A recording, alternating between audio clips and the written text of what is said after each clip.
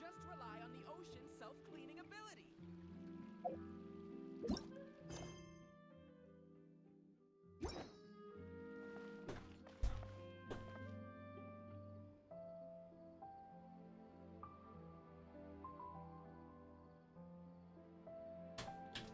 Quick fall. Oh, I'm really glad I get to do this. Wow! If it isn't the Traveler and Paimon! Oh, have you seen the article I wrote about you?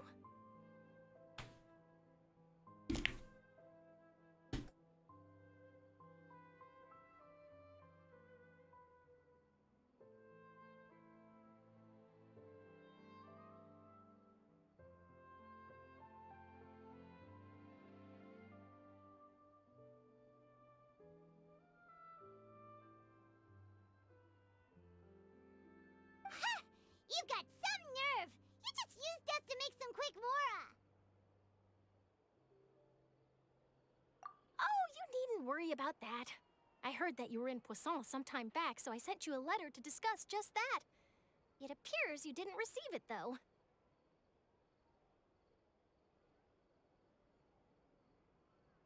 Don't mind me, just doing a sound check.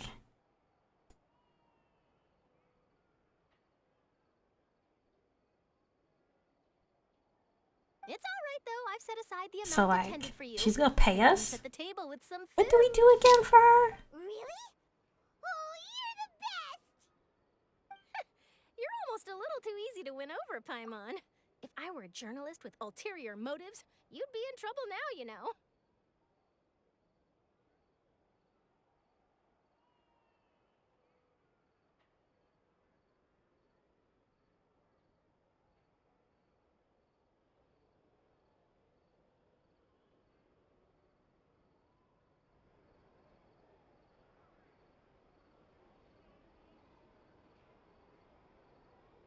Oh, Paimon knows you're not like that. Still, what brings you here all of a sudden? Were you looking Yeah, for why me? are we looking for her? A friend of ours met you a Like- while back, and when she mentioned it, we thought I of coming honestly to see forgot. you. Her name's Mona.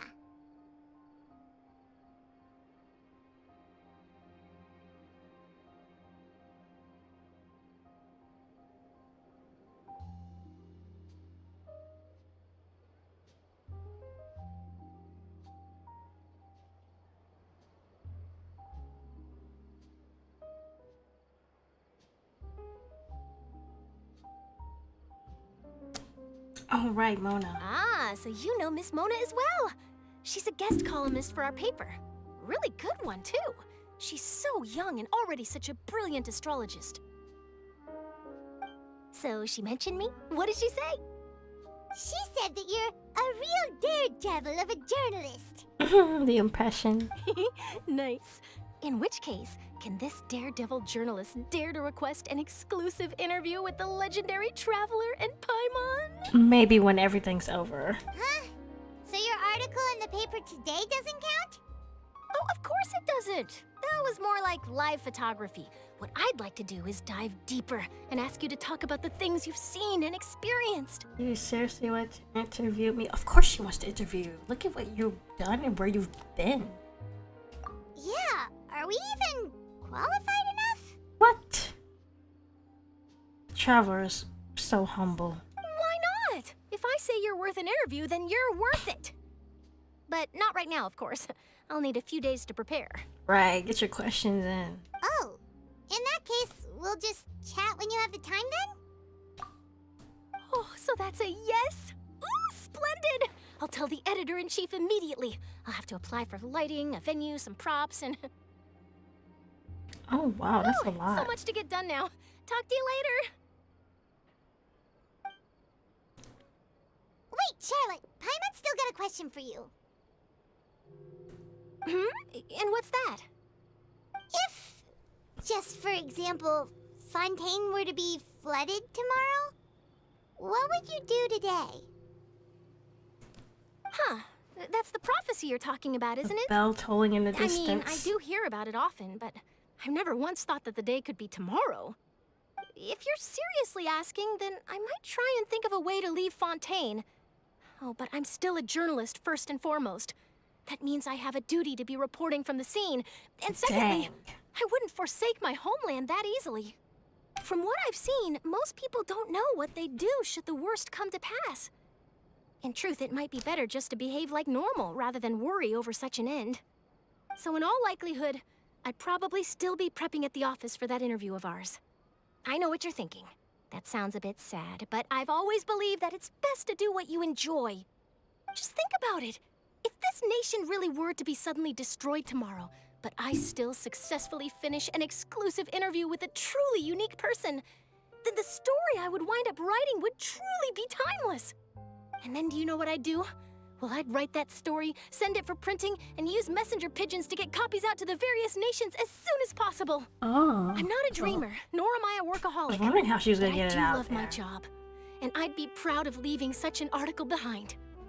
I guess you could say that I was born to be a journalist. Wow. But anyway, that's my answer. And on that note, I'll get back to my preparations. That's so nice. Hold on, why is All the of a thumbnail of sudden, this video Paimon different? actually kinda envies her. Anyway, let's go and take a look at the sea, shall we? I need to fix the thumbnail.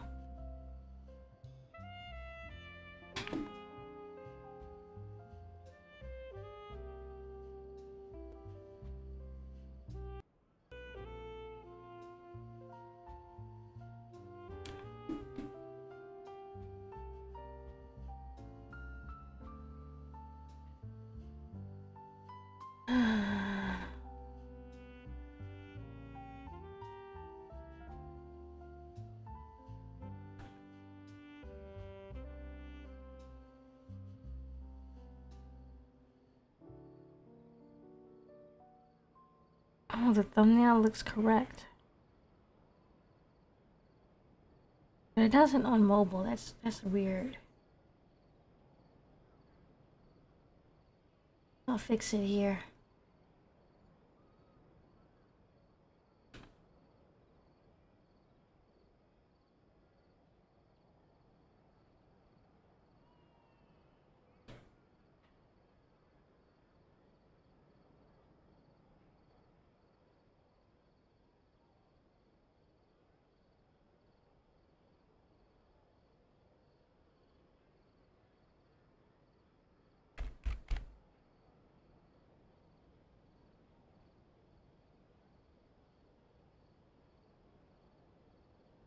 There.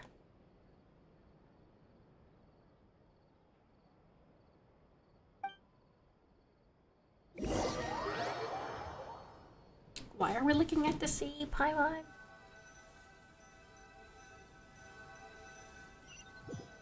That sounds like the The thing. sea breeze and scenery can be a pretty soothing combo, huh?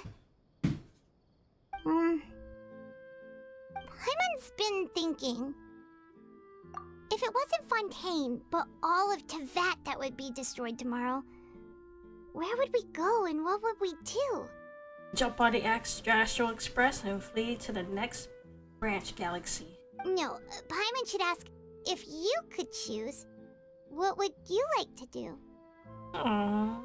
You know I'm gonna take you with me. You know, hold you in my arms and we both gonna get the hell out of here. Sorry, Lamine. I could choose.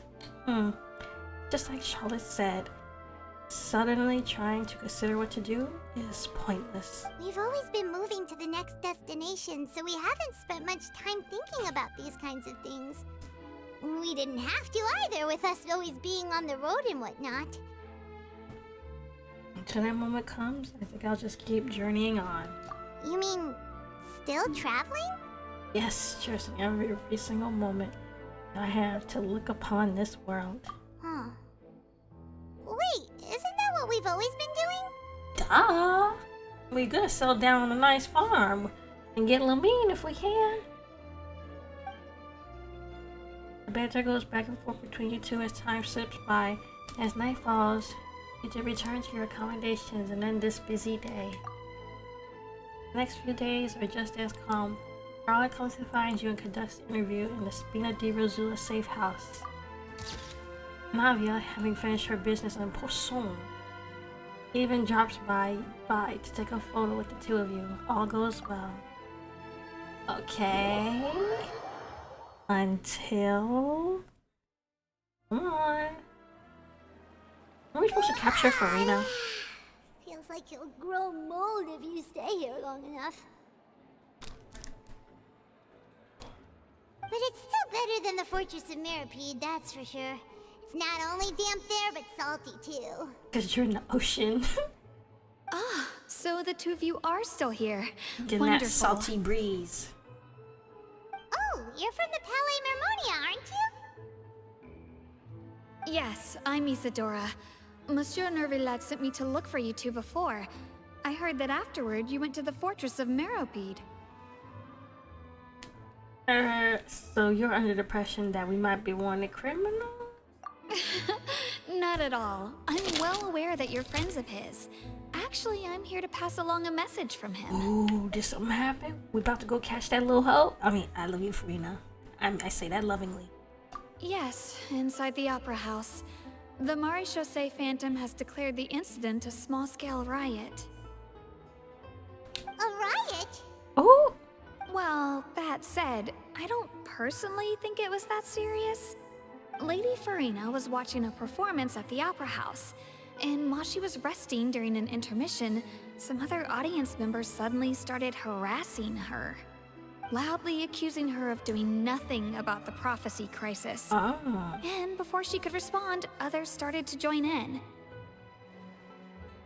The crowd continued to grow, and protests against the Hydro Archon started to break out. Is some drama going on? People have started to put the blame on Farina. Guess they finally found an outlet for the pressure they've been under due to the prophecy. I agree. People will naturally rely on gods, as is customary. But the moment people feel threatened, gods are also the first to be blamed. So what happened after that? Is I mean, Farina rightfully okay? so. They're taking care of the nation. Seeing that the situation was spiraling out of control and that further argument was pointless, she claimed that she'd gotten tired of this and left in a hurry. The Maréchaussée Phantom had their hands full maintaining order and did not catch where Lady Farina had gone. Only when things had stabilized did we realize that she had gone missing. Dang. So, you mean We she's missed still the drama. That's right. What if The that's part of the Maréchaussée plan? has dispatched many people to search for her, but we don't have any leads yet. Wait, what? Did they capture That her said, already? I don't think there's much to worry about. She is a god after all. Even if she were to fall into the hands of rioters, what could ordinary people do to her? I understand the situation. That's what Pela says. Good. Monsieur Nervillat sent me to tell you about the situation, but he didn't say anything else. I bet that's the Don't plan. worry. This is more than enough to go on. Thanks for keeping us informed.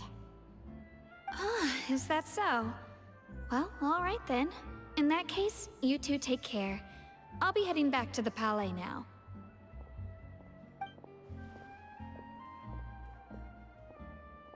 Well, sounds like we should hurry over to Poisson then. You sure caught on quickly. If we know Farina, she won't try to fix things in this situation. Instead, she'll look for a place to wait out the heat. She going to one of as the... we also know, she may place. be loud and dramatic, but she doesn't have a heart of stone. She's going to the place where those people died. When Nervalet was talking to her in the Palais Mermonia, and she heard about Poisson, she couldn't hide her sadness and remorse. It would be hard for her to ignore being accused by the public today. Paimon thinks Farina's probably taken the opportunity to slip away to Poisson and try to relieve the sense of guilt that she's feeling. Mm-hmm. Huh. Well, what do you think? Paimon knows the answer, of course, but Paimon can do the analysis to back it up, too. Cool, huh? I see becoming a detective has done you some good. Looks like all those detective novels had an effect on you, too. Go with the first one. In that case, there's not a moment to lose. Poisson, here we come!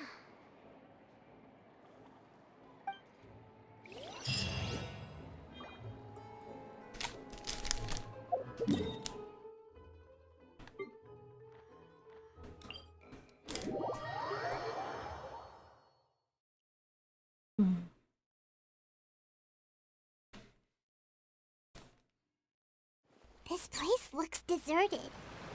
Guess all the survivors must have evacuated already. All that's left here are signs of devastation. Could Farina really be here? Let's try to find her as soon as possible. Can we get some of their stuff though? Can we fall through here? Oh my god, you can.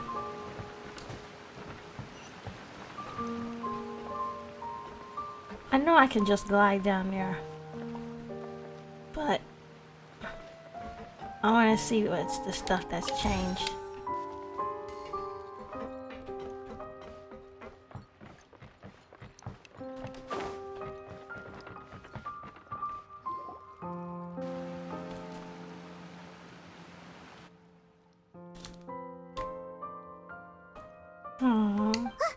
That's Farina, right over there. She really is here all on her own. Stay quiet for now, Paimon. Should I just give up? This is all meaningless. What was meant to happen did happen after all. Everyone's dead. Damn. I'm sorry. I'm so sorry. Give up, Farina. There's no point in holding out. What are you holding out for? I'm sorry. But what can I even do other than to repeat meaningless apologies over and over? Marina. Who's that? Don't worry, Farina, it's just us. Yeah. So it is you, blonde traveler from another land. Why, I almost thought you were someone from that mob of my ignorant subjects, come to kneel and beg for my forgiveness. Gosh, the display she puts on. I love it. Farina, It was kind of annoying you at were crying first, just but now, weren't you? I do love it though. Tear stains on your face are obvious. What do you mean, tear stains? Oh, I remember. The show at the Opera House earlier this morning was so moving. I'm still trying to process it.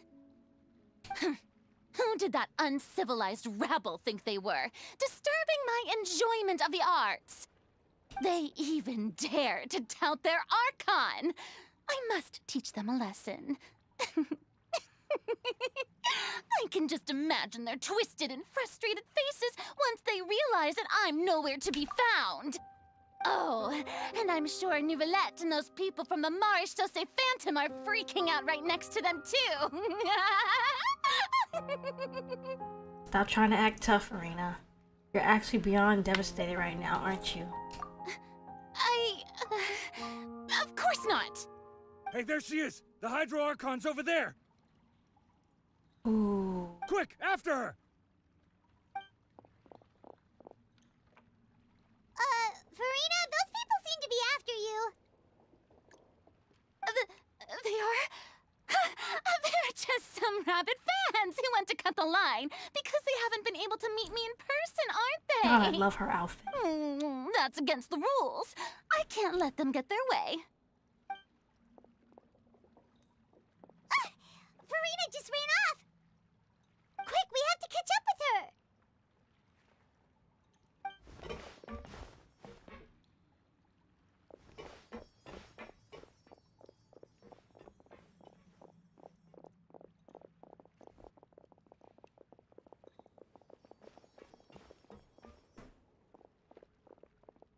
Hold on for a second.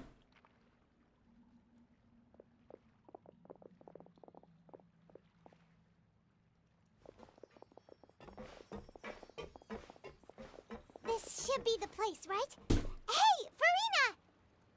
Be right back.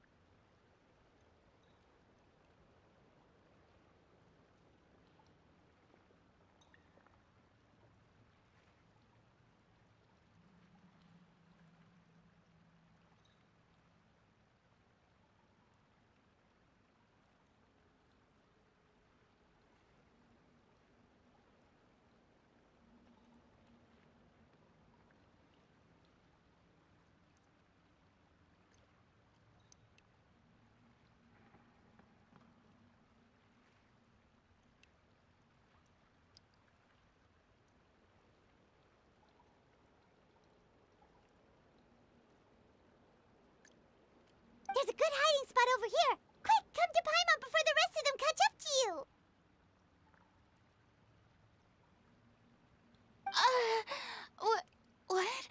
What is this place? Hurry, they're almost here. Fine. I suppose haste is warranted. Lead the way.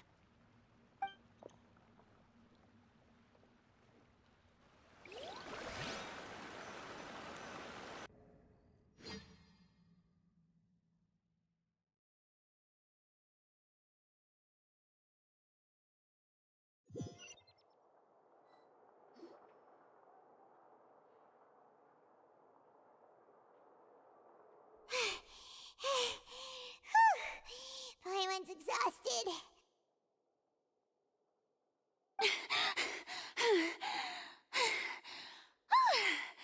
I'm so tired.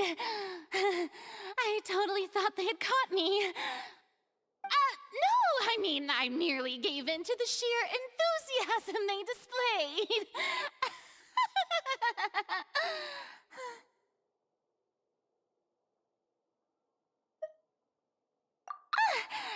You're right.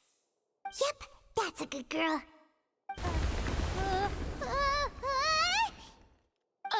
What's happening? The ground's shaking. Is it an earthquake? Yeah, a quake of this kind preceded the flooding in Poisson, didn't it? It can't be. It's happening again. Well, there's no need to worry too much about that. Novelette's made some emergency plans, so the evacuation should go a lot smoother this time. Yeah, I hope you're right. But the people of Poisson, they've already...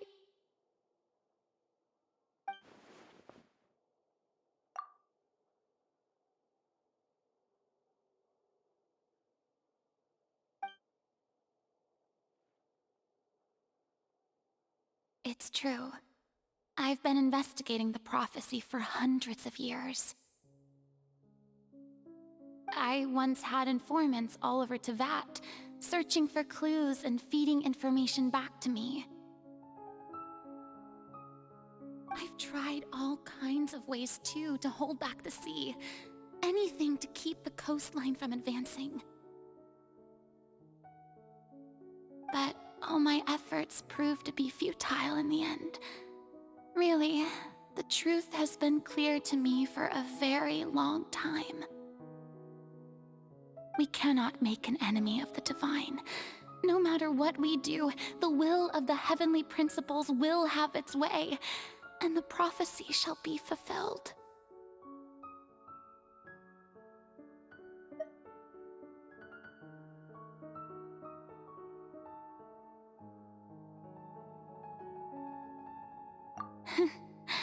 Give up.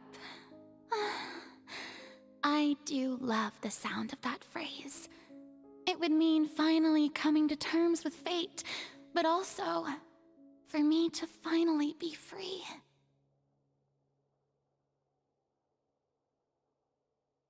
Indeed, I've thought about giving up so many times, especially after we almost lost Poisson. Fate is really unreasonable, isn't it? It has no heart and obeys no rules. The prophecy has only just started to come true, and so many people have already lost their lives. But just now, it all became clear to me. I still don't have the right to come to terms with fate on behalf of everyone else. As long as the final moment hasn't come, it's still not too late. Don't worry. I will keep hope alive for everyone until the very end. Well, that's enough for now. I got the impulse to play the stricken maiden, but honestly, considering my rank and station, that wasn't a good fit at all. Don't take any of what I just said seriously. How could I possibly let Fontaine fall to the whims of trivial prophecy? Come on! Paimon could have sworn you were actually being honest just now.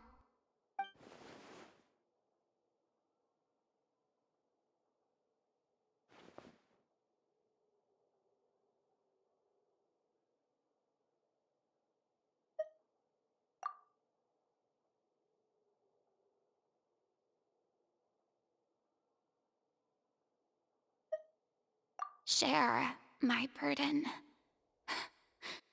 That's impossible. It was fated right from the start that this would be my duty alone.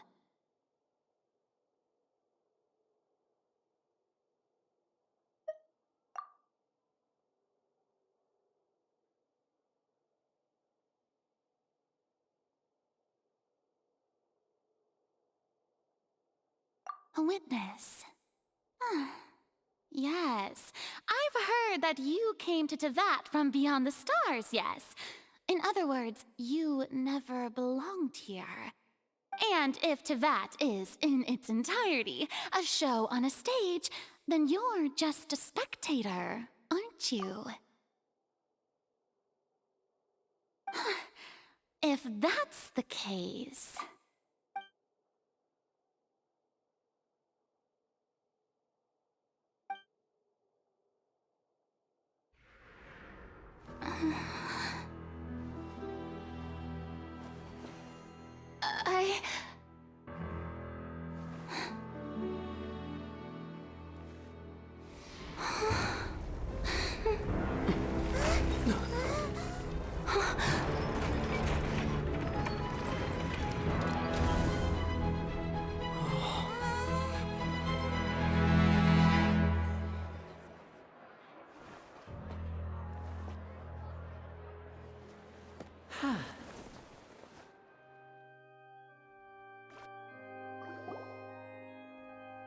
Ladies and gentlemen, this concludes my opening performance. Now, without further ado, we may proceed to the trial of our god. So this is what it is. Yes, you deserve praise for the effort you took to raise the dramatic stakes. Do not forget, however, that I am Focalor, the god of justice, the embodiment of justice itself. Does it not strike you as even the least bit absurd to bring the very concept of justice to trial? May I interpret these words as your refusal to stand trial? In that case, you will have the opportunity to defend your honor through a duel. You would draw your blade against a god?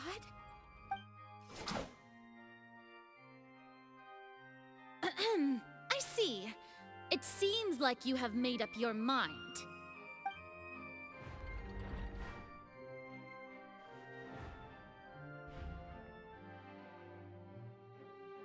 Paimon can't believe it. She just surrendered. What the heck is going on? Did I just see an Archon surrender to a human? Wow, how utterly humiliating. Lady Farina, what is the meaning of this? It would seem that there has been a misunderstanding. To be clear, the raising of both hands is not always an indication of surrender. Looking for excuses again, huh? I raised my hands just now to indicate my acceptance of the trial. No duel shall be necessary. I will admit that I've been running away for a long time. I'm sorry, everyone. I was unable to protect the people of Poisson. It is my duty to stand trial for my crimes. You are not the only ones to be disappointed in me. I, too, am exceedingly disappointed in myself. But now, it is time for the Hydro Archon to show you her courage and resolve. I, Farina, will use this trial to show the world the true meaning of justice!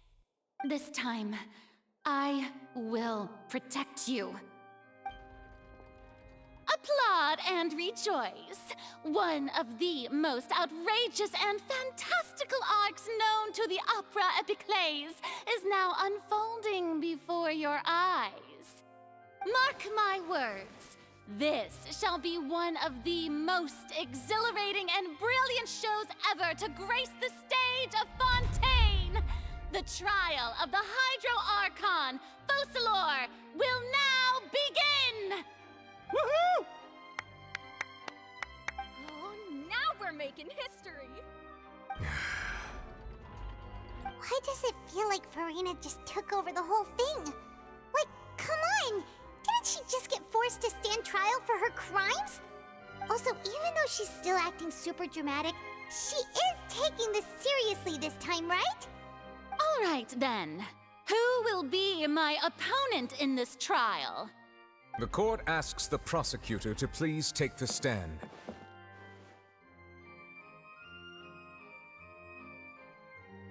Is that so? Very well. Then please speak, witness of Tivat, my accuser and fated opponent.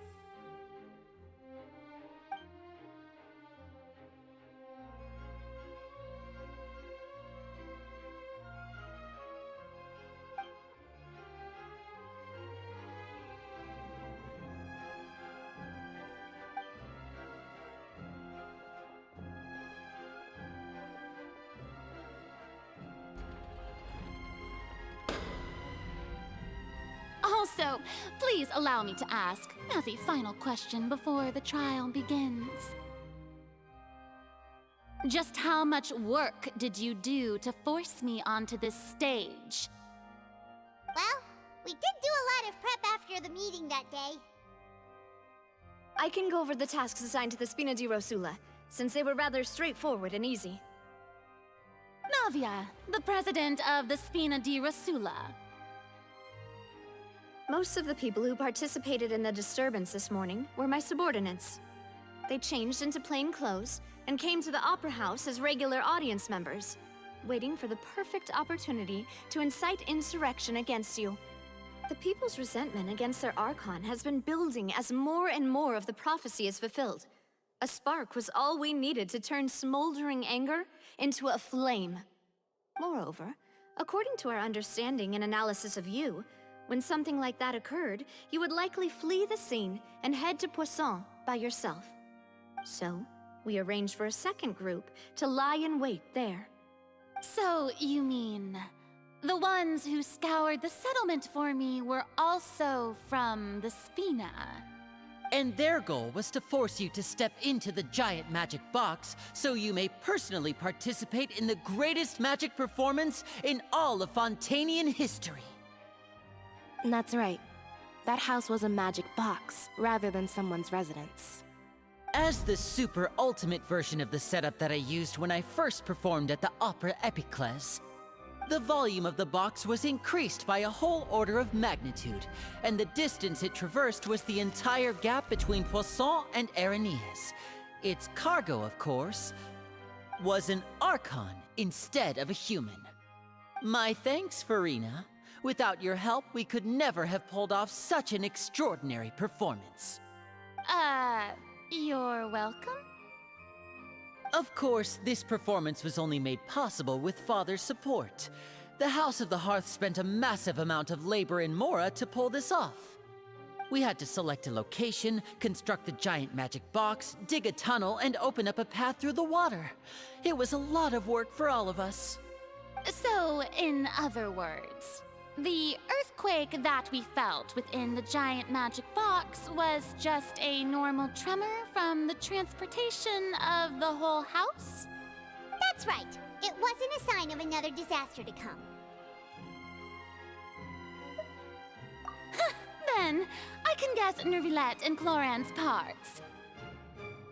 You gathered a crowd, prepared a stage, and made sure that the champion duelist would be immediately ready for a fight. Also that as soon as I appeared on the stage, the trial may commence without a hitch. Am I right? Yes, that is correct. Well, Clorand, I must commend you for your courage. Only the most outstanding champion duelist in all of Fontaine would accept a duel with an Archon without flinching. Thank you. As for you, Traveler, I suppose your role was to keep me distracted with conversation once you found me in Poisson.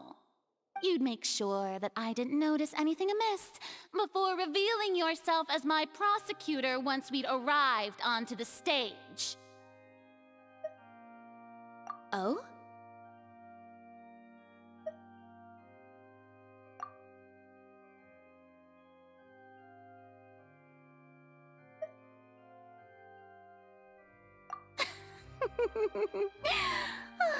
Is that so?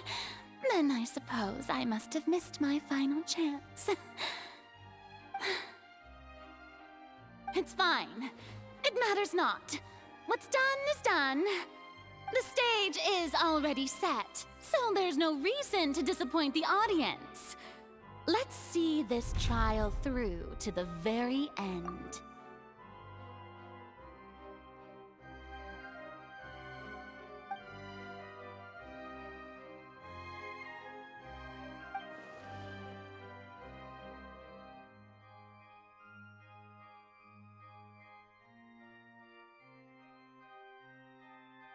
Sir Prosecutor, please allow me to pass this along.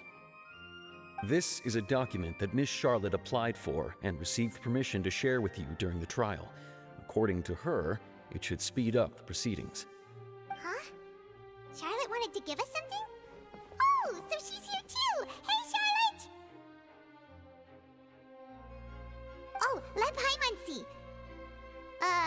Isn't this the exclusive interview that she did with us before? So she's already finished it, huh?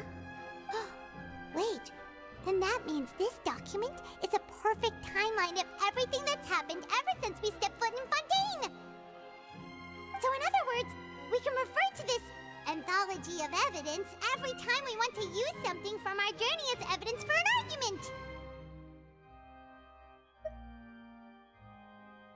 Let's quickly confirm the information in it. Just think of it as a refresher, alright? You defeated the Hydro Archon in the very first duels you took part in at the Opera House. That's one for the history books, all right.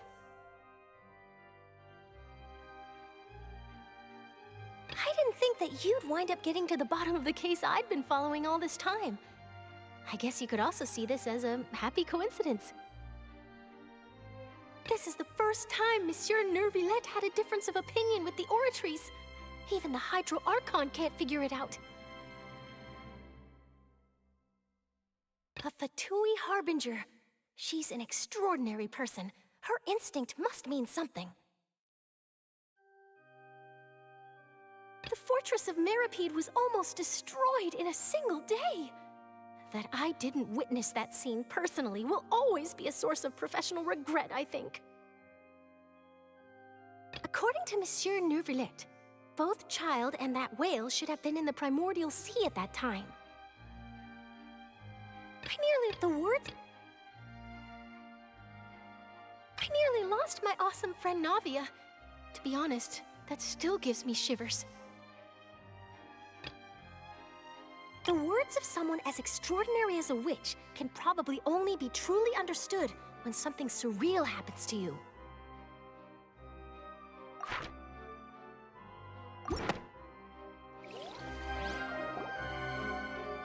The prosecution and the defense are both in position. The trial shall now begin.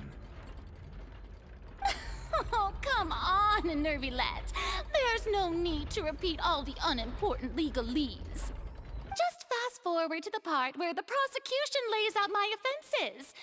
As the defendant and the lead actress of this performance, I still haven't even been informed of my supposed guilt in all of this.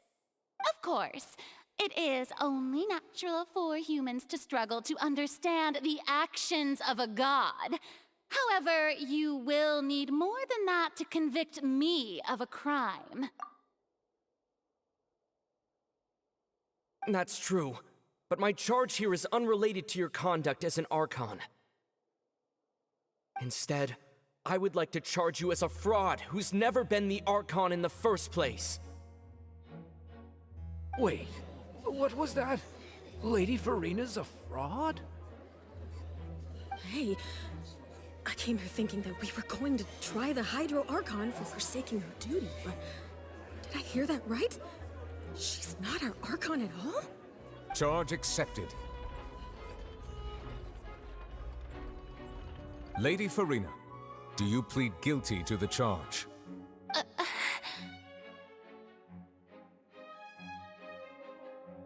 Lady Farina.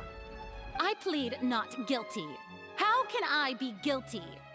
There is no way that I, Focalor, otherwise known as Farina de Fontaine, a member of the Seven and the Regina of all waters, kindreds, peoples, and laws of Fontaine, could be anything other than your true Archon.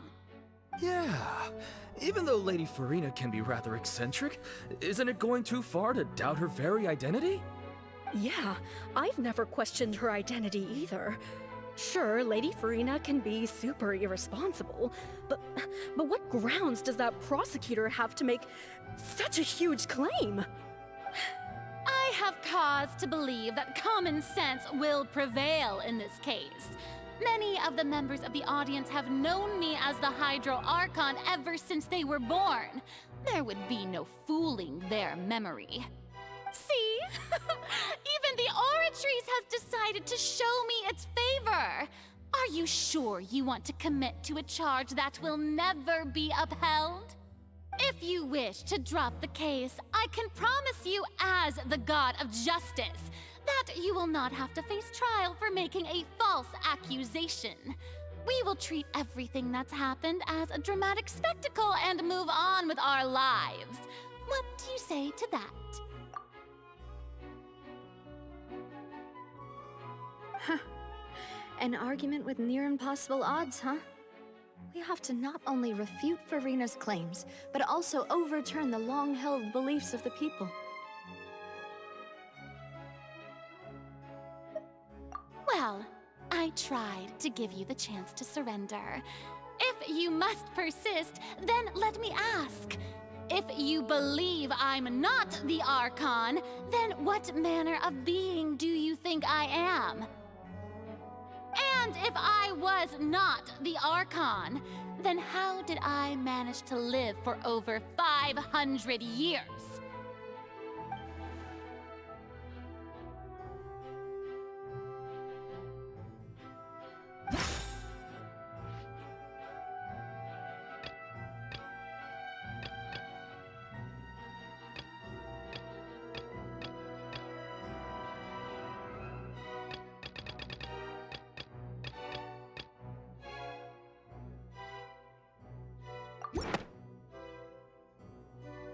First of all, you may be a member of another long-lived race, which would allow you to naturally possess an extended lifespan.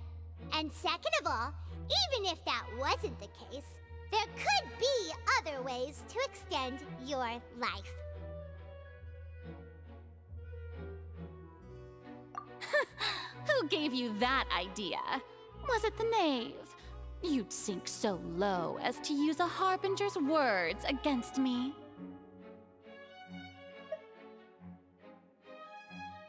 A curse? I once thought it possible that the aura of an Archon might naturally resemble a type of curse. But in light of this claim, perhaps what I sensed was not your divinity, but a curse after all. You sensed it too, huh, Nervalet?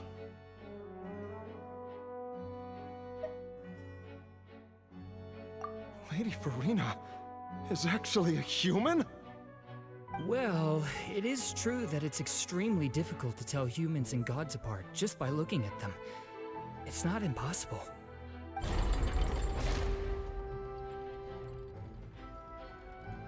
Well, don't start celebrating too early now. Even if I have been carrying a curse like you said, how does that prove that I am merely a human being? Besides, everyone knows that the main difference between a human and a god is the possession of authority. Gods can do what humans cannot. That's why they're worshipped as gods. For centuries, manifestations of my authority have served the nation of Fontaine. One need only to turn their eyes towards the Oratrice Mécanique d'Analyse Cardinal in this very opera house, or consider the endemnitium that is used in every aspect of life.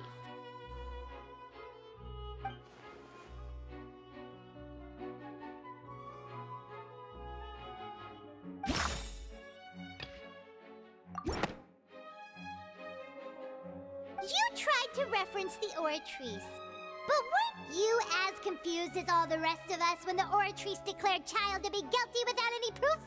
Otherwise, you should have come up with a good explanation for that by now. Didn't I make myself clear at the time?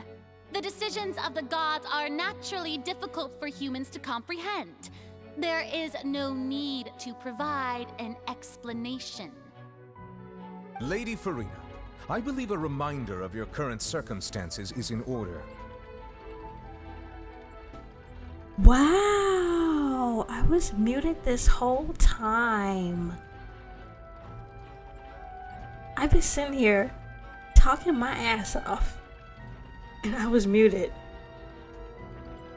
I'm just sitting here roasting this girl, and I was muted. Oh, I hate when there's no people in the chat to inform me. I'll be right back. I'm so mad.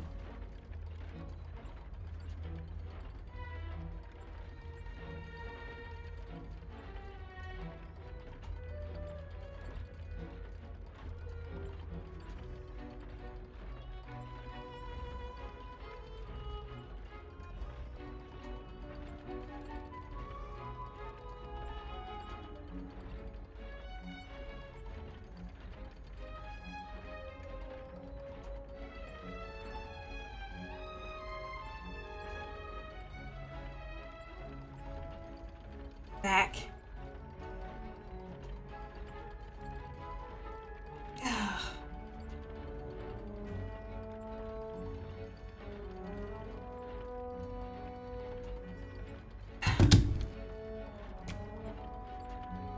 I'm so devastated. While the court is in session, the principles of justice and the law must come before all else. While you are an Archon, you are also first and foremost the defendant in this trial. Hold on, I need to see how long I was muted.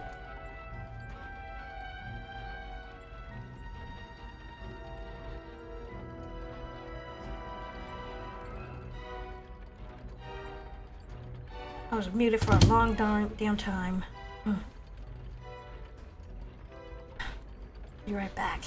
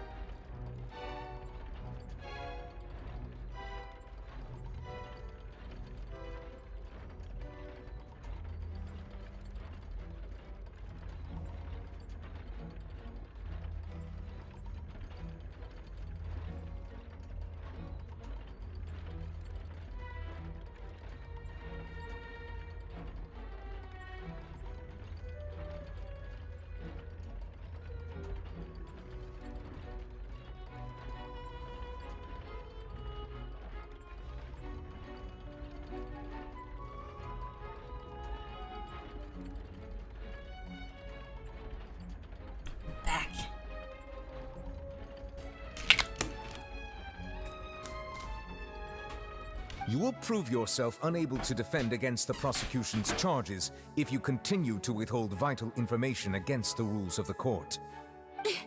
I never thought you'd use that kind of rhetoric against me.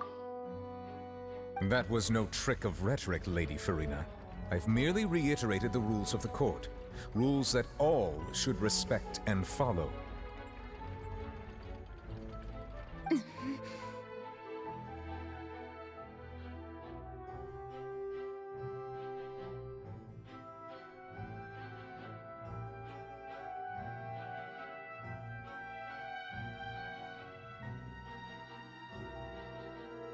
So, you neither knew why Childe was declared guilty, nor did you understand the structure and operations of the Oratrice.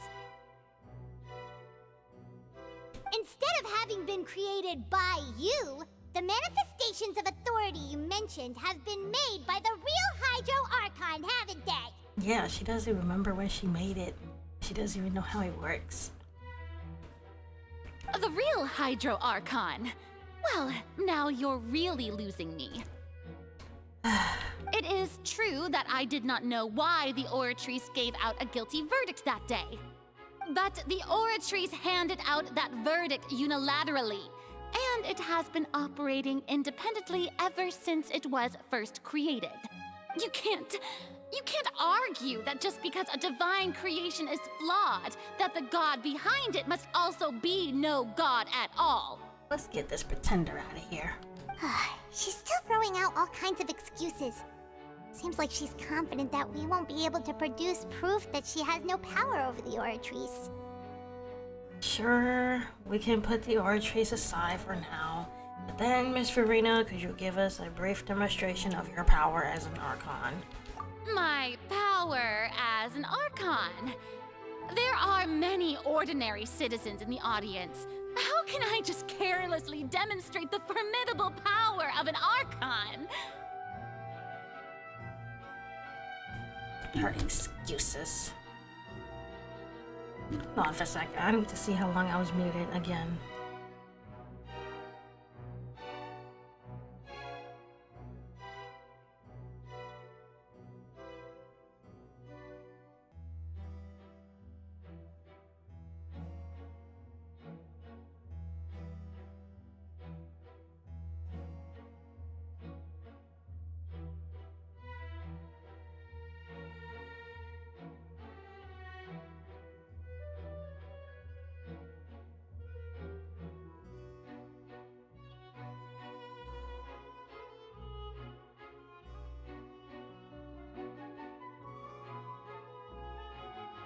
I was muted for so long, oh my god. If that poses a concern, I'm prepared to extend my protection to the audience.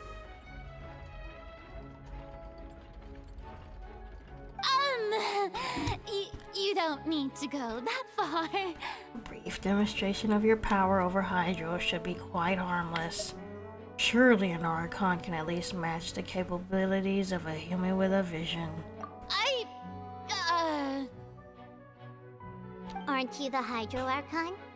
Or is it that you can't even wield the power of Hydro, much less the authority of a god? Yes, Paimon, tell it. Point that pretender out. Indemnitium! Yes! It's all because of Indemnitium! All Archons derive their power from the faith of the people, and I've converted the people's faith in justice into Indemnitium! What a liar. Thus did I give up all of my divine power to provide everyone with energy for their daily lives. Have you ever seen a more magnanimous god? She lying. Isn't that a huge stretch? Right. Yeah, no matter how generous an Archon can be, how could they give up all their power? Can a god with no power even still be called a god? Exactly. That's right. It seems like nobody's buying Farina's excuse. Hey, come now, everyone. Please don't stare at me as if I was a liar. But you are. I'm still the same Farina you knew, right? The one that you loved. Shouldn't you want to believe in me? I don't know. She screamed pretender when I first seen her, so. Please? got to believe me! If what the She's prosecutor begging? said is true, she really has committed a grave offense. She's literally begging. Did she deceive all of us? And all of our parents and grandparents too? And then all of our ancestors? Ever since they were born? Yup. Enough! That's enough. Tell me then, if I'm not the real Hydro Archon, then who is? Giria or the Oratrice. If you have no evidence of another Hydro Archon's existence, nor can you find anyone who can back up their claim to be such, then what grounds have you to say that I'm not actually the real deal? Wow, she came up with yet another argument. How can we refute her now? Seems like she really doesn't want to give up. If we can't prove that she isn't the Archon, we could try to prove that she is just a human. And if she's only a human... Oh.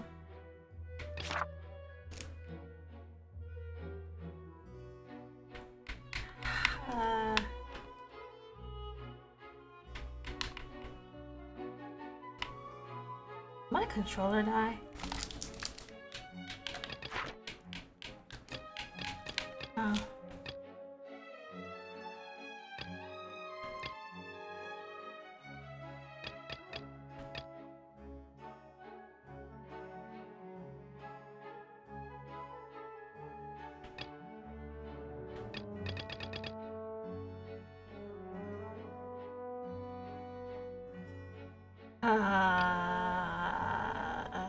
What do we use here?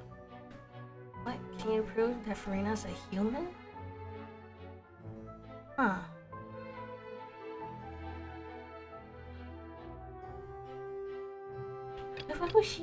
What should we use here?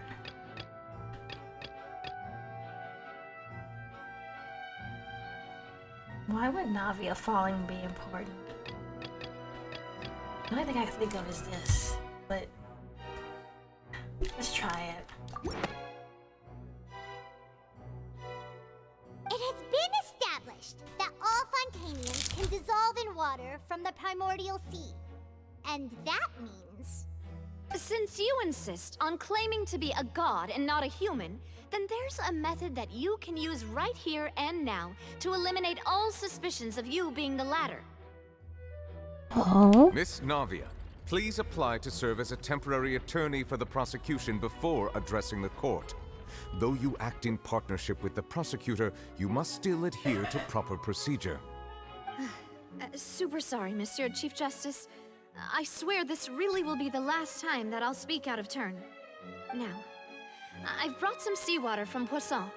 As everyone knows, a massive flood struck the area not long ago, taking many lives, including those of some of my closest friends. Dang. So, Miss Farina, would you dare to touch some of this seawater? If we are to believe that you are indeed the real Hydro Archon, touching this seawater would have no effect on you. All it should do is strengthen your case. But if you don't dare to touch it, then we would have basically proved the reverse. Oh, and I must remind you that after the disaster at Poisson, nobody wants to see any more people dissolve. I do hope you'll act prudently and choose the simpler path of admitting guilt. Navia from the Spina di Rasula. The Spina has governed Poisson for many years. I guess her suggestion is valid. If Lady Farina is indeed just a human, she's probably Fontanian like all the rest of us. Would she really dare to try? I heard she was corrupted though, so it might work in her favor. Farina? Lady Farina, this test has been unilaterally proposed by the prosecution. As it falls outside the realm of standard court proceedings, you possess the right to decline participation. She does? Well, of course he had to tell her that. Wow. But refusing to participate is basically the same as a confession of guilt. She's just staring at the water without saying a single word. It really does seem like she's quite terrified of it. That could only mean... What's going on? Is she really planning to... That's not what we thought she would... Due to the inherent risk of the test, Lady Farina, you may... Oh, wow. Hey! She actually put her hand in it. Oh. Does that look like she's in pain? I'm fine! Look at me, everyone! My hand is still here! I haven't been dissolved! Will you believe me now? I really am your Archon! I'm nothing like a normal human who would fall apart as soon as they touch this water! Really? Was this not the most obvious thing in the world? Miss Siegewien? If you're present, Miss Siegewien, please come forward and attend to the defendant. Siegewien? Hmm? Don't be nervous. It'll just take a few seconds. Let me see.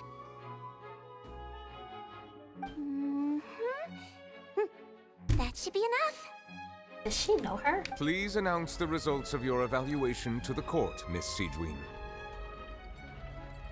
As everyone doubtlessly saw, Miss Farina was displaying symptoms of hyperventilation and flushed skin. These indicate that she was experiencing the adverse effects of exposure to primordial seawater. The extent to which she was affected is the same as other humans when exposed to primordial seawater of a similar concentration. Thank you, Miss Siegewien. Lady Farina, you may return to the defendant's stand. Oh wait, what did she just say? I didn't get dissolved! Shouldn't that be enough to prove my innocence? It had an effect on you still, though, so...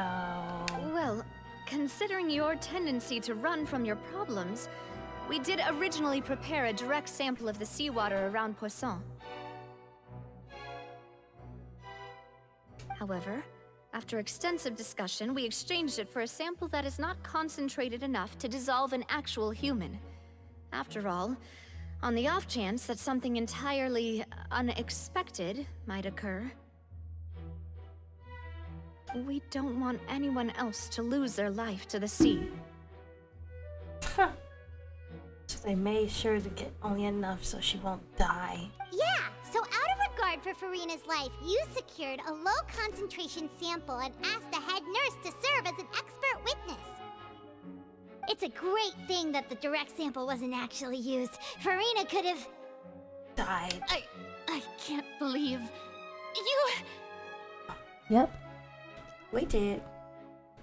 Because we know your ass is fake. But what's really going on here? Farina can't have known the consequences of touching that water as a human. This is too unlike how she usually acts. It's actually more important for her to keep her vacate than to save her own life.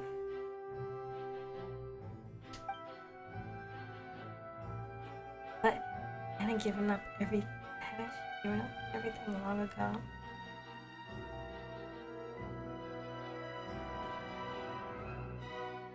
Listen to me, everyone. Please don't give me such cold and disdainful looks. What happened just now didn't prove a single thing. Think about it. How can you conclusively prove that an Archon can't also be affected by the primordial seawater?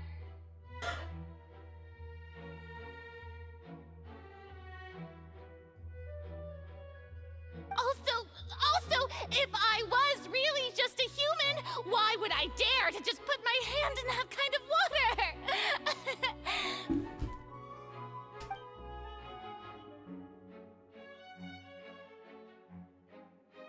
Please, anyone, just listen to me. I swear, I really am your Archon. Aww. She's really crying. Poor Farina. I don't think anything she says at this point will sway anyone. The odds are just too stacked against her now.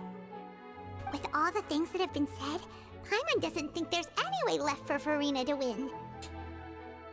I believe the time for arguments and presentation of evidence has come to an end. If there are no objections, we will move on to the final judgment.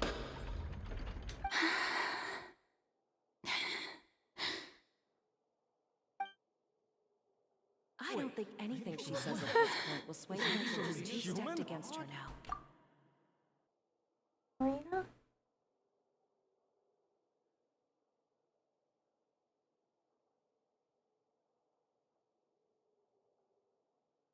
In my capacity as Chief Justice, I shall now render judgment on Farina's misrepresentation of herself as the Archon of Fontaine.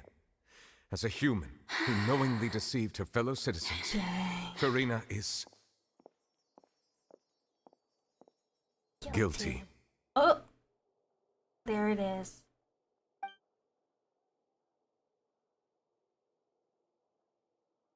Dang. And she's sitting on her throne. We shall now turn to the Oratrice Mécanique d'Analyse like the Cardinal picture to of render her. the final verdict on the charges. Hi, Flower. I've been waiting all day.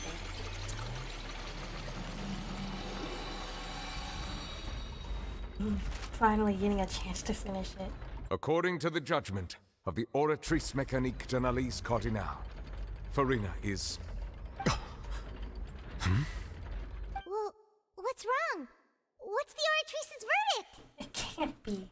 The Oratrice just declared Farina to be innocent. I need to close my door a little more. Hold on.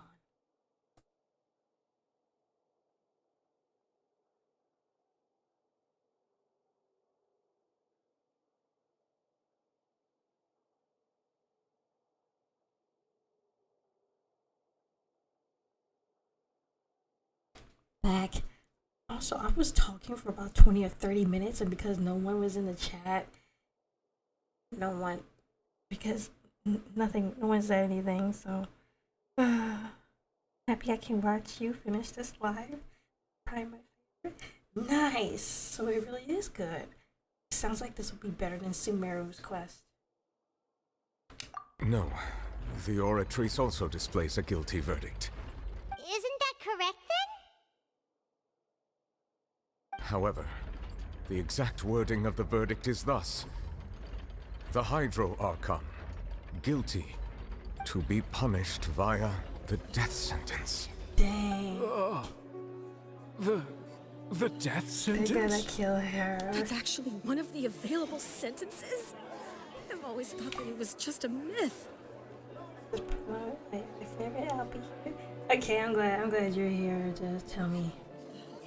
I was roasting Farina and all sorts, and then just 20 or 30 minutes of me like roasting her, lovingly roasting her. The one and only time the death sentence has been handed out at the court, and it's been given to the very person we've worshipped as the god of justice? What an unexpected twist. Farina's been sentenced to death by the Oratrice? We just wanted to use the trial to show her the seriousness of things so she'd tell us the truth. How did things escalate this quickly? This outcome is indeed quite strange. According to Fontaine's current definitions of justice, as well as its recommendations for criminal sentences, is this sentence really appropriate for the crimes that have been committed? Yeah! Even Fauché wasn't sentenced to death by the Oratrice. You know, the real evil mastermind behind the serial disappearances case. What's more strange is instead of Farina, the Oratrice rendered judgment on the Hydro Archon. Indeed. Not only is Farina's sentence overly excessive, the very point of our trial today was also to prove that Farina has never been the Hydro Archon in the first place. But now, the Oratrice seems to have deliberately invoked the title of the Hydro Archon. What does this mean?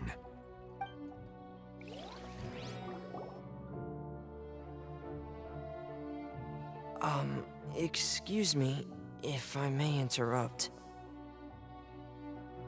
Yes? Is The trial's still going? Fremine! You finally made it.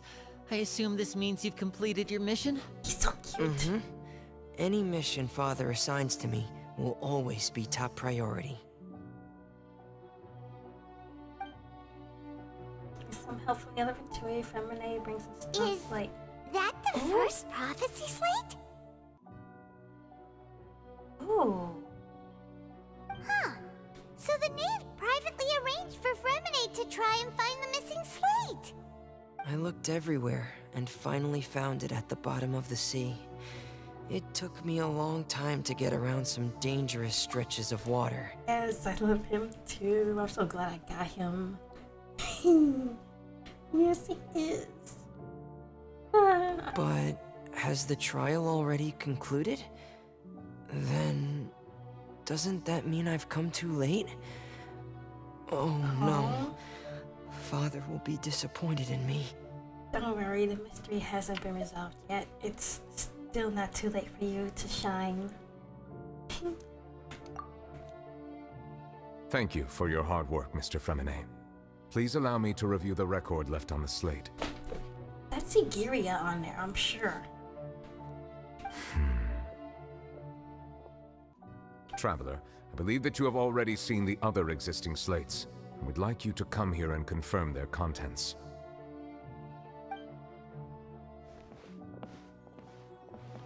Huh? So what do you see? What is it? This is one of those things where wording is most important. So like, it's not Farina who's guilty, but Igiria. This looks like the previous Hydro Archon releasing her divine power, turning the Oceanids into human beings. Is that the sin that Igiria committed? I believe I've now made sense of the Hydro Archon's crime.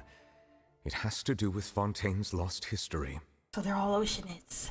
Huh? Isn't the Hydro Archon just guilty of deceiving her people? Oh, wait, no, that's Farina, and we've already proven that she's not the Hydro Archon. So when you say Hydro Archon, do you mean the real Hydro Archon we've been kinda talking about? The one who's dead, like who's a pool in Sumeru now.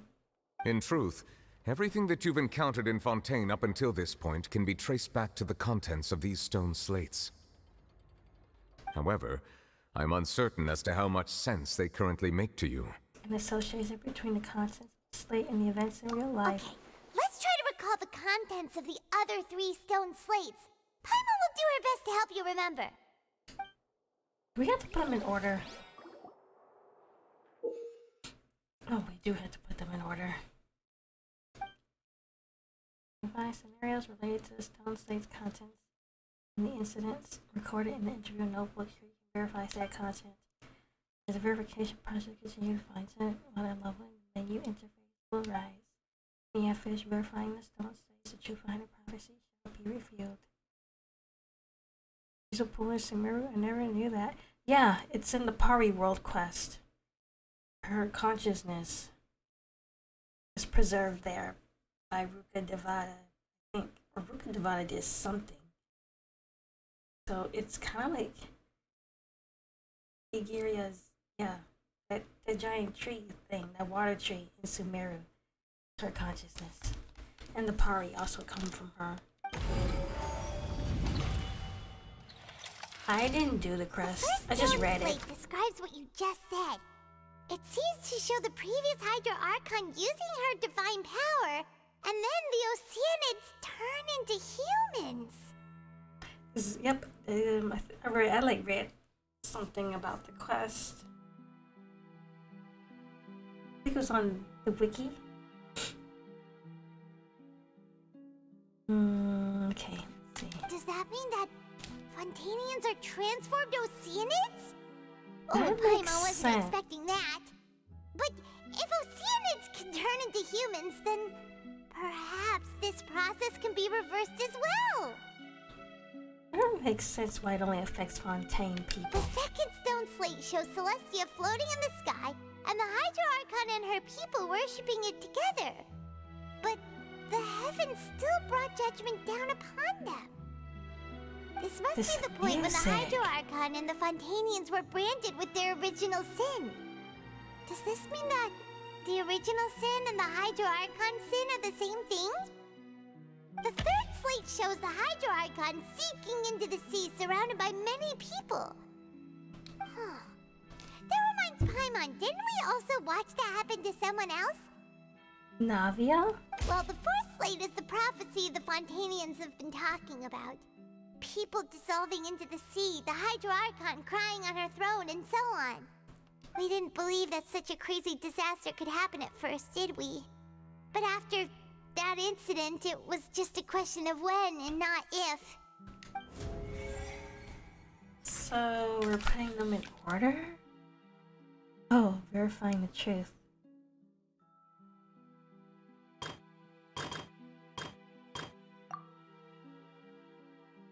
Turns out Fontanians can be dissolved.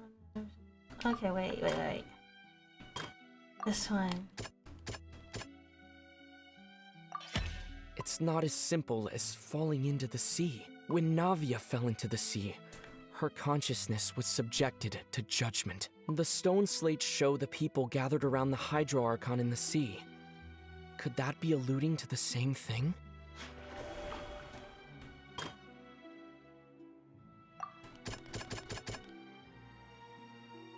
That doesn't sound...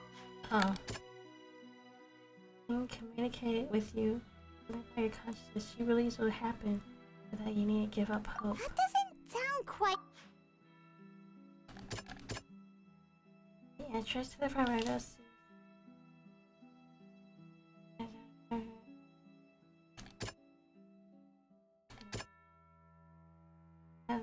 Was it this one? That doesn't sound quite right.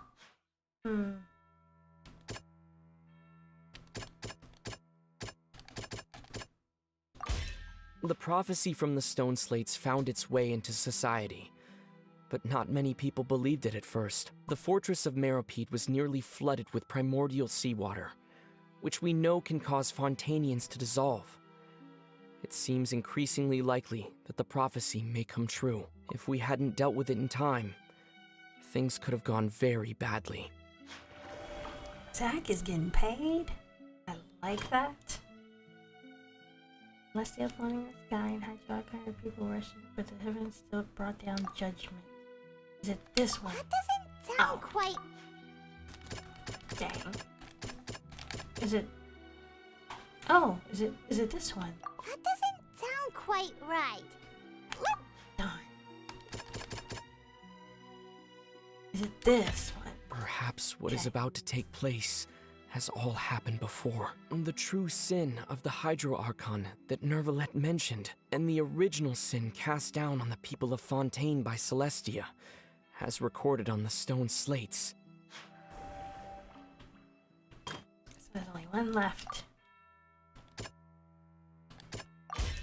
We know from the case of the serial disappearances of young women that Fontanians can be dissolved in primordial seawater, and the first stone slate tells us that long ago, the Hydro Archon used her power to turn Oceanids into humans. This might be the reason that Fontanians can dissolve. They'll dissolve into the primordial sea but won't cease to exist. Their essence will flow in the seawater, converge, and take the form of an Oceanid. The Hydro Archon was sentenced to death in court, shocking everyone present. Perhaps this means that her sin was actually Fontaine's original sin. Navia fell into the water inside those ruins, and she nearly dissolved. She was surrounded by the people of Poisson in a court within her consciousness, and was forced to take part in a trial meant to make her stay. The eruption of the primordial sea at the fortress of Meropide was the surest sign that the prophecy was about to come to pass no matter what. The prophecy's contents can all be verified by recent events. If we combine what we know together, loads of truths should come to light. Interesting.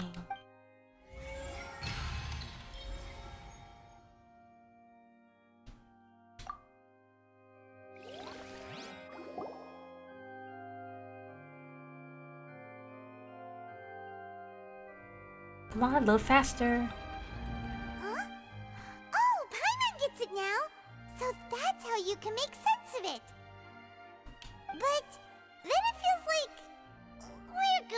share some truly shocking revelations. Mm-hmm. Let's Tell hear them all them. that they're all oceanids. The first slate reveals that Fontanians are not real humans. Incredible. Linny, did you hear that? We're not real humans. No, no, baby, you are an oceanid. You're a fish. You're a water fish. All Fontanians were originally created by the late previous Hydro Archon, with oceanids as their basis. The evidence for that can be found in how only Fontanians could dissolve in primordial seawater, and how all the girls Vacher dissolved were also turned into oceanids. Oh, and according to Navia, when she was about to get dissolved, she also saw everyone gathered around for a trial, all of them in the shape of oceanids. Indeed. The second slate reveals that the Crumbly Hydro Archon is her creation of Fontanians from oceanids. Yeah, and it follows from the content of the first slate that she probably angered Celestia by creating humans without prior permission. Fish Linny. Now I kind of want to draw that now, Mermaid Linny. That could also explain why the Oratrice judged the Hydro Archon to be guilty. It's to account for that ancient sin. The Hydro Archon's true sin was creating us? And yet, after many hundreds of years, the Hydro Archon's creations have turned around to try to judge the Archon within the Opera Epiclese. The twists of history are often the most unexpected of all. As for the third slate, I'm convinced that it should come after the fourth slate. Yeah, isn't the image here just like when Navia fell into the sea? So wouldn't it be trying to show the image of the Hydro Archon also falling into the sea once the prophecy has been fulfilled in the fourth slate? The fourth slate depicts the fulfillment of the prophecy as it's already widely known. In the end, the people will all be dissolved into the waters, and only the Hydro Archon will remain weeping on her throne. Only then will the sins of the people of Fontaine be washed away. Did Paimon get all that right? You've made some keen deductions. I must say, given how much you still don't know, it is impressive that you've already managed to connect so many pieces of the truth. However, while you were able to decode all the information on the slates, they've also been etched with an additional layer of hidden information using a different power source. When we were at the ruins, I tried to decipher the hidden information recorded in the slates. But since we only had 3 slates at the time, I was unable to come to a full conclusion. Look at you, use your power, show us everything. Now that the slate collection is complete, I shall make another attempt to decipher the narrative I hope it's a recorded within. cutscene. If everything goes well, we should finally be informed of the unadulterated truth. Please be a cutscene.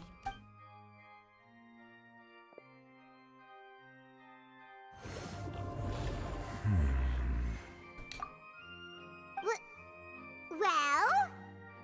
Did you get it? I believe I should share this truth not only with you, but with all the people of Fontaine as well. I will try to briefly summarize it for you.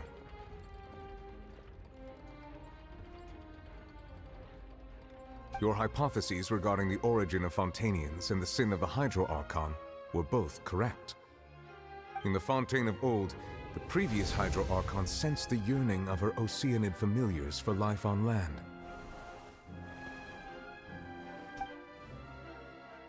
The Oceanids were enamored with the beauty and romanticism of human beings, and wishing to have those experiences for themselves, expressed to the Hydro Archon their desire to become of a similar kind. However, even though water as an element is intricately linked with the power of life, the Hydro Archon, as one of the 7, did not possess the authority to create a new form of human life. Not one to give in, she eventually found a way to create permanent humanoid bodies for her familiars by appropriating the power of this planet's primordial sea. She poured primordial seawater into the Oceanids' blood vessels, creating humanoid mimics in the process. But if Fontanians were to ever come into direct contact with water from the primordial sea, the power within their bodies would escape these artificial restraints and return to the sea. As a result, their forms would collapse, and they would be reverted to their original forms as Oceanids. So does that mean they can come back though? Can Navia's people come back? Can her friends come back? Of course, the Hydro Archon never received permission from the heavenly principles to create a new human race. Oh. And thus, the Hydro Archon and all of her creations came to shoulder the original sin of appropriating the power of the primordial sea. That is the true history of how the people of Fontaine first came into being. So we were all Oceanians before we turned into human beings? That's way too much information for me. I think I'm just going to pretend that I never heard a single thing. Wait, but if that's the truth, we can't let the Hydro Archon be sentenced to death. After all, her only sin was creating us. The original Archon was already dead. This really might be too much information for your regular Fontainian, but it does answer a lot of our questions. Alas, your hypothesis regarding the third and fourth stone slates was inaccurate. The slates' respective positions are, in fact, correct. Oh, they're in the correct order. What's it they're supposed to represent then? Is it the people's wishes, creating an Archon or something? I mean, creating Farina. A key point of the visual on the third slate is how all the individuals depicted in the water are humans rather than Oceanids. They have not been dissolved, which implies that the water depicted in this slate is not water from the primordial sea. The nation of Fontaine is the nation of Hydro, as well as the nation of trials and justice. Instead of being the literal element, the water in the scene symbolizes judgment and justice.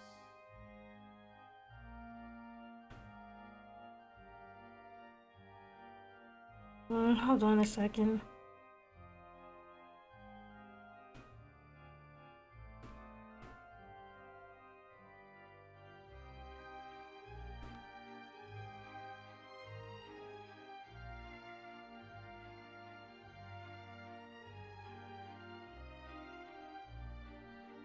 Okay.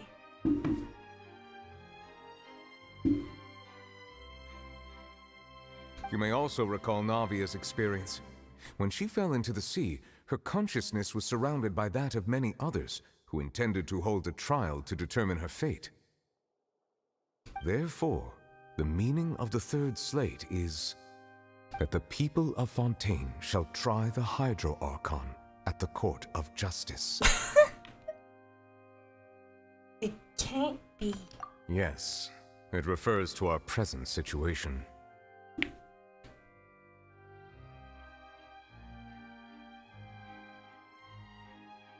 Hold on a second.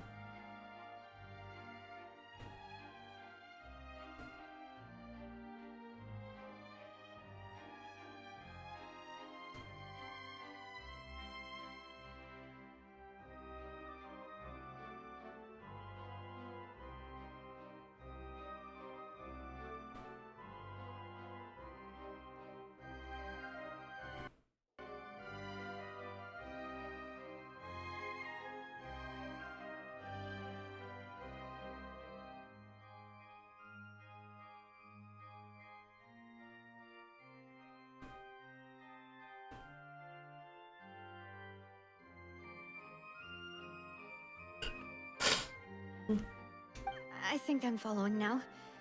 So, what you're saying is, even though we decided to put on this trial to avoid fulfilling the prophecy, you just made it happen. In truth, everything we've done has happened exactly as the prophecy foretold. So now, it seems, we're the ones making sure it comes true. Yup. What should we do? I don't know. It's like there's no way out of this. Huh. No matter what, the prophecy will be fulfilled. Is this what it feels like to be a prisoner of fate? If that's the case, does that mean the scene in the fourth slate will also be fulfilled soon? Traveler, I would like to point out another small fallacy in your deductions. And that is... About the fourth slate. You probably thought that the eruption of primordial seawater beneath the fortress of Meropide served as the surest sign that the prophecy was about to come to pass, yes? However, I believe that rather than being a sure sign, that eruption could in fact only be a small warning of something far worse to come. Oh? As for the root cause of the catastrophe, I believe you've already encountered it once before. As a child. I have? Wait, could it be the cutscene?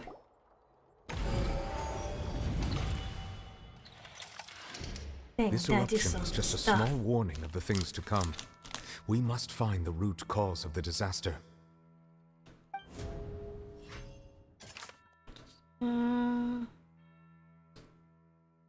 A secret. The fortress of Meropide is protected as interest in permanency. And if I getting much more, we cannot give it left. The prophecy disaster likely spread from here.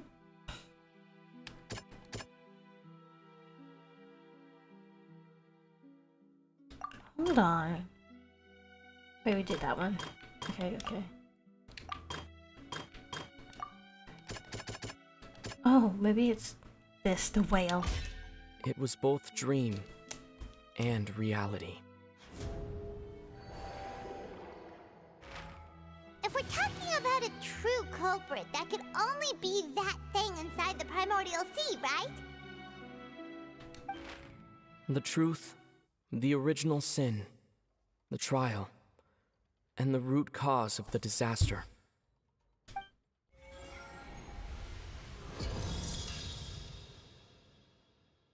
Oh. Is something about to go down? Cutscene!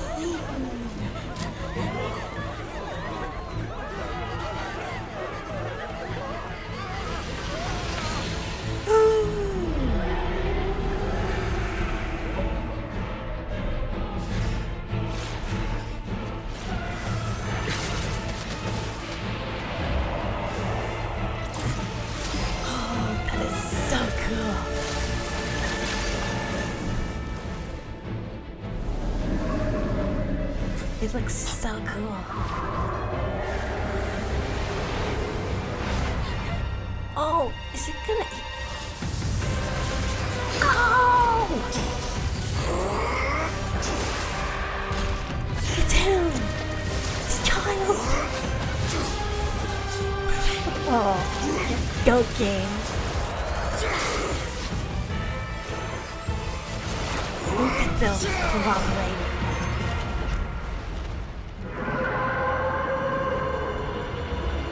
This is so cool.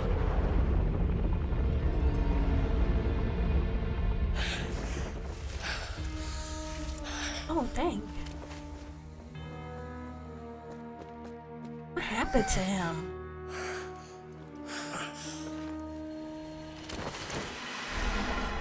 Oh.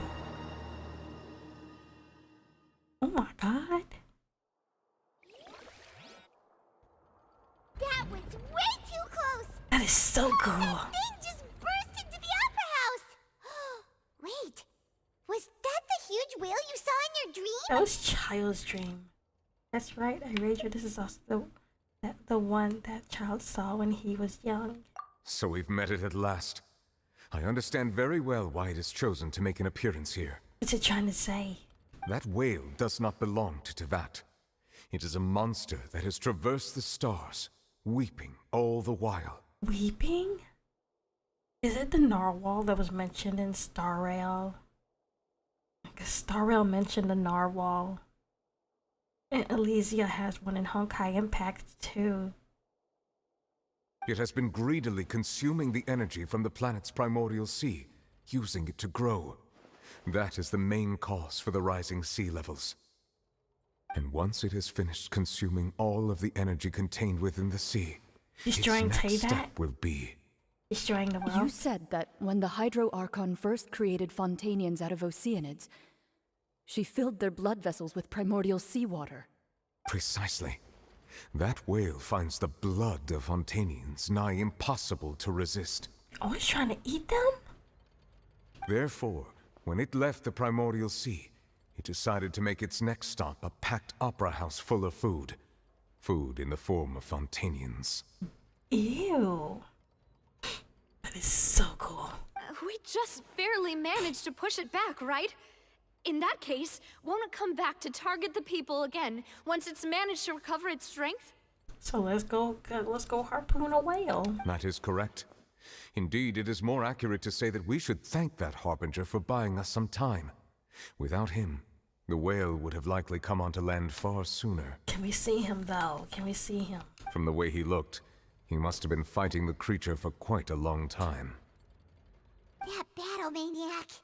We've always known that he had a special connection with that whale, but we definitely didn't expect it to help us out like this. Anyway, now that we know that this whale is the actual cause of the disaster recorded in the prophecy, all we need to do to stop the prophecy would be to find a way to beat it up, right? Let's make it a pet. Hey, hi, you just missed the cutscene. It was good. It is too late. Wait, everybody gonna It die? had already absorbed too much of the primordial sea's energy before we could notice it. At this point, it has become practically integrated with the sea itself. Is it gonna eat the people in the sea? Even if the entirety of Tevat were to be destroyed, it could still survive and swim off towards some other world. That's not something I will accept. We've already done everything we can, and we even found the true culprit. We've come so far. You can't just tell me that the last hurdle is some impossible foe. That's just not fair. Indeed, that's not how a grand performance should end. I'll fight it to the end, no matter what. Well, we'll join So too. the prophecy will be fulfilled no matter what, huh?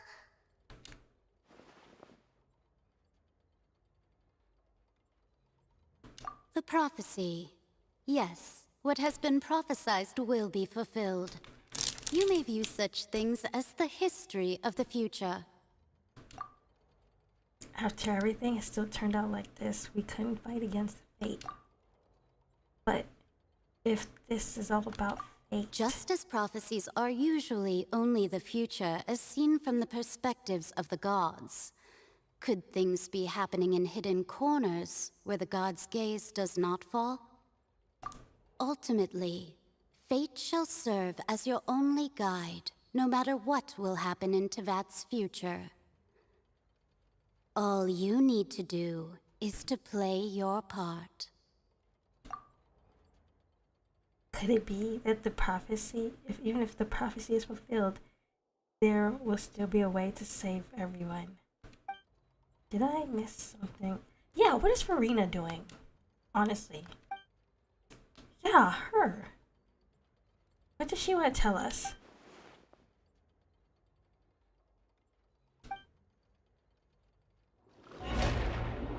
Another cutscene? Oh, there's another cutscene. Oh, what's happening with the aura trees? I believe it is preparing to carry out the death sentence.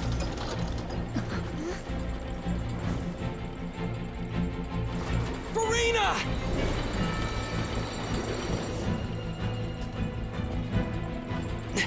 No, I still need answers. Wait, but...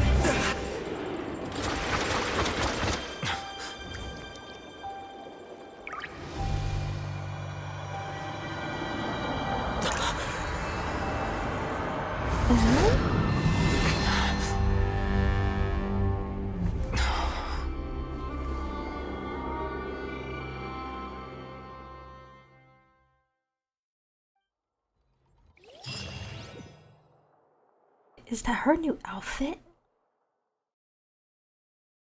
Come on, a little faster.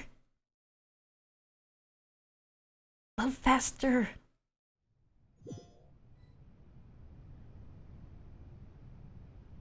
Ooh. It's just him there? Oh, it's a nice outfit.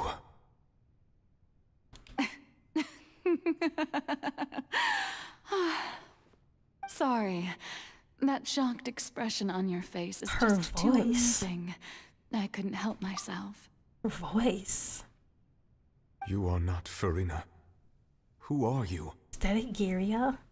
Ah, the sweet sound of bewilderment. Marvelous. A sure sign that my attempt to deceive everyone was a resounding success. But to answer your question, I am Focalor.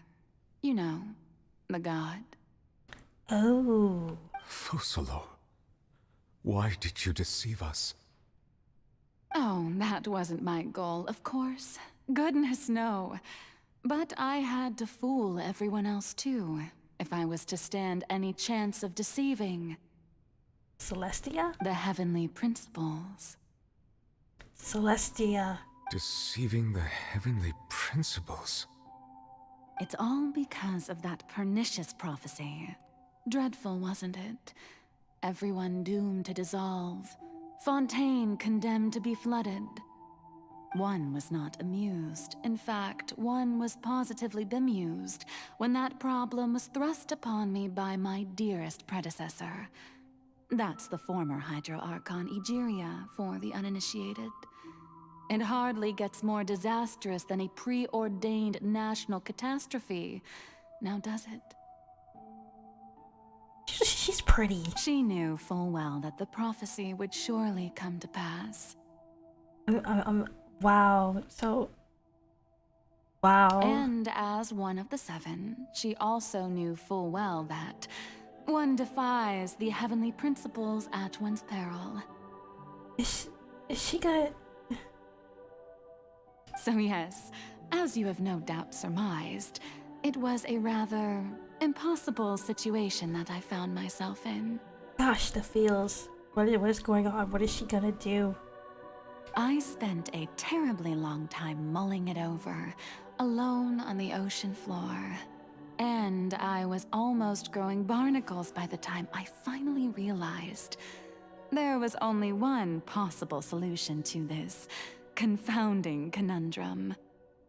I had to outwit the heavenly principles, allow the prophecy to be fulfilled, ostensibly at least, while saving everyone at the same time. Okay. I'm a genius, I know. I can only assume that's why Egeria chose me as her successor. Does that mean you're gonna die, though?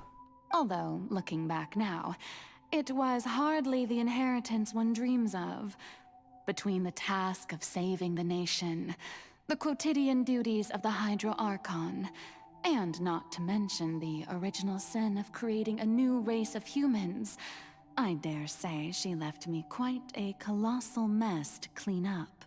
So did Pink Diamond to Steven. But one can only play the hand one is dealt. I did not choose this, any more than I chose to be one of her Oceanid familiars. She's Egeria's friend?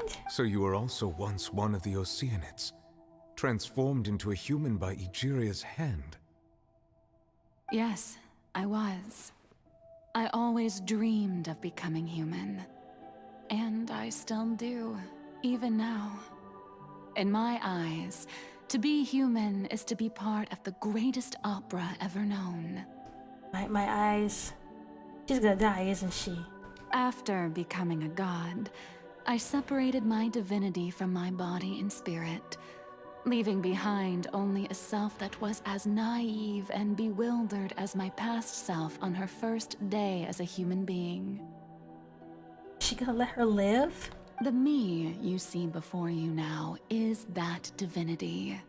And the human counterpart I left behind, I named Farina. Aww. She could feel joy, sorrow, and everything in between. She could be as vain and conceited, or as meek and vulnerable as she wished. Her strengths were of a kind only a human could possess, as were her shortcomings. But in my eyes, Farina's humanity was what made her perfect. She was perfectly human in every way. The person I always wanted to be. Aww. My eyes. Anyway, so then I cursed her. Oh. All part of the plan, of course. Wow. The plan to deceive the heavenly principles. Wow. Do you still remember the final scene of the prophecy? The Hydra Archon alone, weeping on her throne. In order that the prophecy might appear fulfilled, I invited Furina to be an actress, to play the part of the Hydro Archon in the prophecy. Under the curse I placed on her, so long as I, Focalor's divinity, continued to exist, she could not die. But nor was she free to live her life in the pursuit of happiness. Yikes. So then I cursed my ideal self, no big deal. Oh my gosh, I'll read your theory after this part. But wow, that's something else. Instead, she was forced to take the stage in the opera house, to embrace the role of leading lady, to forever play the part of the god from the prophecy, all to create a deceitful appearance of that prophecy coming to pass. Let's go, you're finally in that part. Yeah, what is going on? I have many thoughts and many feels. One of them's gonna die, isn't it? Aren't they? I suppose now you probably understand why your court is called the Opera Epiclese. Aww. But Furina is only human, isn't she? Even though she has had a long life, her mind is no stronger than that of any other ordinary human being. I cannot begin to fathom what she has had to endure. It must have been torture for her. Furina knew? It has indeed. And although she is, in a sense, me in human form, I most definitely owe her an apology for it. I finished that part already. Oh, I'm excited. Gosh, this is so sad though. It's been 500 years. And all along, she's been playing her part in the most unimaginably long, unbearably lonely, and agonizingly painful opera of all time. Cutscene? Gosh, my eyes.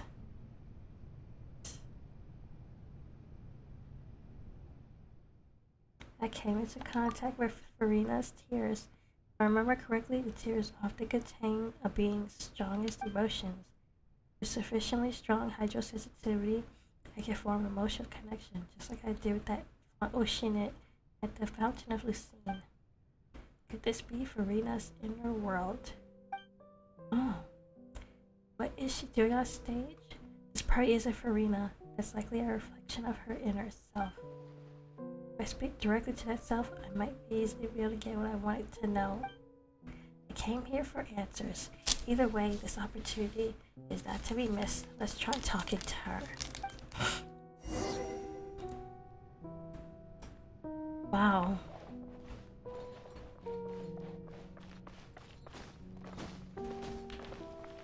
Wind rises.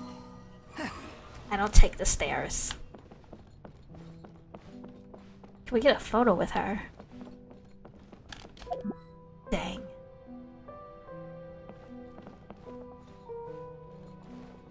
Get a photo.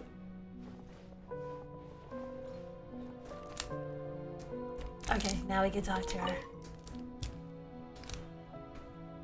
Oh, who permitted you to come onto this stage? Now, I understand your admiration for my august self, but I must ask you to keep to the rules. Come on, it's me. All right. It is not my intent What? to reprimand you. There is no need to state your name. Just be off with you. Do not distract me from my performance. The caption up there. You don't see an audience here. Oh, do not jest. Just let the Can you stage not lights go feel off, please, if only for 1 second. I am Dang. Focalor. The eyes of The way I countless can become Fontanians are myself upon again. me. I must, at all times, display the utmost elegance and nobility. The caption up there. Even in her heart of hearts, she's still playing the role of the Hydro Archon. What sort of resolve must she have that even her inner self and subconscious would have such an impenetrable defense? What we gotta do?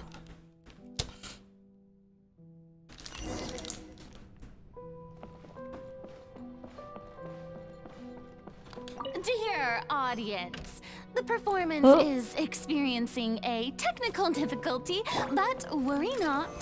The guards shall resolve it soon enough.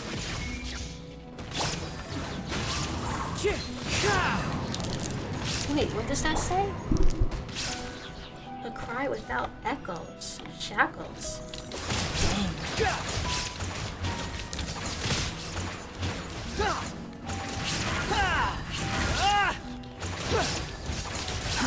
Too slow. Into the wind. Squall and fury. How amusing.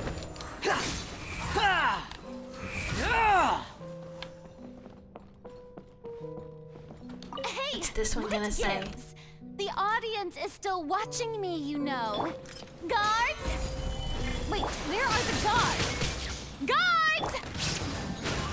Does that say a silence without end? Yup. Chains. Dang. Solidify!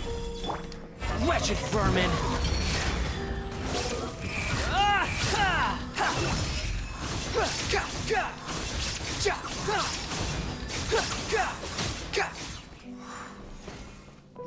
Now what's this one?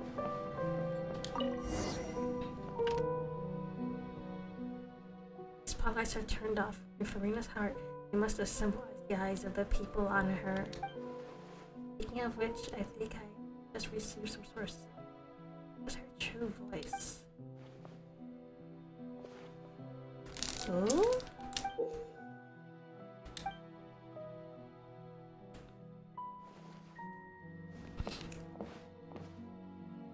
Either way, it looks like the show is about to begin. In that case, show me how you truly feel for me.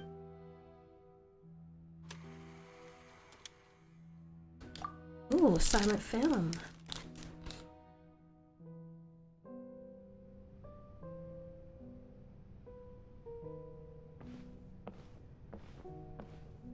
Oh, this is her in black.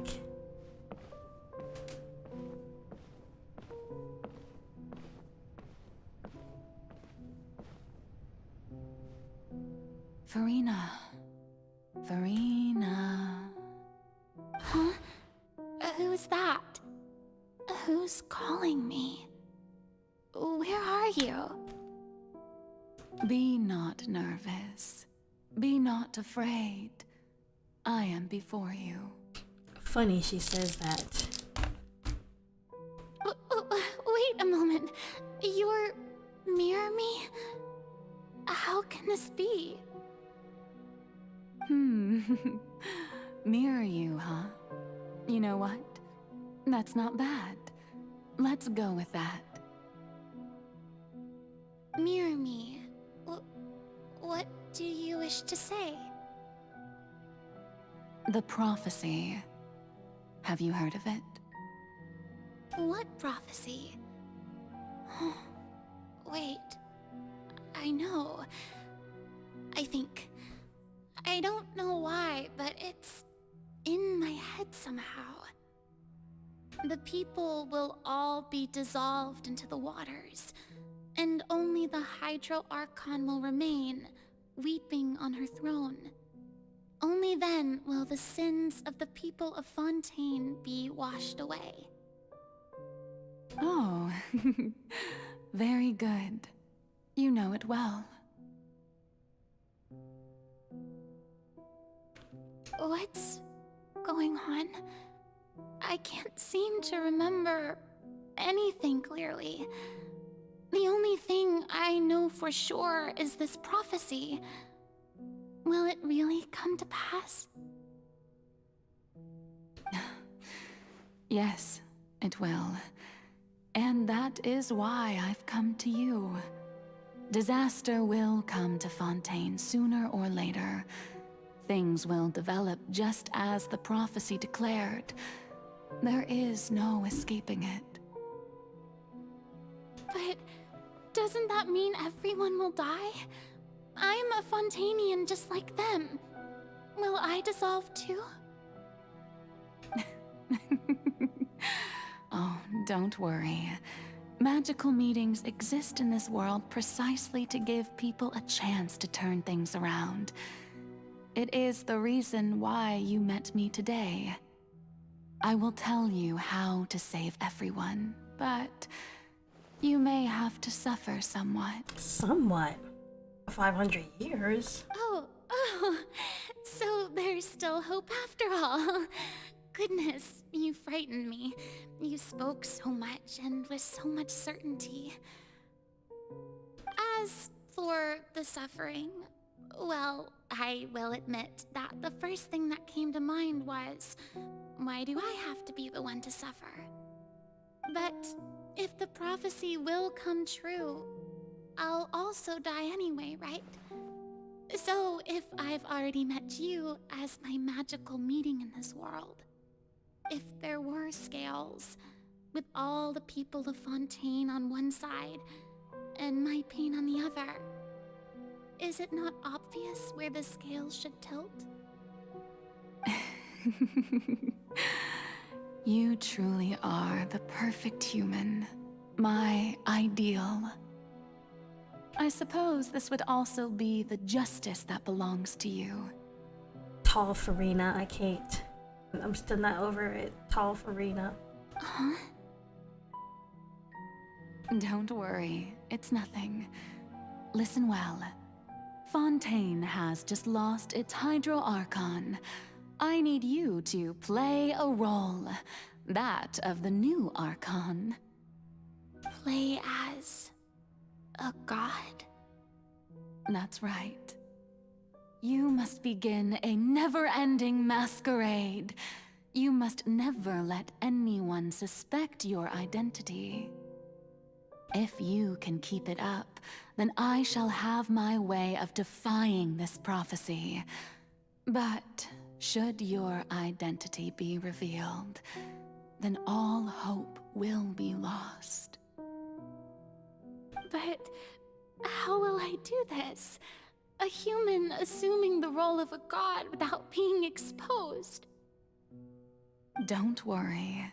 What you must do is not to turn yourself into a real god. You simply need to play the role of a god as humans imagine them to be.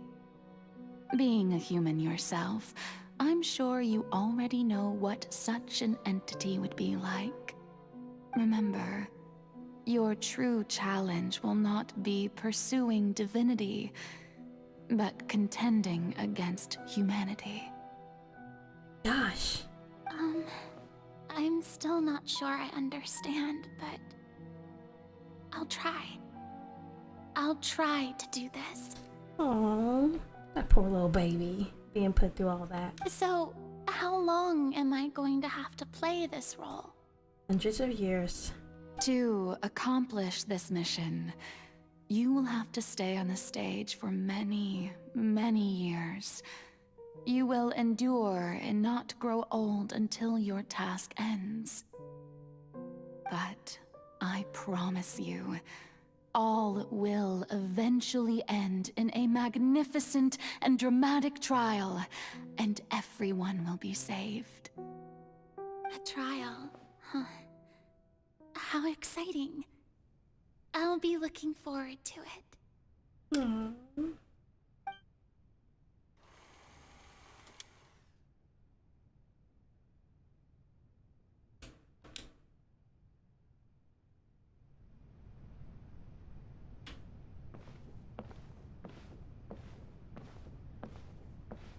Oh, this is her with her twin tails.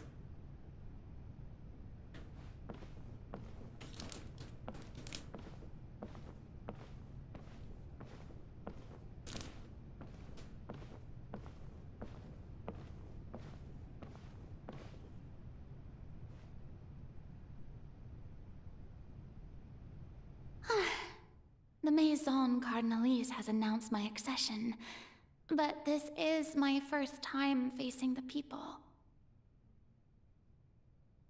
What should I say to most appear like a god?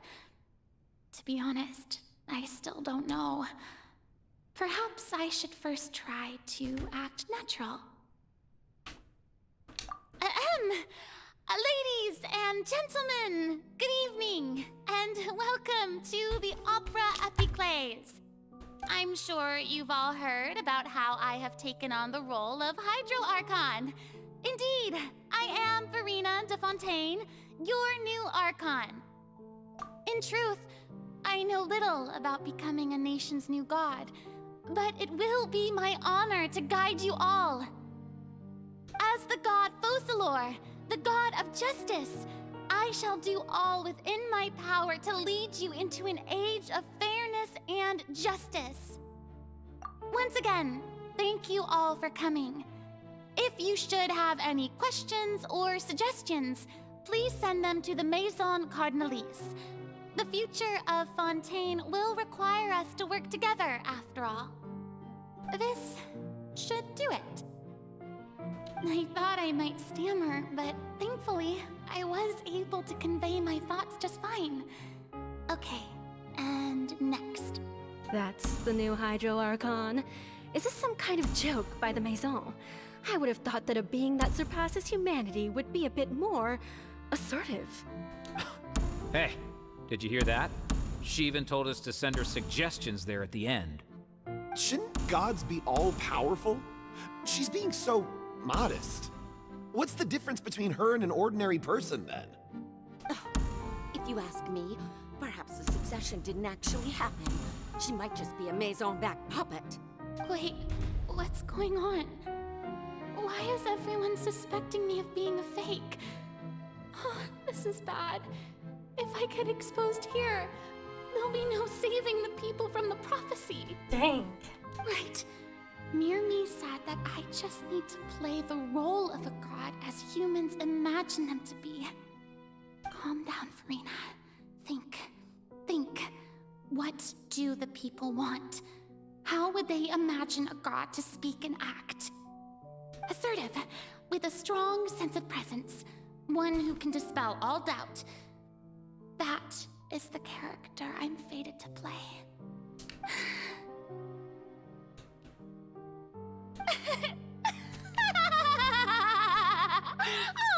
Oh, very good, my people. Only ones such as you are deserving of my rule. Oh, so that's how she got that personality. Now, I was wondering if some weak puppet were to one day come onto the stage and claim ownership of this opera house, would the children of Fontaine follow them? Well, it seems that you would all see right through them. Having passed my test, you are qualified to witness wondrous trials alongside my august self, here in this opera house. You may consider my previous act a door gift of sorts. I thought it was a debut that suited the atmosphere. Now then, let us be reintroduced. Ah, so that was just a performance. How could I have forgotten that we were inside an opera house? Personality? It's quite shocking, to be honest, but I suppose it's a better look than before. Such a fascinating and bold deity. How wonderful! Our future may yet be bright after all. I fell for that so easily. It seems I've turned them around. Best follow this flow and restart my accession speech. Resolutely, with conviction. My dear people, whether you acknowledge me or not, whether you trust me or nay, I say to you, keep faith in your ardor for justice. We have heard it said that this nation's sins can no longer be washed away. Well, I say that justice is most fragrant when it blooms amid sin. Turn up the drama. The scales of justice should not weigh heavy in the hands of its god. On one side, it must carry fairness and justice. And on the other, praise and applause. May law be the prayer on our lips. May judgment be our worship. Let us light the fires and drink to the future of Fontaine! And the speech emphatically.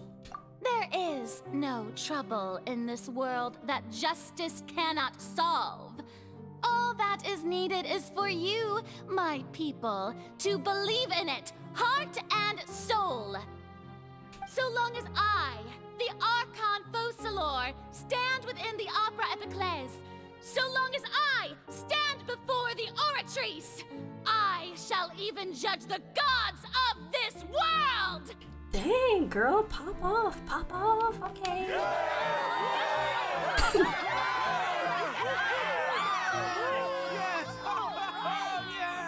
She's playing her part well.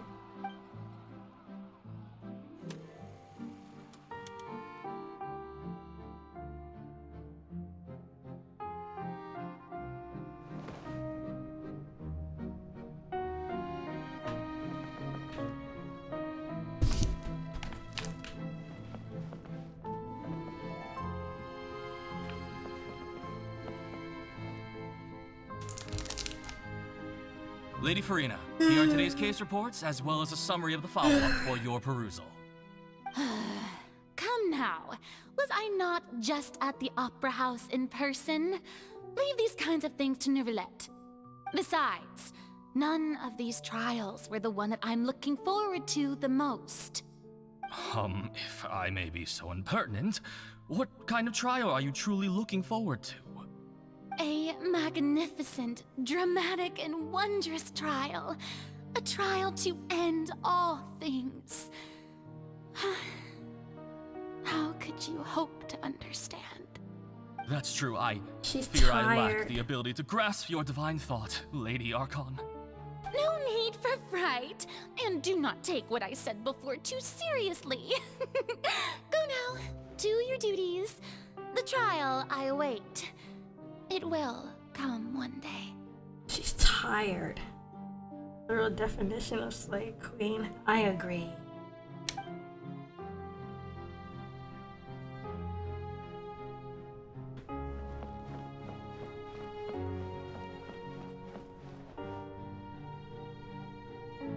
Lady Farina, I don't know what to say.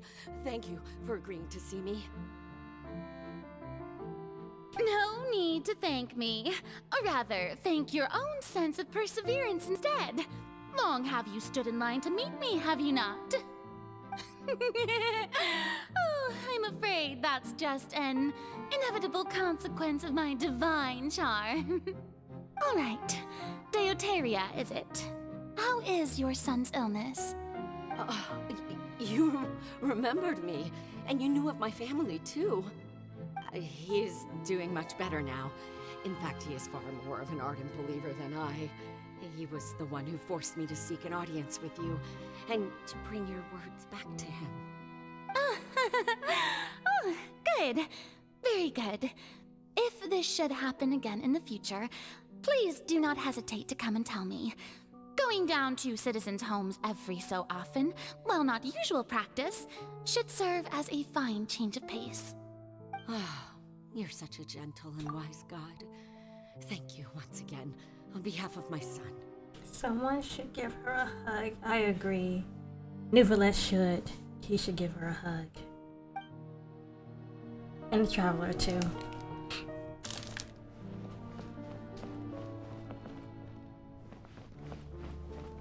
I can't believe there's a taller version of her.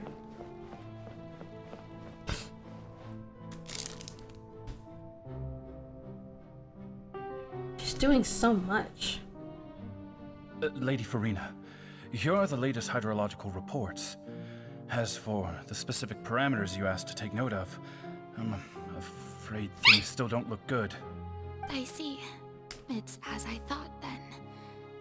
As your god, I did already expect this, but I wanted to see how far your human wisdom would allow you to analyze it. All manner of signs indicate that the prophecy will still come to pass.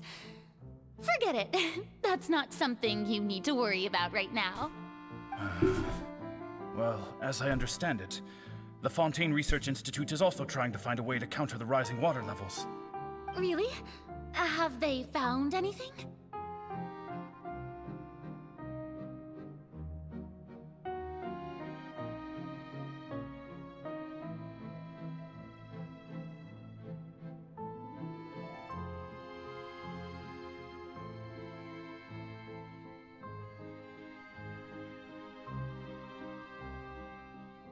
I'm afraid that they haven't found any effective solution thus far. About 2% on my phone. I will be right back. I need to get the charger so I can still see the chat.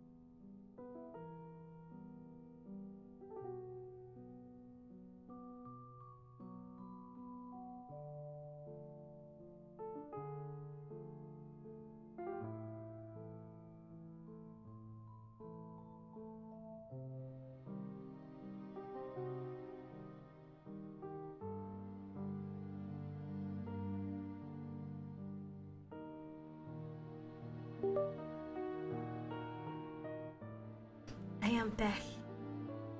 And I spoke again while I was... Get back to this. Oh, is that so? Well, no wonder. This issue has reached the realm of the gods after all. Still, their spirit is praiseworthy.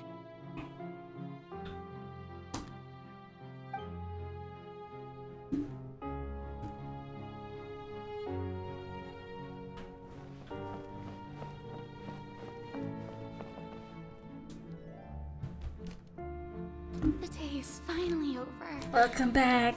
I haven't had a moment to breathe this whole time. But it's good to see that everything's getting on track.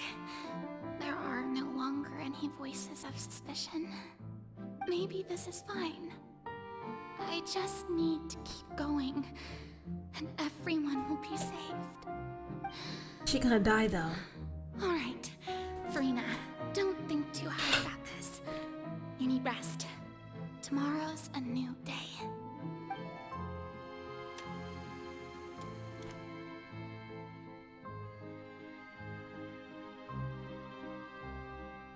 Lady Farina, here are the new trial reports for the latest cases, as well as a summary of the follow-up.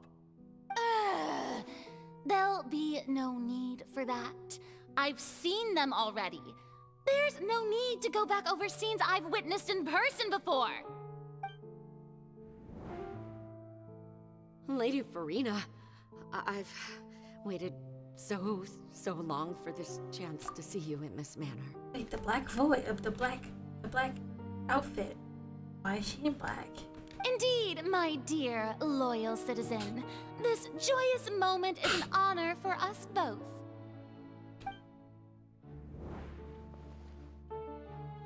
Lady Farina, we're detecting significant hydrological anomalies near Poisson. Understood. Keep monitoring. Keep me informed should anything come up at the Institute.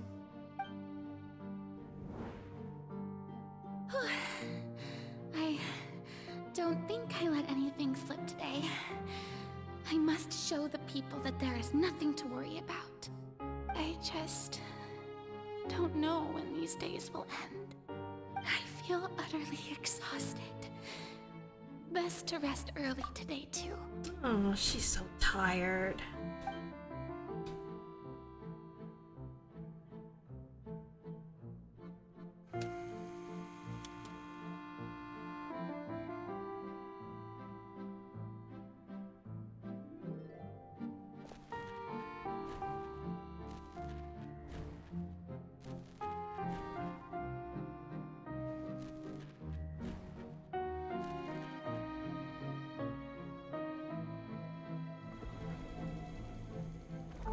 Oh.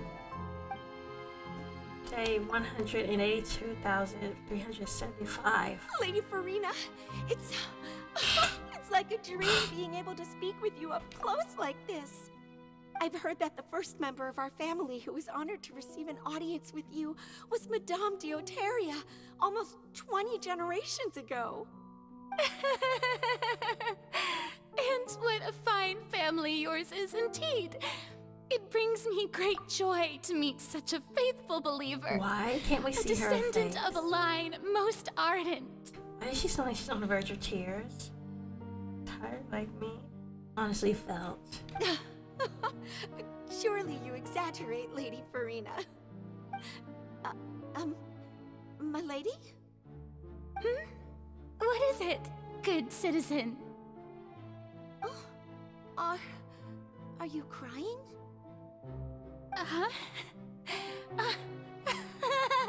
Oh, really now? I didn't even notice. Aww. This must be the overflow of hydro from my person. Well, can't quite help being the god whose dominion is the waters, can I? I thought she was gonna say something like, oh, I'm just so overjoyed to see someone so dedicated. Oh boy, her tone sounds sad and tired. Yeah, the voice actress did a good job. No wonder. No wonder. A manifestation of your power, then. Oh, Archon, I am honored to have witnessed it. Honored indeed.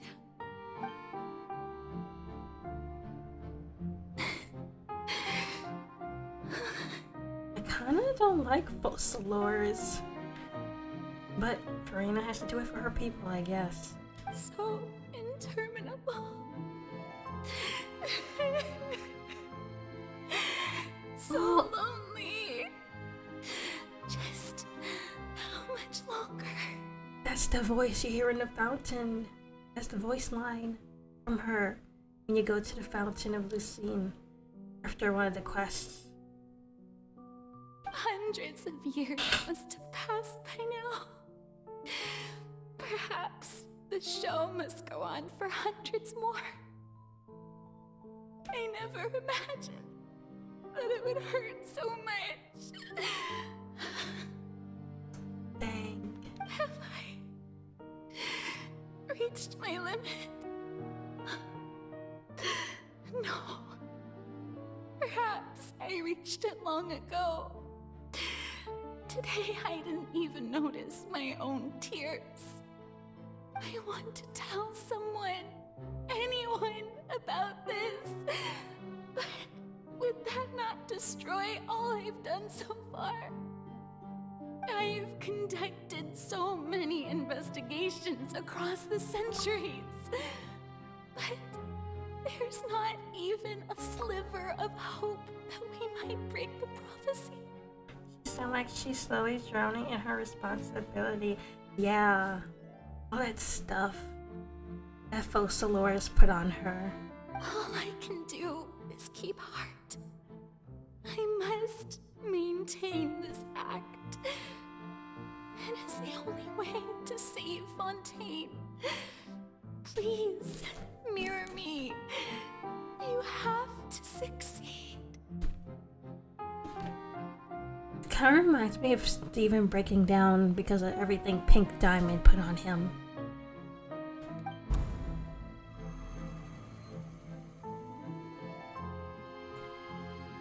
Day 182,376.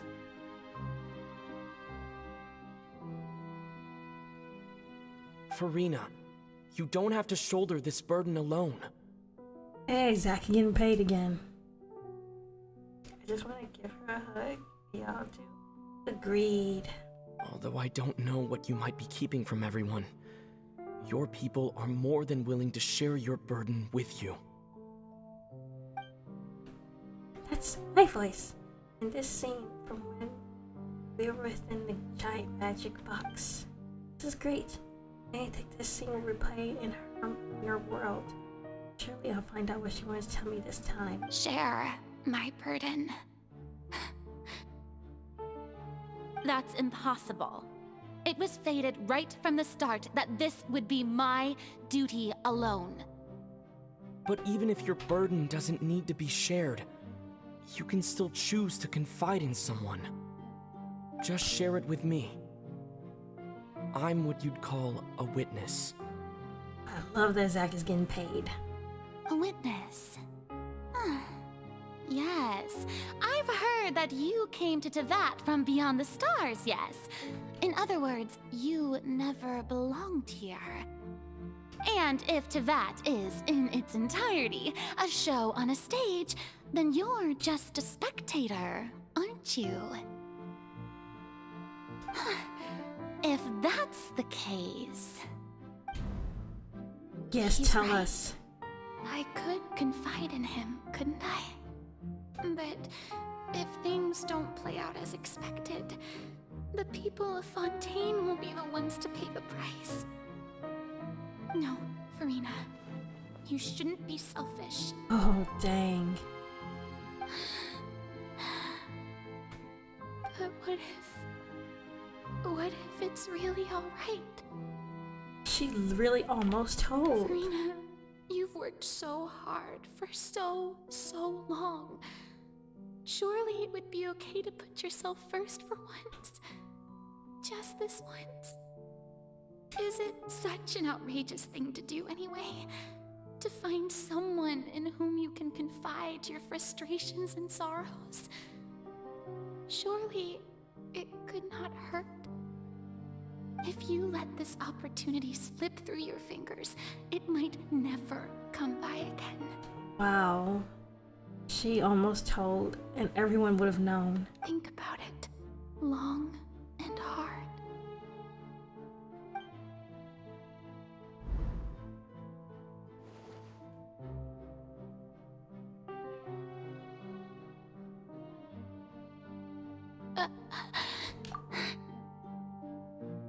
Yes? No, I have nothing to say. Dang. I am Farina, the Archon of Fontaine.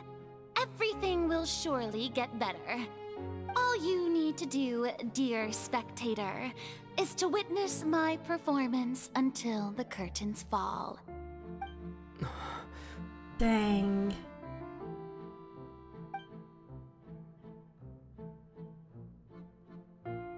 You're really not gonna tell us. Fine. Huh.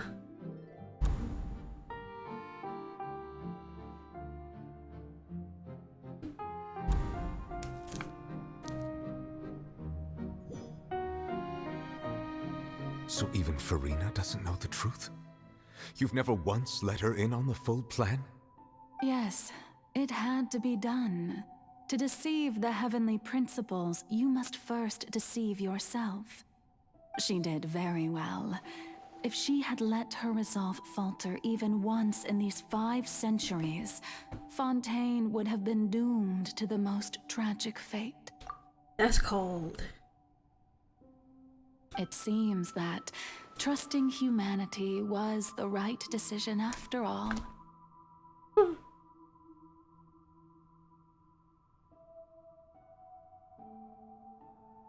Hold on a second.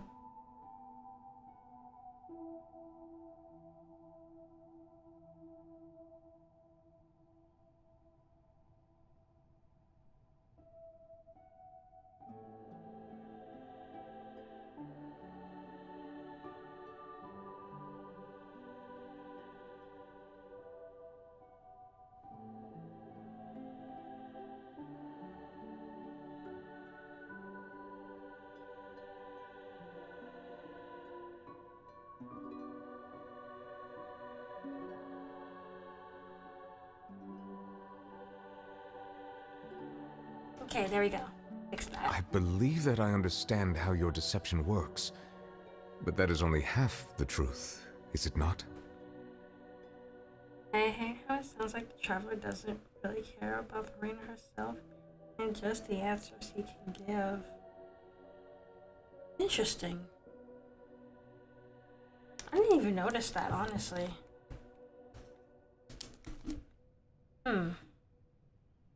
Although earlier he did show some genuine concern for her when he told her he gave her a second chance.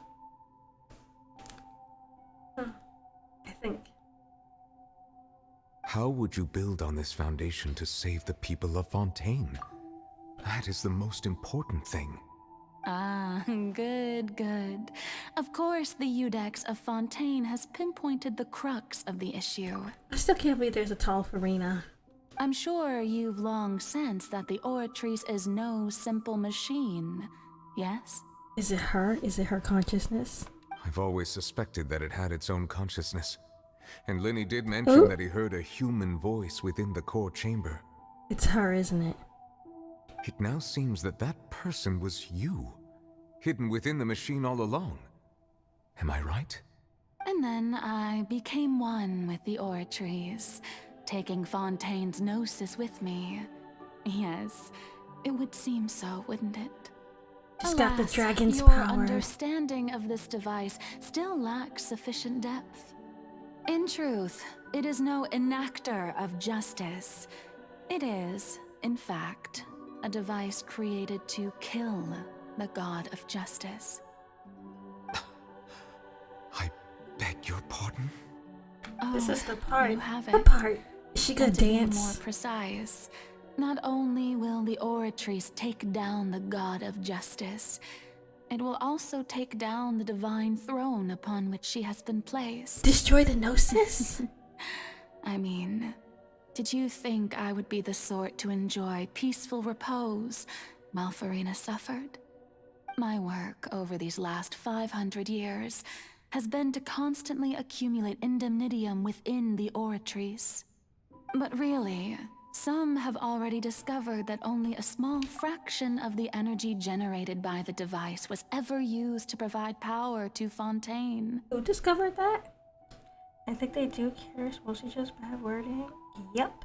Okay, this is the part I was talking about. Is she gonna dance?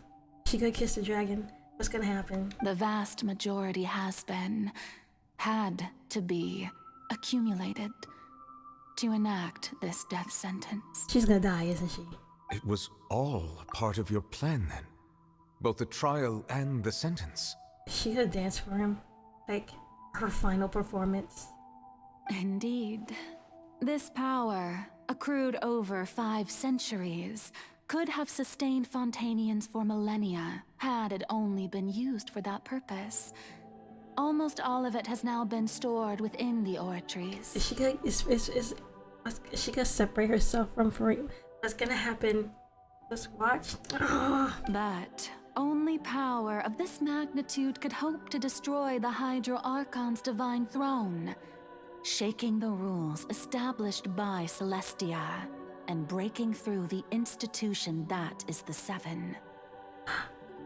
She's gonna annul the Hydro Archon's place? So the Oratrice's call for death was for neither Farina nor Focalor, but for the Hydro Archon. The destruction of that divine throne.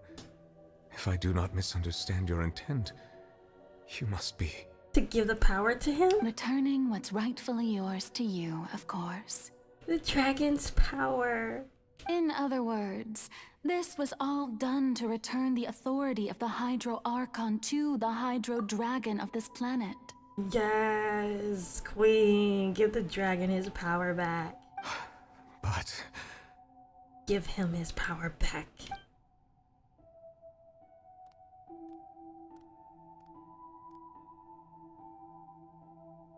Oh, what? Getting sad again, are we? Oh. The authority of the ancient dragons shall soon be yours once more, O Hydro Dragon Sovereign. And this is the face you make. Oh, he must feel so sad for her. He gets his power back, but at what cost? Oh, the love between a dragon and a human. Game of Thrones could never. All you've done throughout the years is just so you can sacrifice yourself at the very end. I've never quite seen it that way, you know. Even now, I'm quite pleased at how well my deception worked. Aww. Let her go. Let her Hydro go. Dragon, Hydro Dragon. Oh my god. Don't cry. Oh my god, she said it. Oh my god, she said it. Oh, my eyes. Oh, I could not help but the tears. Oh, she said it. Oh my god. I must say, had it been within my rights, I would have loved to judge the heavenly principles themselves. Were they not guilty of essentially the same crime? It's his job to judge him. Egeria stole the power of the primordial sea, and the heavenly principles stole the power you ancient dragons possessed. Right. I cried in the last part so much. There's more. Oh my god, these two. I, for my part, am the god of justice. And is it not just that your original powers should be returned to you? Speaking of justice, I have always believed that justice lies in the process of pursuing human existence itself. So, if the theft of the primordial sea's might was Fontaine's original sin, then, leaving matters of procedural right and wrong aside, the descent of the Fontanians as humans and their right to exist in this world would be Fontaine's original justice. In other words, existence was Egeria's justice, and to me, justice is the continuation of that existence, defying the prophecy and ensuring that Fontaine's people shall live on. That should be the justice enthroned over all others. At this point, we, whether it be myself or all other Fontanians, have shouldered the burden of this sin for far too long. Iudex Nervillet, the highest judge in our land, when you regain your full power as an elemental sovereign, what verdict shall you pass upon us?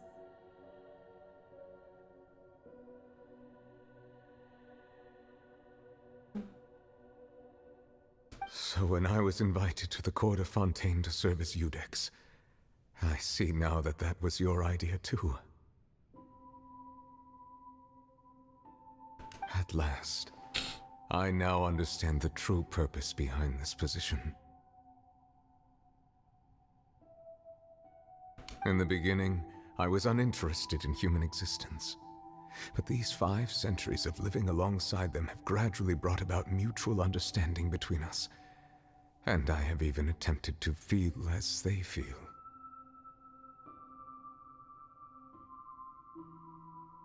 You are a devious one, Focalor. Things being as they are, surely you know that I could never declare them to be guilty. Oh, that's good. It's the part now. She was. She The did a hour dance. of my execution is almost here. For the sinner, the curtain call has come. Cutscene, yay! I know I may not sound it, but faced with death, I find myself a little afraid.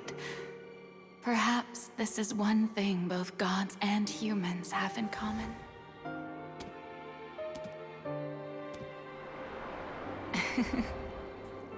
Farewell, Nervalette.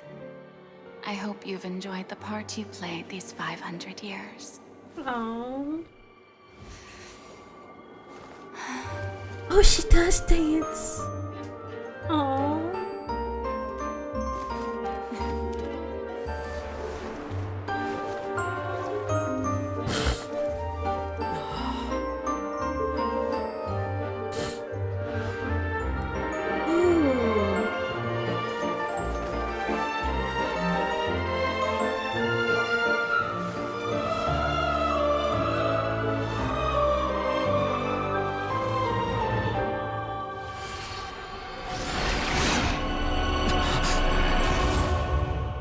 Dang.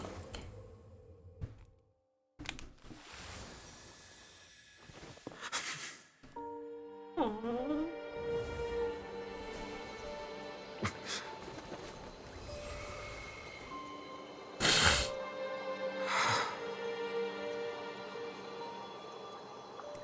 She got Marie Antoinette.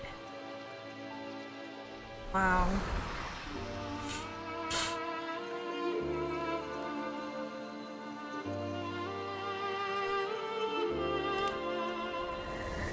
Thank you, Serena, for all you've done. From this moment on, please live happily as a human, just as I wish we could.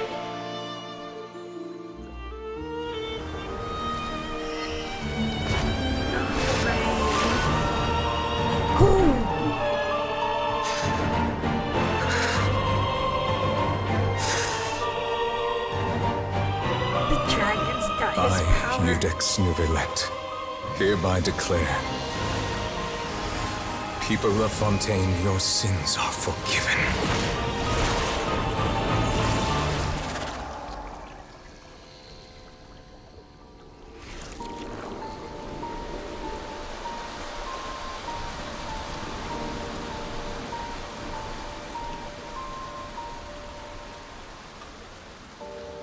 Dang.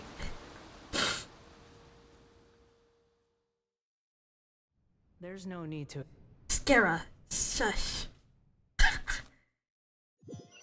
I can't believe he tried to speak. Ah. Dang. But it ain't over yet, though. We still got the whale to take care of. But gosh, that was.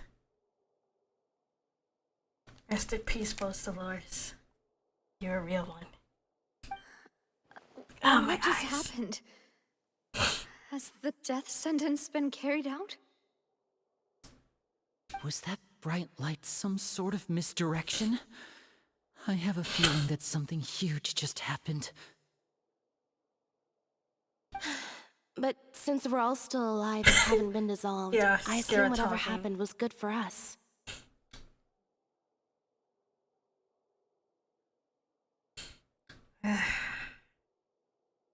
Gosh.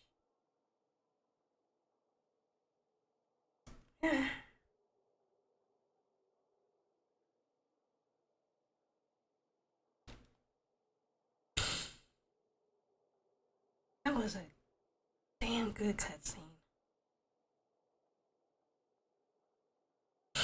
It's time to end this.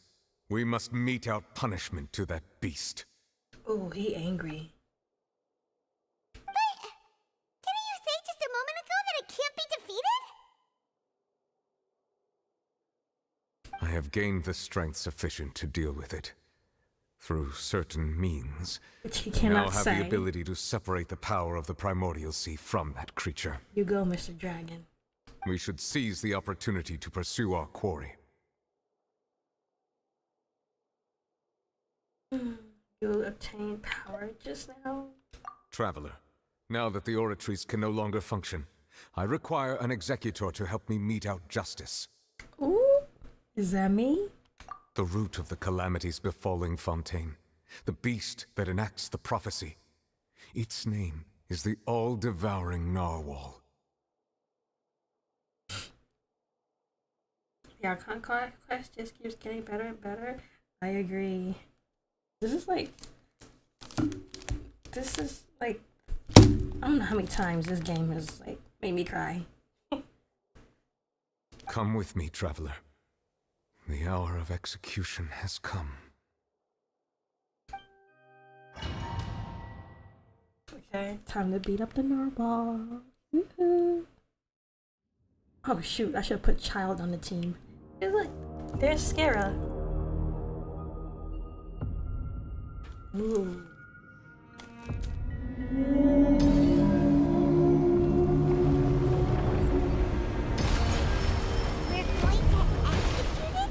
Wow. But how are we going to do that? It's huge! I've already done my best to separate the power of the primary sea from the way. Considering the size of the beast, I cannot reach the power source. Unless we can find a way to attack it from within. I shall share a part of the ancient dragon's power with you. We shall look for an opening together. Wow. If I had known it was gonna happen this quick, I would have put Child on the team. Solidify! I can feel its sorrow turning into hostility.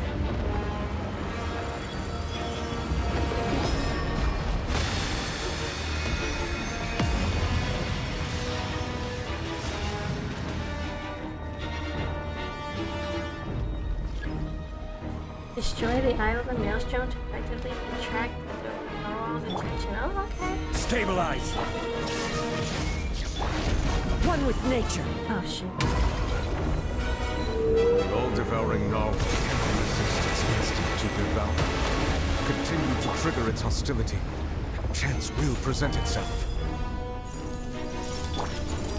Whoa, whoa, whoa, whoa. Illusion shattered!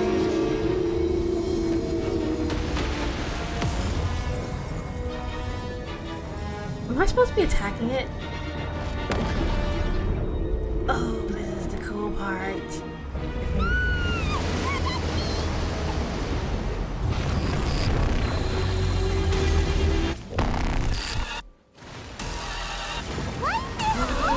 Thingy over there. It looks really scary.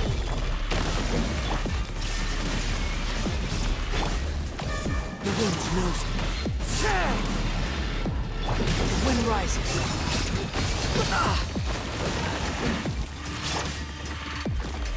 I have granted you my protection. Do not fear. Seize the moment and use my power to suppress its root from within. This is so cool. The music. I am not paying attention at all. My whole team is gonna die if I don't pay attention. Shine down! Now you shall perish!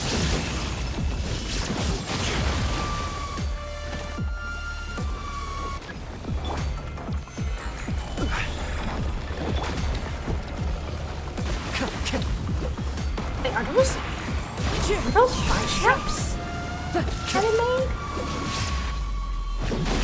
So this is the only with the same attack time as Hell Legacy? Yeah! Stabilize! Wait, didn't you finish the whole thing? Wait. I need to pay attention to it. I need to stop. Solidify!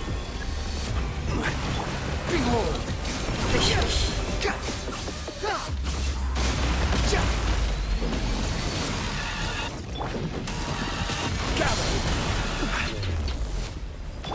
There is no escape! This is so cool. Oh shoot. Stabilize! Into the wind! Illusion shattered!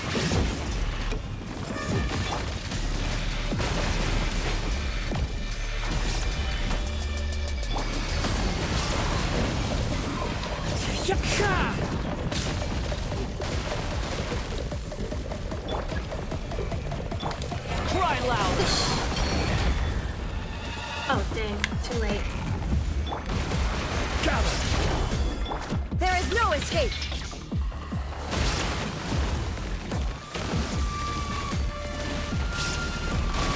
Let me just look at it. Oh shoot. Wow, why is it so strong?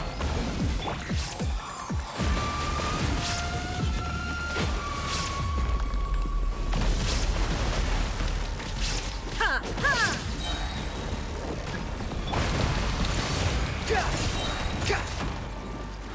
The wind rises. Oh?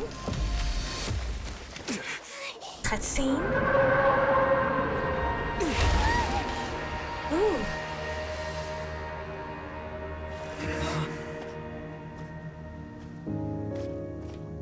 Is he gonna heal it?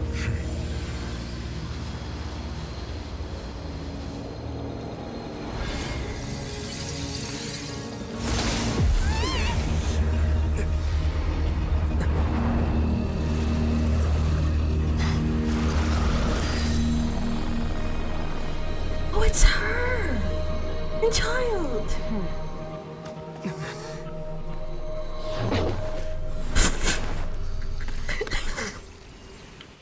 The way she threw him in there. Thanks for helping with the cleanup. It should have been my job, but oh well. The way she just threw it in there like that. It was just supposed to be a short private training session for me. I didn't think that my disciple and my master's pet would start brawling in the meantime. Wait, what? Well, actually, I had a feeling that it would happen at some point, but they bumped into one another earlier than I thought. What a blunder. I suppose I'll have to swing my sword 3 million times as penance. Disciple? Gosh, I love her arms. I don't know what the heck happened to her pants, but I like the rest of her. Toss the child. Okay, let me, while they're on whatever this is, this little intermission, I'll read your theory from earlier. I have a theory that the abyss is not from the curse placed on Conria, but something more than just a vat, and it's where the whale is from. Ooh. Yeah, the abyss and Conria are two separate things. The abyss is the void realm, its own plane of existence. It also is in contention or in opposition with the light realm, which is where the Vishaps come from. Well, that's where they're hiding. It's where they're hiding at the moment. But yeah, you're pretty much right. The whale is definitely connected to the abyss like that. You guessed the lore without knowing it. That's cool. Yeah, that's a good thing. What else did I miss?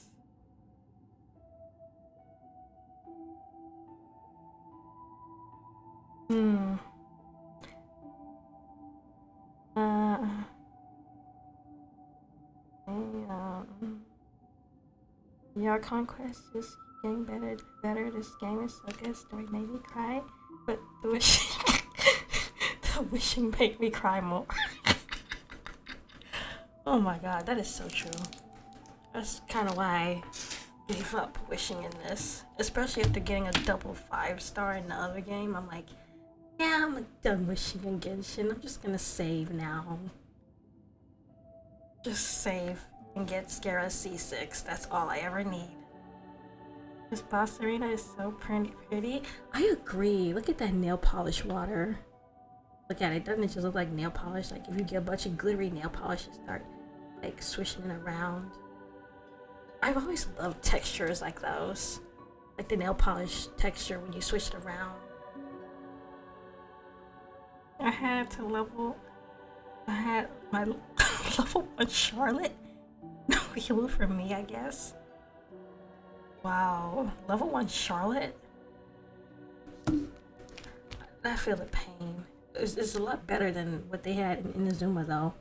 You had to fight A until her health was gone. That was awful. My team, I went through that so many times. I should probably link the stream actually. It was so long ago. See if I can find it.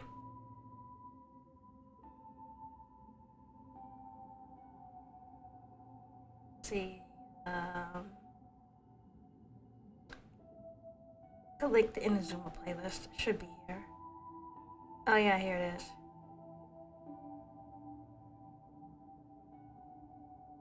I beat rated first try. Oh my god, how did you do that? I wonder was this when I was streaming on Twitch. It might be incomplete. Why is this in there?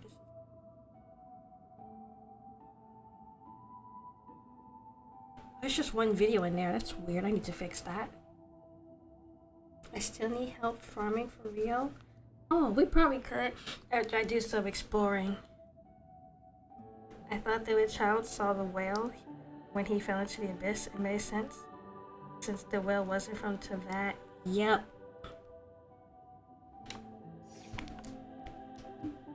What was that sound effect? Game trying to warn me to do something. That power. Who are you exactly? She's a descender, I bet. Having power like that. Paimon has an idea. From what she said earlier, she must be Child's master. SKIRK, right? Oh, there was a Twitter post pointing out how the inside the whale and the thing at the middle of the abyss creature in the whale looks like the quantum element symbol from Honkai Impact and Star Rail. Because, you know, it's a black hole. Makes sense. The thing I hated was the factory in Inazuma. That pain, it was pain for me. Fighting through A was just awful. Both of those boss fights. I couldn't progress. It's just that he gave us the impression that she was the less talkative person. She hasn't said much. I simply did not have anything to say to the weak. The weak? Oh my god. But you, on the other hand, managed to defeat the all-devouring narwhal without using power from beyond this world. SKIRK, please finish training him. Gosh. So you may speak to me as equals.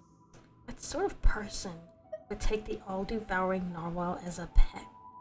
I have to agree. It's a strange use of a planet's primordial waters just to raise an all-devouring narwhal. That kind of power is wasted on it.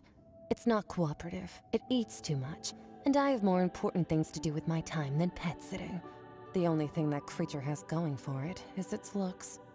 Wait, she said even my disciple has more important things to do with his time than pet sitting.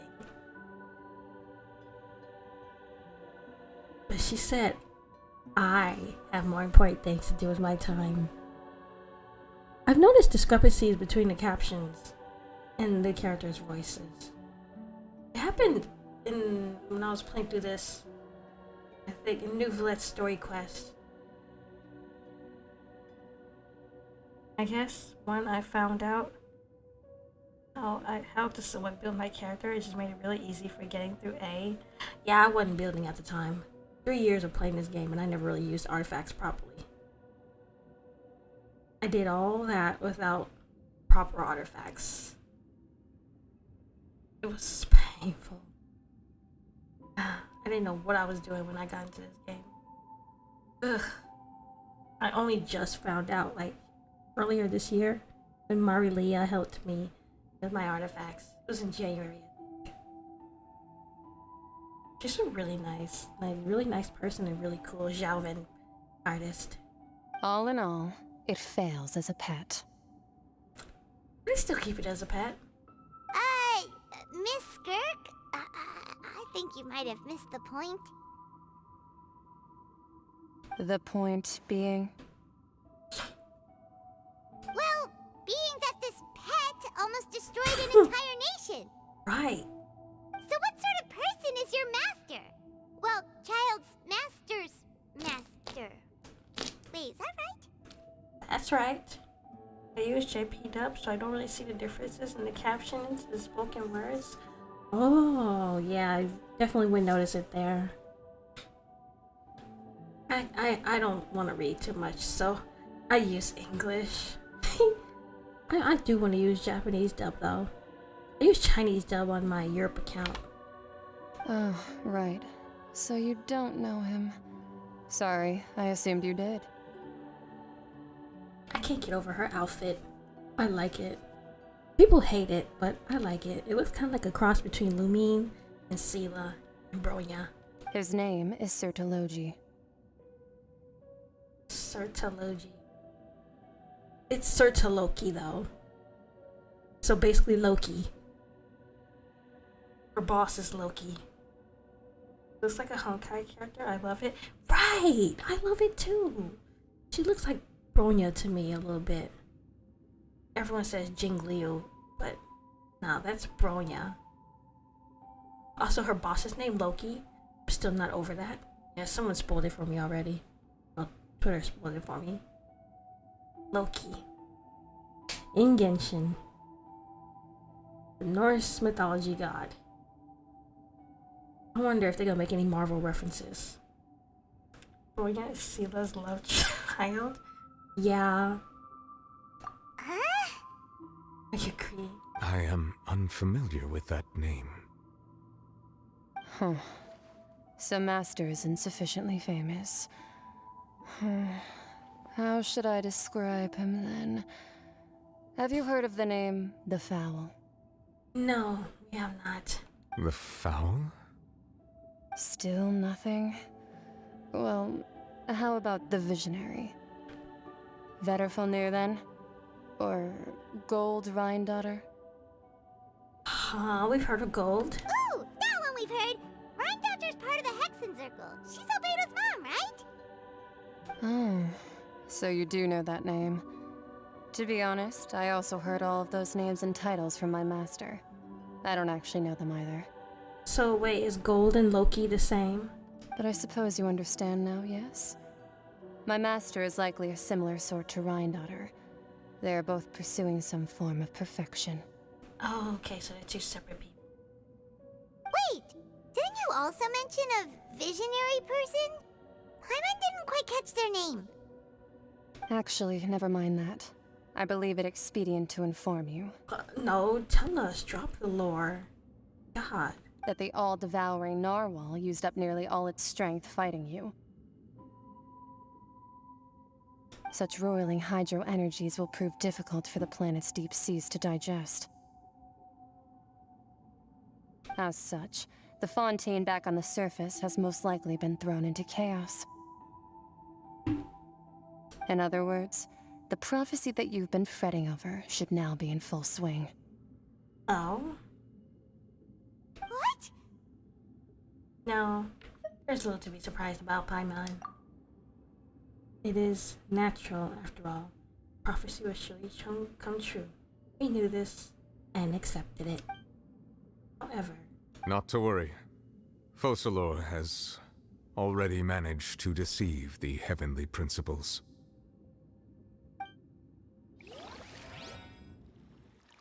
In the end, the people will all be dissolved into the waters, and only Furina will remain, weeping on her throne.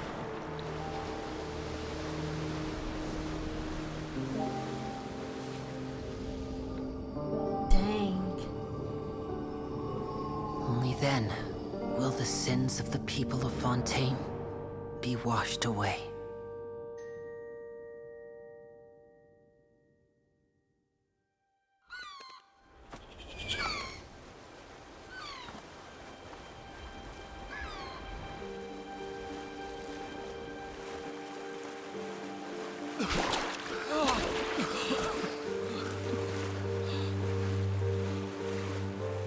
Hey!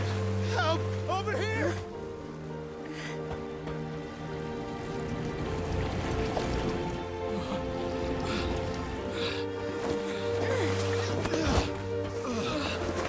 It flooded?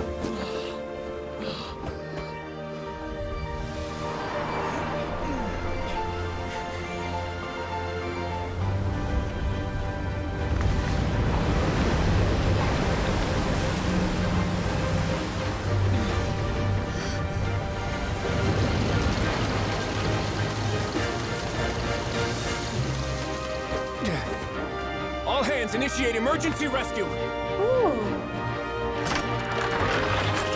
This thing he built. Hurry!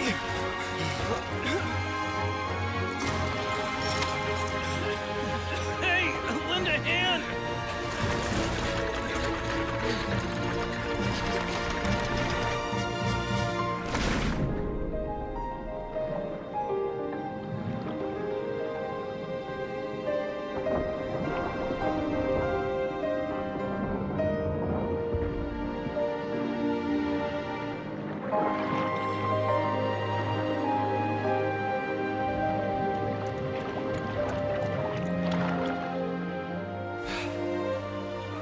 Look!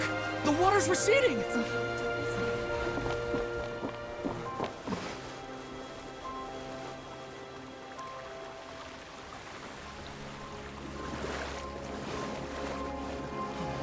It's a miracle! Water's receding. We didn't dissolve. The prophecy was wrong. The prophecy was wrong.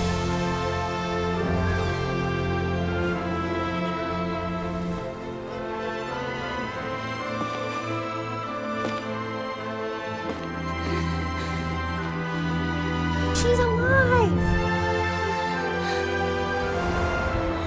Are you alright? We're saved. The prophecy was wrong.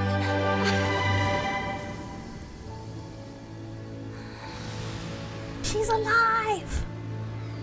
Of course she would be. It was Focalors that died, not Farina. Right. She finally gets to live her life. Oh my god.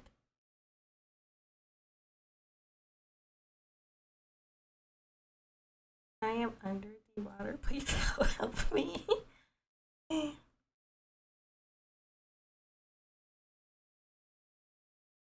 Come on, load faster.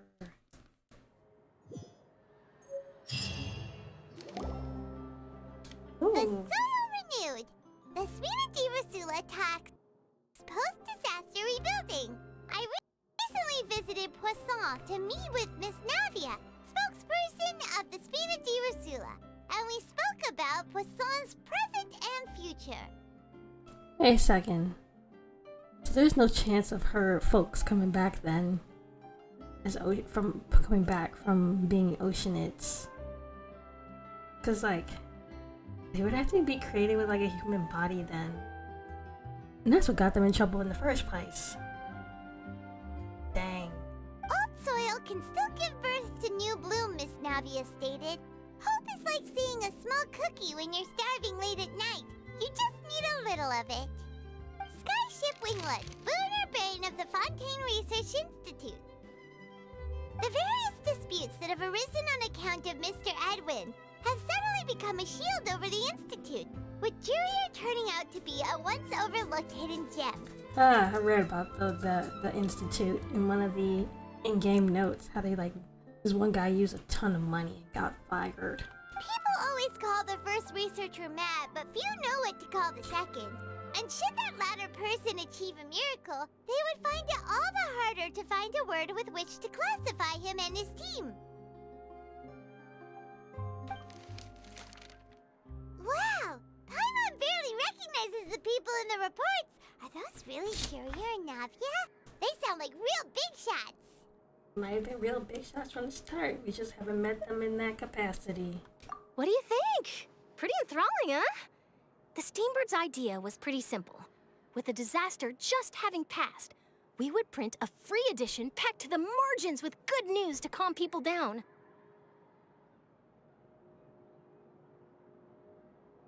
The value for these big scoops lies in their inevitable follow-ups.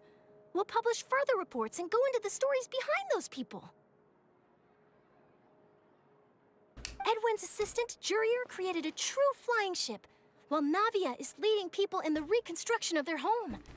I'm sure that these stories could draw even your well-traveled eye. Articles do make me curious about how things will play out. Pyron's curious too! Wait a minute. Didn't we watch everything happen from start to finish? What's there to be curious about? And that's exactly why I'd like you to come conduct interviews with me. You're the best incubators of news, if you haven't noticed. And also, with you around, I'm sure I'll get to see that Duke. Are you sure? Hasn't he turned you down several times already? She doesn't quit.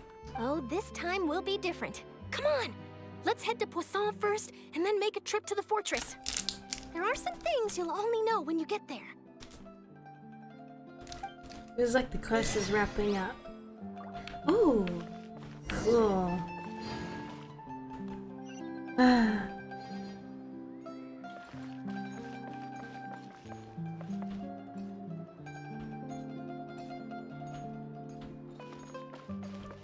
I can't imagine what NATLAN is gonna be like.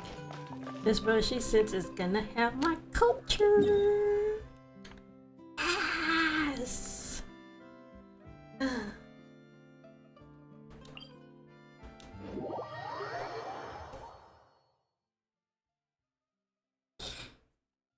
I hope the African dragons there play a big role. I know one of them's a Mayan dragon. The one that introduced New Roulette from Mayan mythology. But tell us about the African ones. I want to know what they're gonna do. Oh.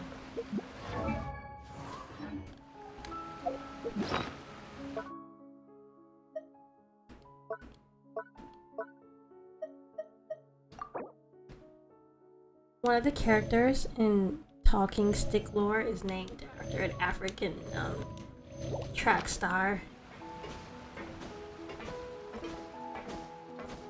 which I thought was cool.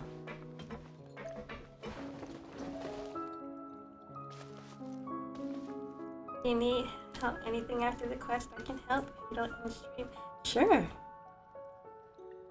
Depends on what time it is, though. What time is it? 7? Okay, I still got You think enough I've time got a sharp tongue? to draw for Chisquero Day.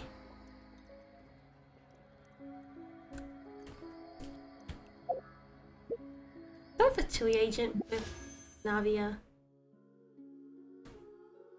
Dang, I don't have enough.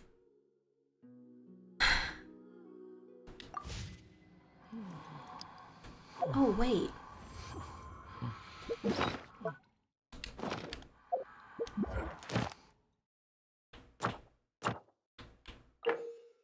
Oh, cool. Taking all of these. Oh.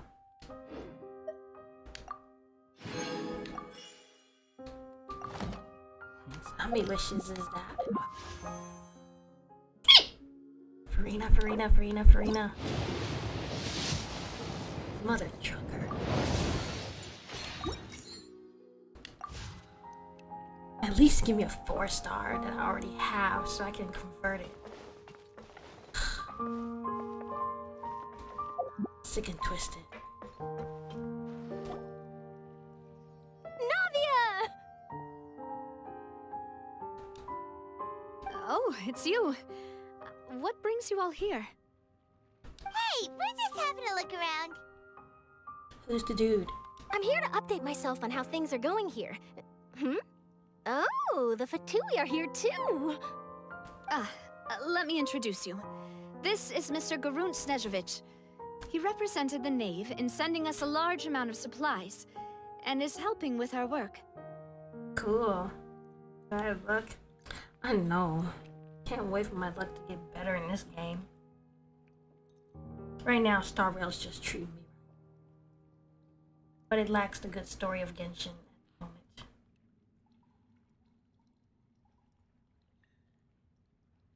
Our residents are hard at work as well.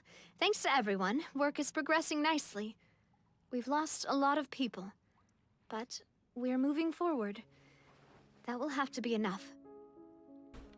Hello, Miss Charlotte. I'm a big fan of yours. I especially like that article you wrote last year about Fontaine's stray cats. But if you don't mind, could you not emphasize our role too much in your report? It's not charity we're doing here. We just happen to share the same interests as the Spina.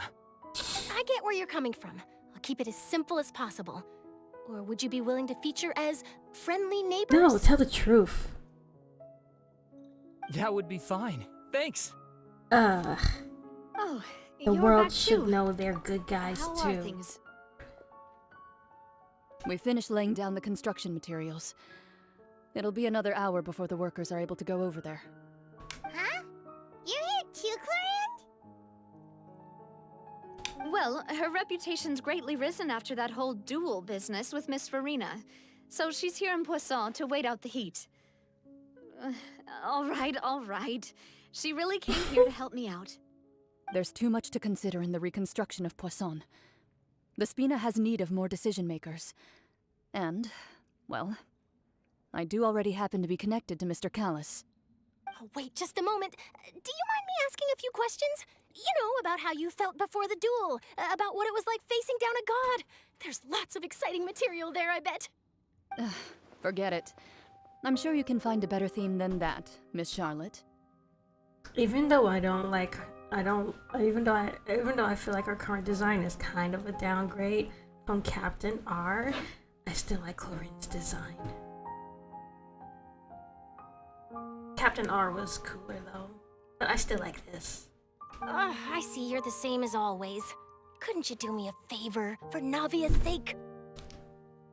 Well, if we're talking about doing things for my sake, you might as well just take a few more photos of me. Or of the Traveler. It's better than wasting time persuading Clorinde, at any rate. Of course I will. I'm not gonna let him off that easy. All right, then everyone who wants to be in the photo, gather up and smile. How did it go? Was it a good shot? Did Paimon look cute in it? Not bad. Your addition really helped the composition of the picture. All right, hang on a moment. Let me snap a few more shots.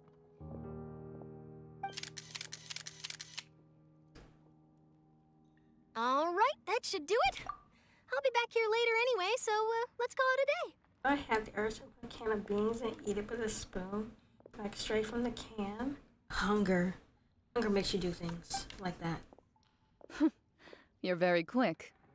Still can't believe the Fatui don't want to be named. Everybody thinks they're the bad guys. They should let their good exploits be known. Speed is of the essence when it comes to the news, and freshness is the key. Also, not to brag, but I'm pretty good at building connections. Who knows? I might eventually get that interview with you after all, Miss Clorinde. Wow, you really do have that never say die spirit. I'm impressed. I'll hazard a guess that this is how you got that interview at the Fortress of Maripede. You already knew where she was going? Whoa, you're well informed. Let me make a guess too. I asked Sijuin, who told Monsieur Nervillette, and he told you, right? That's a very complete information chain. In truth, all Monsieur Neuvillette asked me was, when did the fortress become so friendly towards the media? I told him that it was best not to speak too soon. There's no guarantee that Ridesley will make a personal appearance. You're right. I've got to treasure every moment I have with them. In which case, I'll be making a move first. Stay safe now, and tell me if you hear anything interesting. I'll treat you to afternoon tea in exchange.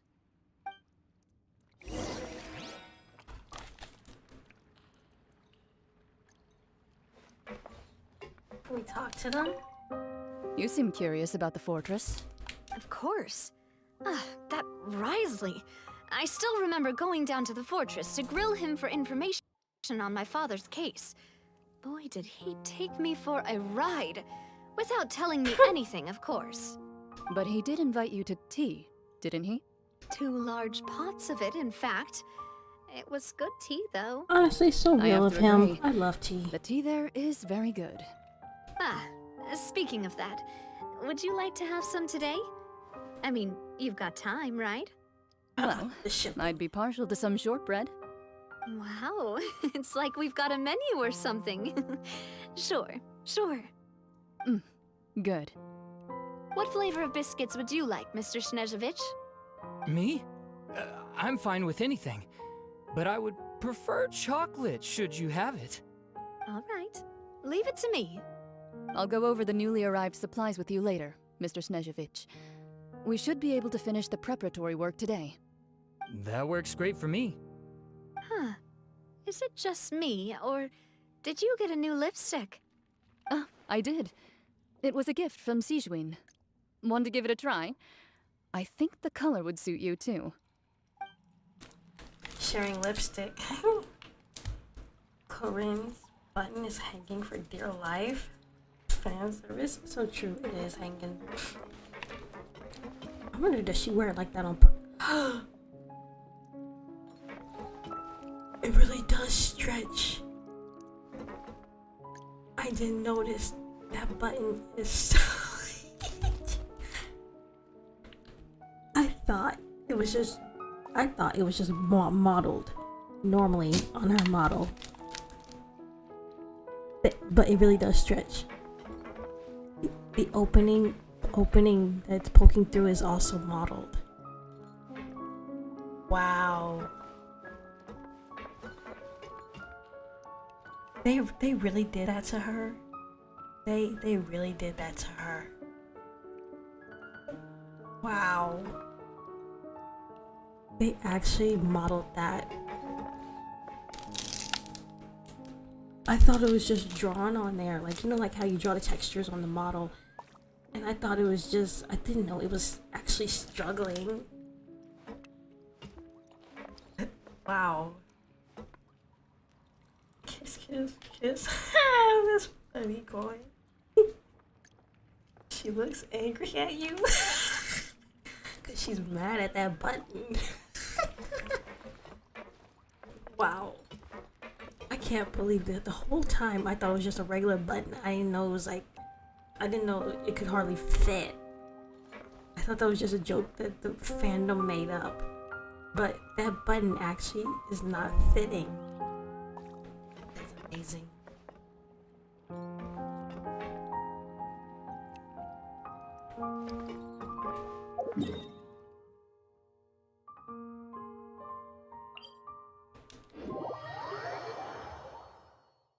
I can't believe that.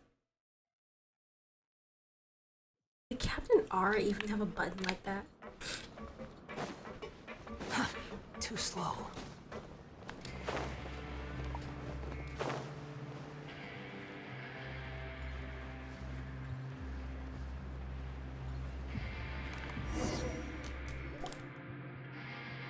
Oh damn, I need to go to Wow, guess we're here again, huh? What's in There's there? a real nostalgic feeling to this place. What's in the teapot? Looks like you've been missing us. Duke! Did you come all the way to the entrance to greet us? You know, I just want to say, I am so glad this story is finally moving forward. I thought it would take them forever to finally get to the dragons. My god. So, the hydropower is released.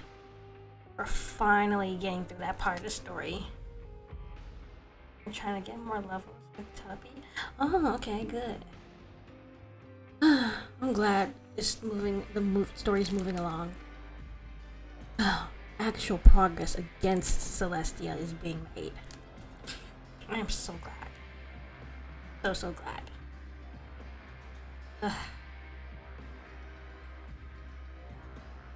But wait, if she released the power, then what happened to the Gnosis itself, like the chess piece? Of course. I'm here to welcome you and our dear Miss Charlotte, whom our good head nurse recommended to me. Of course, I got spoiled on what the Gnosis itself actually is. Not the power within it, the actual container. I should have stayed off Twitter. It's an honor to finally meet the much-rumored Duke. Thank you for consenting to my visit to the fortress, sir. No need to thank me. But that said, I shouldn't be the focus of your interview. I trust you recall our agreement? Of course, of course. All right then, this way.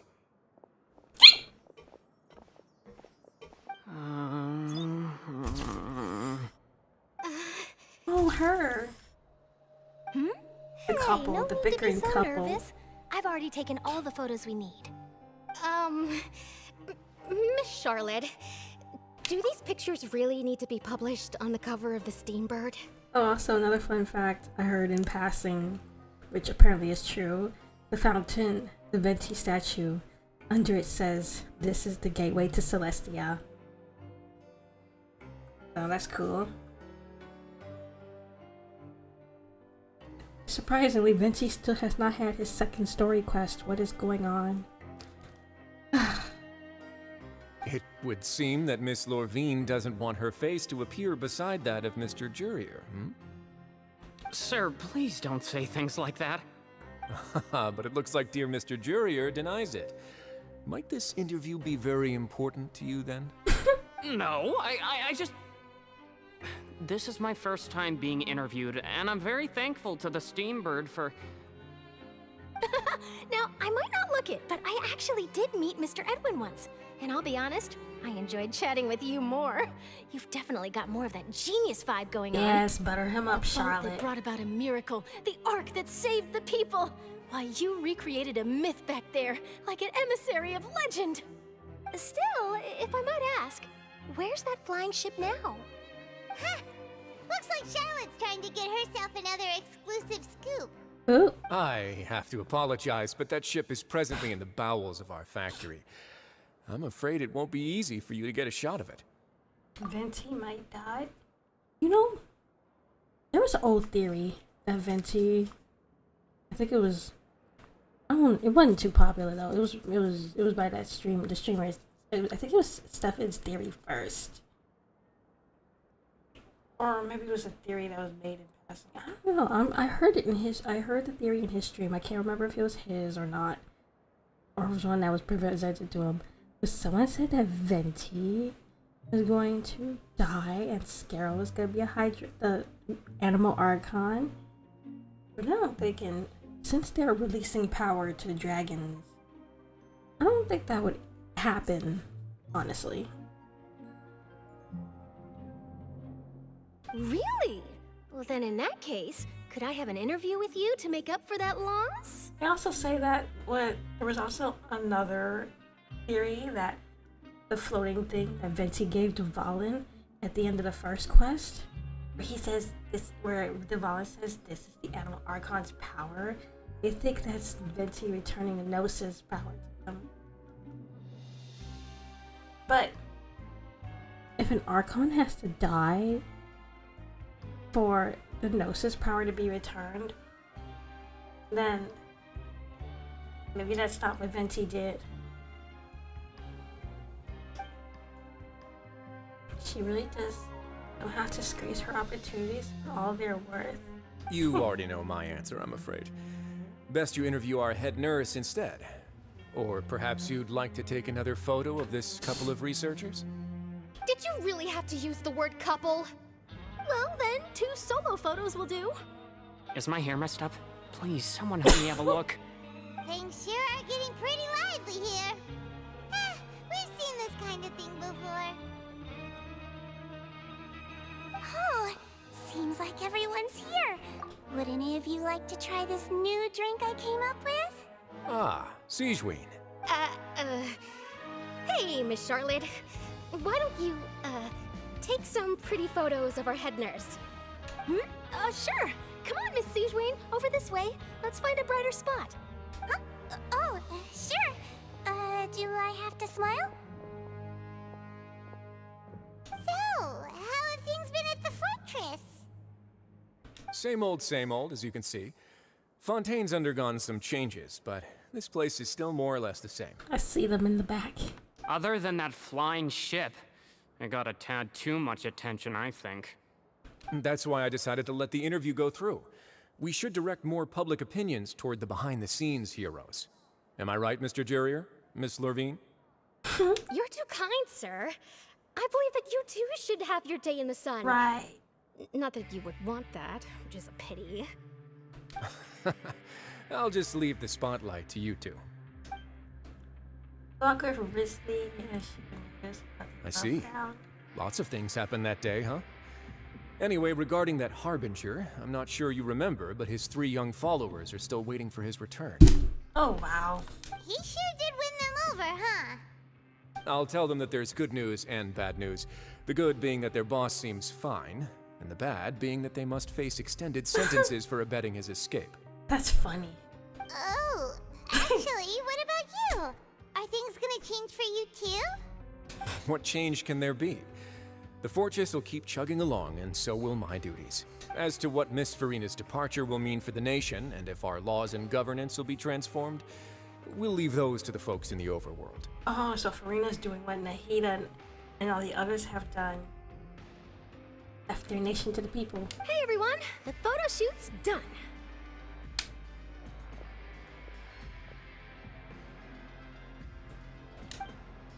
Good. In that case, let's call it a day here.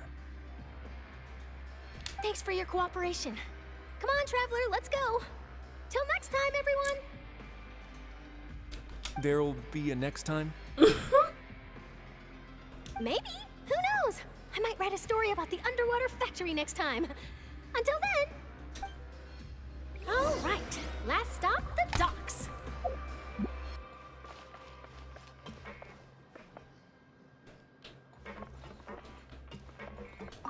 Oh, you know, I'd love to see you in one of Charlotte's photo shoots one day. Right. Is that really necessary? Our line of work doesn't really require much photographing. It's precisely because we don't need the picture that they'll have value as keepsakes. You don't really look all that opposed to the idea, you know. Maybe I'm just happy that I managed to once again avoid the spotlight. I think this interview went well either way. Yes, you successfully kept prying eyes away by using Mr. Jurrier and Miss Lurvine as shields. Very good. You should be happy for them. They have a bright future ahead of them.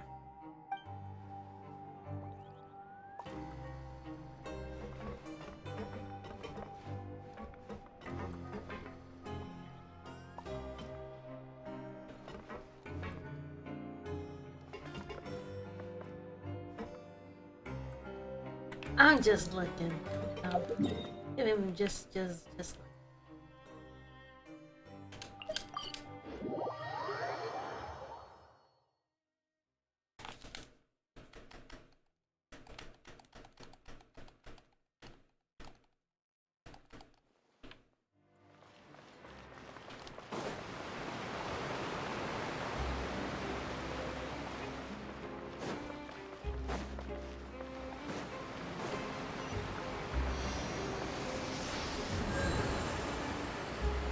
Oh, there's something I want to try at the Statue of the Seven, but with the Traveler.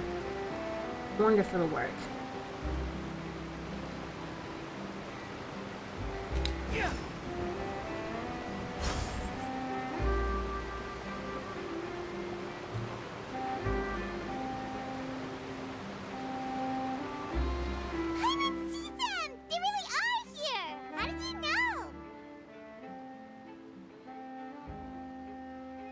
Navia mentioned that she stayed in touch with Linny and the others after working together. Apparently, they've been at the docks distributing these strange pockets the whole time since. Traveler, Paimon. Ah, and Miss Charlotte, too. Is that a magic pocket thingy? Would you like a magic pocket? Oh, What sort of gadget is it? It's a wondrous bag that can be used to carry many things. The water level has returned to normal, but if you see any of your things floating around, you can use this to carry them. Or you could trick a friend into doing it for you. Trick a friend? I wonder which of my friends would fall for that.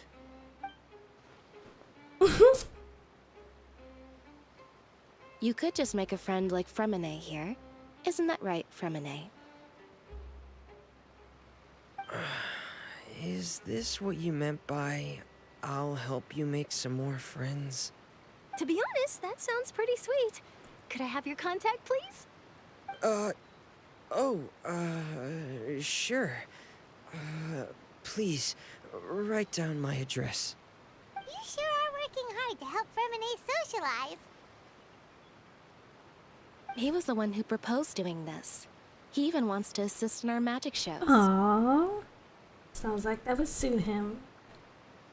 Yes, I was planning to first introduce Pear as an assistant, and later Fremine himself.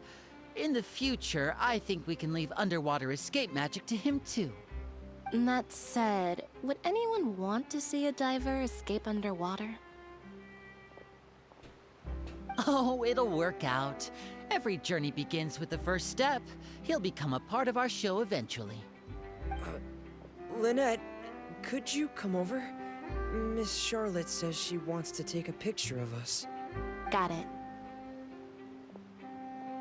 My, that Charlotte is rather perceptive. She got rid of everyone the moment she realized I had something to say to you. Oh. So, how have things been, Traveler? Did she do that? Is that what she did earlier? We doing all good. We doing good. Father says that you did a great deal during the latest events. She's very grateful for your contributions to Fontaine. So tell us why she's gonna fight us. Because she's a Fatui Harbinger. She has to be a boss. Every Harbinger so far has been a boss. So, if she's thanking us, if she like us, why is she gonna fight us? Answer that, Lenny. Answer that. That's alright. We were more than happy to help. So, what's she doing now? Yeah, please let us know. Oh, I guess you haven't heard. What is she planning? After Lady Farina left, Father and Monsieur Nervillet opened negotiations, during which he gave Fontaine's gnosis to her as a diplomatic gift. Oh? So the gnosis is just a container. Huh. Because he has the power that was supposed to be in it, right? A diplomatic gift? A gnosis? Yes, I was quite surprised at first myself. But when I thought it over, there were actually a number of things going for it. It could have been done as an apology for the incident with Lord Child, or as thanks for his help in tying the all-devouring narwhal down. Yeah, what happened to Child? Furthermore, Father did also lend significant aid to Fontaine and Poisson. Well, that's true, but this is a gnosis we're talking about. Doesn't this seem a bit irresponsible? I mean, he got his power back. Your Archon is gone. And, like... So... what do you need it for? I would agree, but I've also heard that it seems that Monsieur Nervillet has had a significant change of heart regarding the matter. So there's some reason for this that only Nervillet knows about? You better tell us. But we gotta go to him right after this. I suspect you'll have to ask him about that yourself. Ah, yes, speaking of which, I did see him strolling around the entrance to the Fortress of Maripede a while back. Isn't he real busy and stuff? Paimon didn't think he'd have time for that. Shut up. We're gonna go talk to him. Shush. But back to the topic. The gnosis was given to the knave, right? What about Child? Yeah, what happened? They say that he's returned to Snezhnaya to recover from his wounds. I hear that the recent disaster really did a number on his health. My guy. At least he avoided the death allegations. Well, I guess I can now call him one of my war buddies. That's true. When you think about it, we've had loads of run-ins with the Fatui. To think we'd be allied with them this time. Well, duh, they're obviously the better ones. So shocked by such a simple switching of sides? Is that Arlecchino?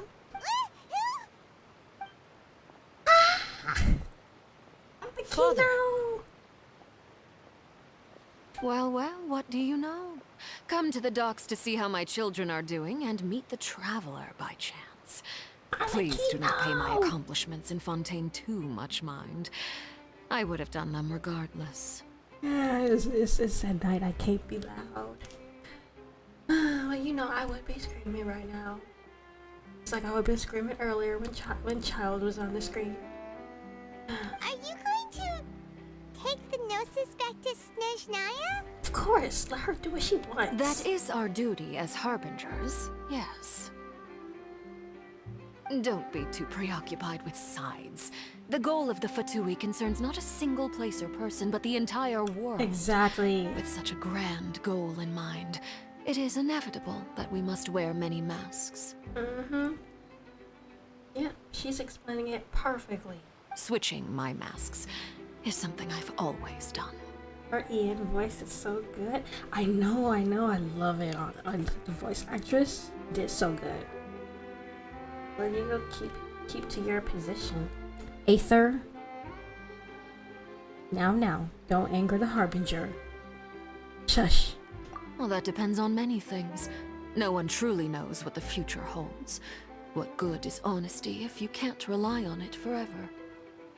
As for you, I very much look forward to our next collaboration. Good things cannot be achieved alone, and you've proved yourselves to be great partners. Okay, but like, why you gonna fight us? Oh, actually, I just remembered something. Please help us deliver this. All right, it's Child's vision. Right. We can't like keep it. You know, I like having it in my inventory. A vision? All right. I'll remember to return it. Thank you for keeping it safe for him this entire time. You're welcome. I almost made an awful joke. I must not simp for the ginger guy. I must not make horrible simp jokes. I wanna say it.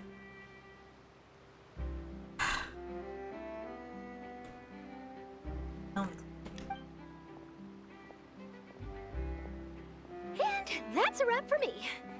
Huh? You're... Charlotte should interview her too. Greetings, Miss Journalist. Hello. If I'm not mistaken, there are diplomatic channels I'll need to report to take a photo of you. What? Just get a photo. That is correct. So forgive me, but I will not be able to serve as a subject in your article. Oh, that sucks. However, feel free to write as much as you'd like about our dear magicians and our upcoming rookie talent. That sucks.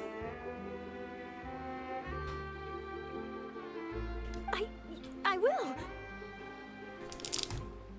The sea breeze is quite pleasant. I shall continue my walk while the weather remains so agreeable. Farewell.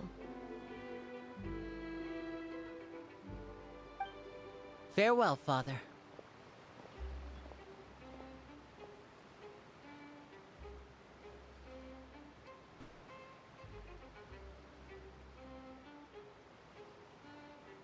Oh my god.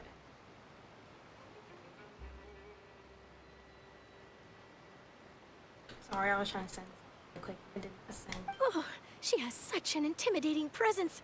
I didn't even dare to take a picture. Thankfully, I've already wrapped up all my pre-scheduled interviews. Thank you all. This'll be more than enough for me to write about, I'm sure.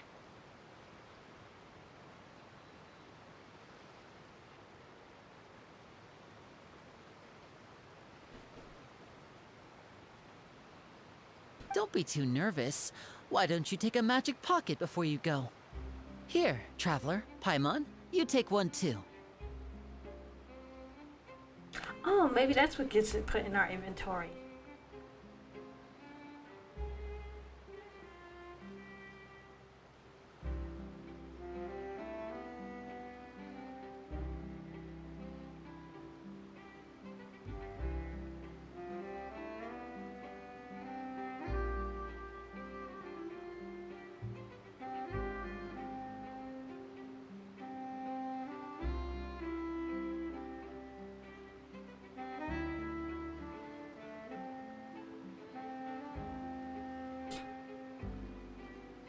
Hold on, wait a second.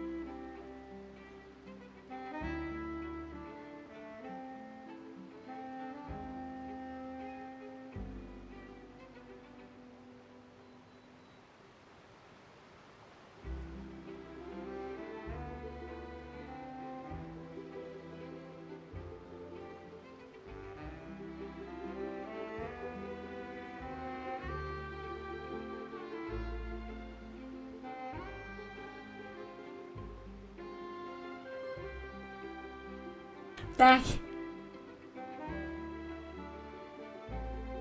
To move things about?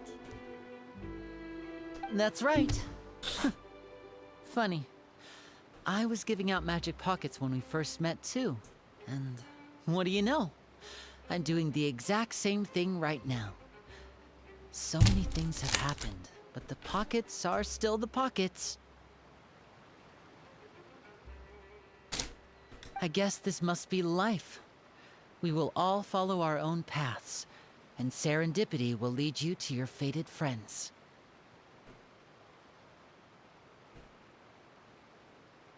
All right then. We'll be handing out pockets in some other districts later, so we'll get going now. Have a good day, you two. Oh, we're getting that in our inventory. Should we go see what Neverlette's doing? I feel like he's not so busy that he doesn't have time to chat anyway. We're getting that in our inventory as replacement for Child's Vision. Is it? Is that what's gonna happen? Oh wait, we got this. A droplet of water obtained from within the colossal beast who coveted primordial sea life. Oh, that's long. Oh, mini lore reading. A philosopher in the faraway ancient world once posited that there is life. There is death. Naturally, there is death. There is life. If not, then the fleeting light cannot resist the eternal darkness, and all withers into nothingness at the end of time. Rulers among the stars dictate that nature must be conserved, but the laws of the universe have never been conserved. In a sealed box, destruction always overpowers new life. Millennia upon millennia of prosperity are but an instant in a span of billions of years. The greatest of achievements, the proudest of accomplishments. In time, all will tarnish, decay, dissipate, and ultimately fade into oblivion. There are things floating in among the stars, once adorned with countless prestigious titles from innumerable civilizations, shedding tears for their ordained demise. Their tears stream down out of desperation, out of hope, because all desperation and hope alike will be utterly extinguished along with the innumerable stars. Their tears stream down out of sorrow, out of joy, because both will eventually scatter into the cold, dark, endless void. Every tiny yet beautiful silhouette in every moment worth remembering will fade with time, even stars. And then there are these so-called gods that are determined to save everything worth saving and devour everything that should be devoured. Until the end of time, until the sea of stars recess into nothing but dying embers, until a newborn world moves for the first time in the stomach of the whale, there will be no more sin, no more sadness, no more tears, because everything died with the ancient star. Huh.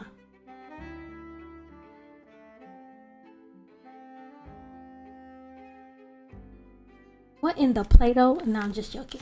That is not Play-Doh.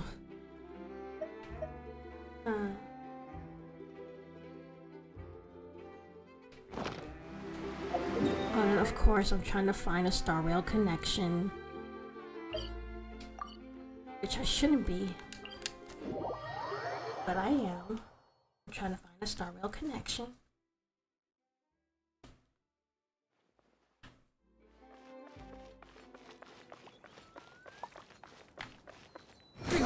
Honestly, even though this Archon quest was good and had dragons and everything and some child lore and all that stuff,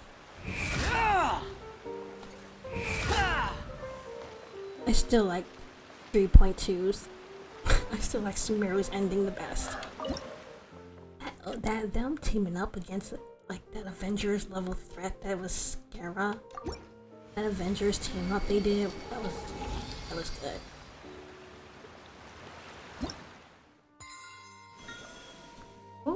Let me get those rewards.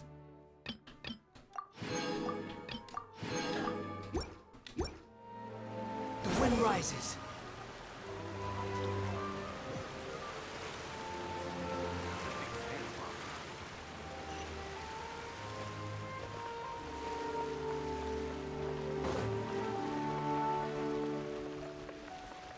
Oh, there's something back here? The entrance to the fortress! Ooh, he really is there!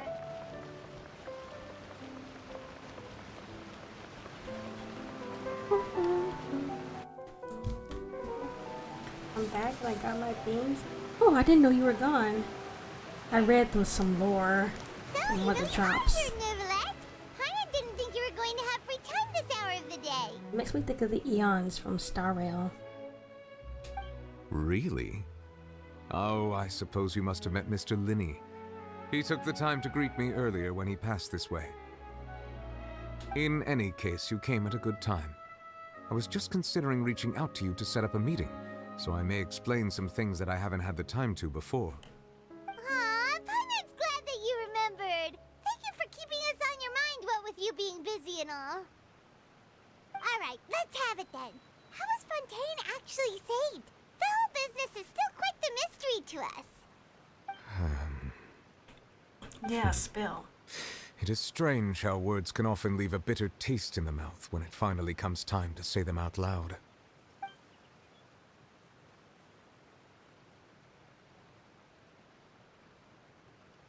Well, of course, you see the Heavenly Principle use Farina's endless performance to say, Whoa. hey. So that's what happened? I only saw Farina's part myself. Focalor destroyed the divine throne of the Hydro Archon and restored your power to you, transforming you into a fully fledged elemental dragon sovereign. As she but Paimon should. still doesn't quite get what you did to save the Fontanians from dissolving.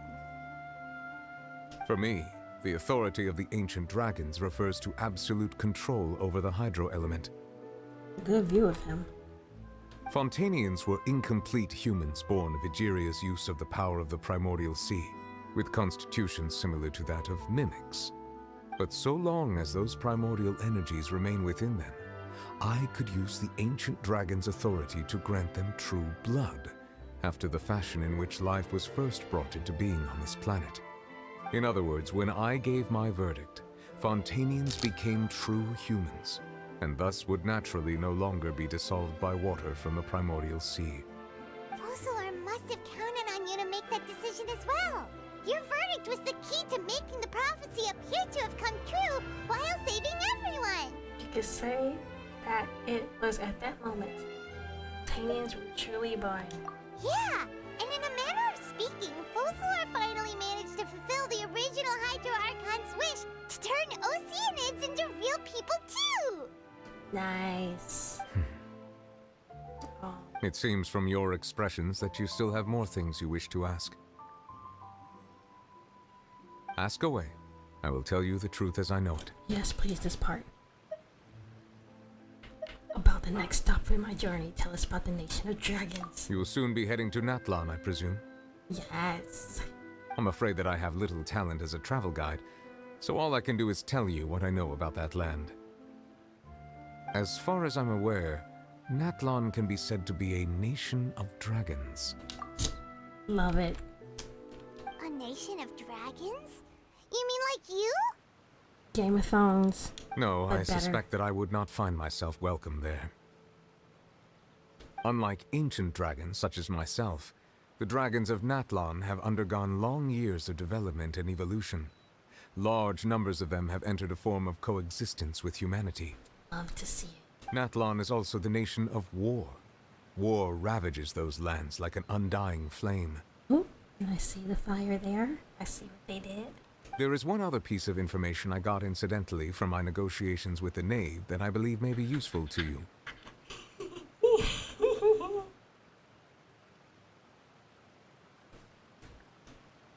The Harbinger known as the Captain has thrown his hat into the endless ring of war. Nice. The captain. Sounds like a real tough customer. Capitano. Seriously, everywhere you look, there's a Fatui Harbinger doing their thing. I suggest that you fully prepare yourself before going to NATLAN. In the meantime, Fontaine's doors will always be open to you. Oh my god, I need NATLAN now.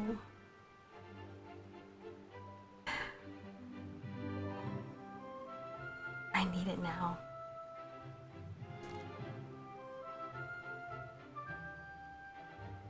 Ask away. I will tell you the truth as I know it. About the initial verdict that was passed to child. Okay, now we're getting on to the other stuff. Okay, we got the good crumbs. I have investigated his case along many avenues, and I have learned that he once fell into an unknown chasm when he was young. There, by chance, he awakened the all-devouring narwhal. Nice. But whether it be by sentiment or reason, that should not have been enough to consider him the root cause of the disaster. At most, he would have had tangential liability.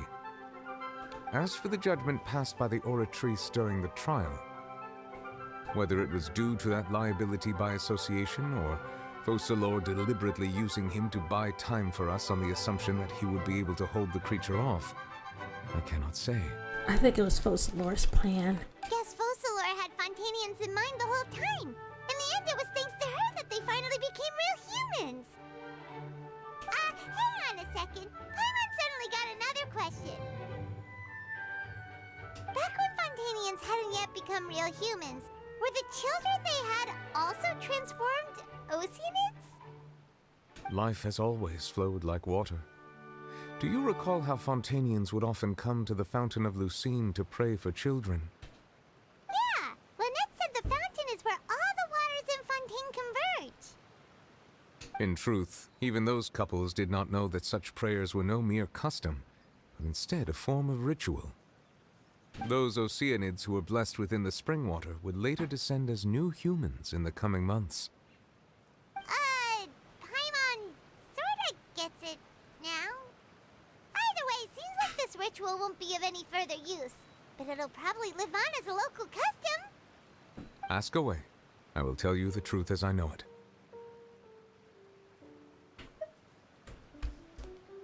3 hours? Oh, 3 hours and 57 minutes. This has been 4 hours. Wow. Yeah, about that. The future Leslie is said now. Farina has already left. What's that all about? Ah, Lady Farina. The people are only aware that her death sentence has not been carried out.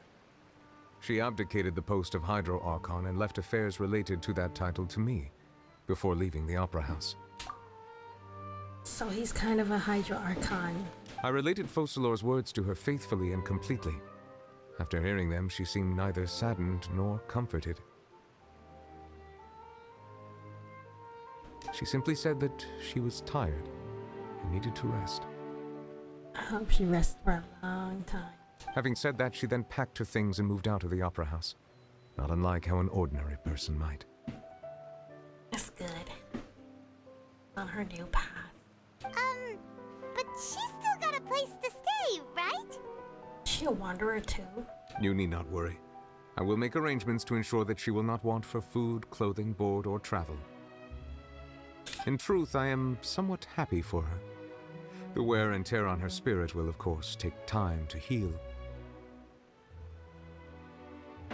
But now that she no longer has to play the role of Focalors the Hydro Archon, she can finally lay down her burdens and lead a normal life. What about you then? What are your plans now that you've regained your full powers as the Hydro Dragon? After Focalors passed on, the Oratrice also ceased to function. This matter will directly affect our trials. After much careful consideration, I've decided to take over its role in our courts. From now on, I shall hear cases and pass verdicts by myself. Ah, good. Looks like you're still considering stuff from the perspective of the Udex, huh?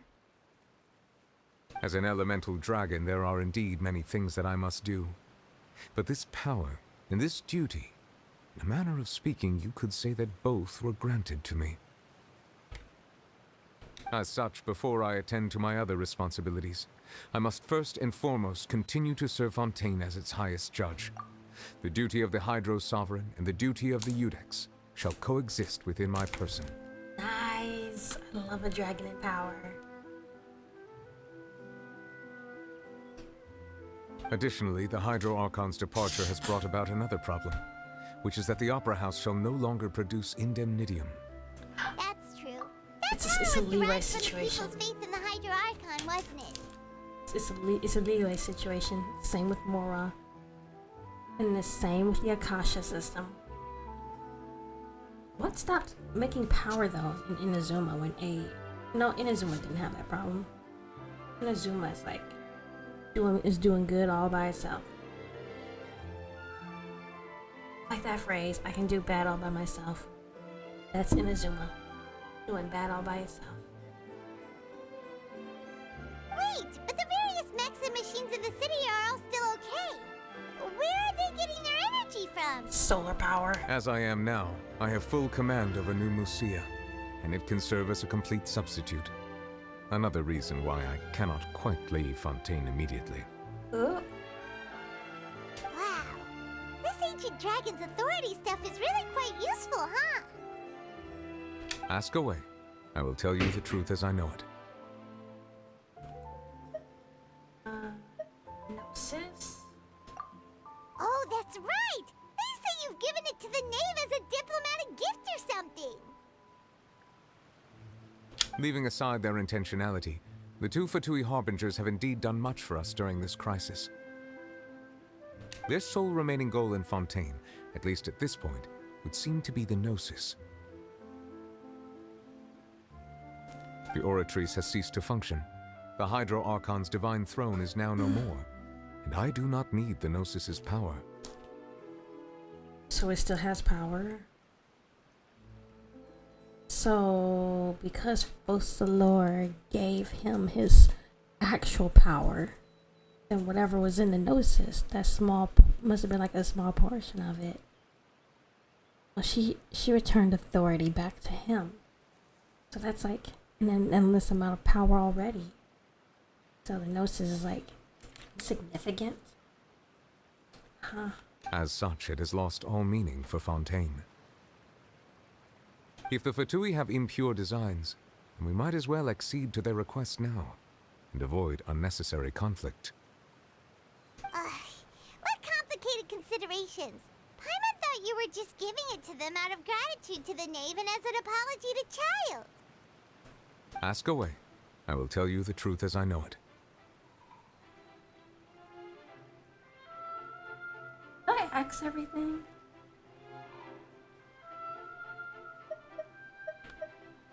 Hang on a sec. Paimon's still got a question about the Gnosis. Oh, this must be the thing I got spoiled on. When we spoke to Linny earlier, he mentioned that your attitude towards giving away the Gnosis had clearly changed. We guessed that there might be some reason for it that only you were aware of.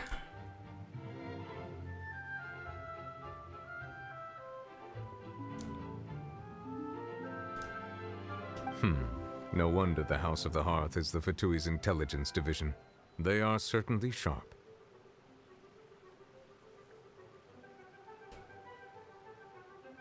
So regarding this specific issue, I was just getting ready to share something with you.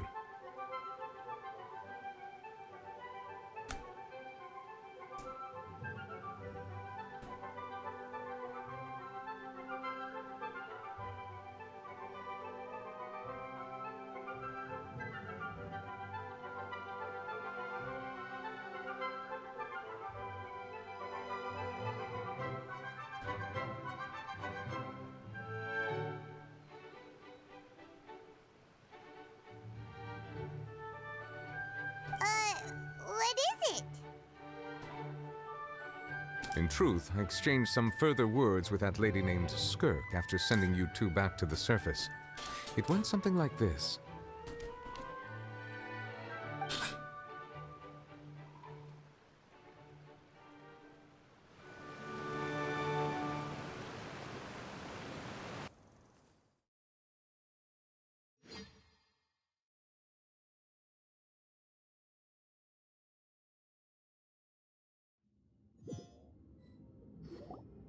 Well, we're going to head topside to see what's going on. You hurry over soon as well, all right, Nervalet? What next? The all-devouring narwhal isn't here. so I'm no longer getting any interference.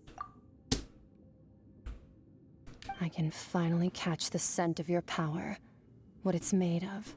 That's dragon power. It is the authority of the planet's primordial dragons, but with something very similar to a god's curse mixed in. It's quite a novel blend. I'm sure I've encountered something like this before. What was it again? I do not know what you speak of. Ah, of course. How could I forget? You should have the remains of the third descender on your person, yes? Now this just makes the lore even more confusing. Remains? I've never heard of any such thing. Huh. According to your parlance, I believe it may be called a gnosis. Well, that much is true.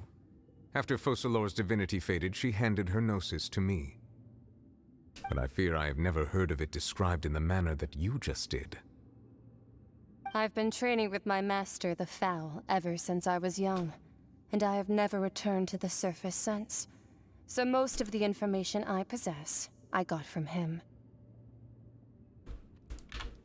Oh my god, there's so many new people in this game. Like, first we had the Sinner introduced in Sumeru. It was probably just the Dragon King. And now we got the Foul. Like, who the hell is that? And then there's Loki. Wait, no, Loki is our master, right? How many people are there in this game? It is only natural for those who are greater than humanity to possess a different sort of common sense, which is why there are so many problems in our attempts to communicate with humans. Regardless, you should probably get rid of objects of misfortune to prevent any disasters from befalling you. She's talking about Celestia. To live in itself is a blessing. But once a person dies, the bonds he once had with this world shall all turn to curses. What do you mean by that? No need to fret. These are just my personal thoughts, and my reason for no longer wishing to return to the surface. This third descender you refer to, who are they? And when did they die? Master never mentioned them to me. Perhaps it just wasn't that important for me to know. If you're interested, though, I could ask him. I'll be sure to pass the answer on to you next time.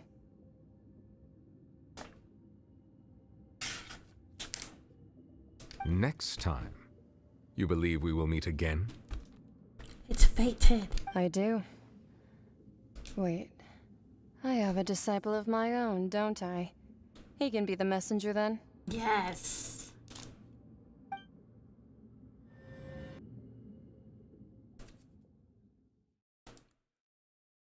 This just makes the lore even more confusing. I mean, not confusing, just hard to keep track of. That's what she told me. Whether it would prove useful or not, I wanted to pass that information on to you. The remains of the third descender? So that's what the Gnosis actually are. Paimon just thought they looked like chess pieces. How could they be a person's remains? I mean, well, the moon in the sky is a corpse, so... All the same, own assuming that there sister. was no misunderstanding or special metaphor at play, that is what she meant to say. And she said that it would bring misfortune and that you should check it, which is why you gave it to the Fatui. If she speaks the truth, then I would simply be putting Fontaine at unnecessary risk by keeping it here. A descender, she mentioned one of them. I am the fourth descender. For me, this information means two things. One, that Gnosis are related to descenders. Two, that the one who came before me has already died. I had guessed that you might already be familiar with this concept, but I did not expect you to be one of them. That means that the Gnosis which are exceedingly element compatible and can even enhance elemental abilities, do indeed come from the third descender. I wonder, does your body also possess similar properties?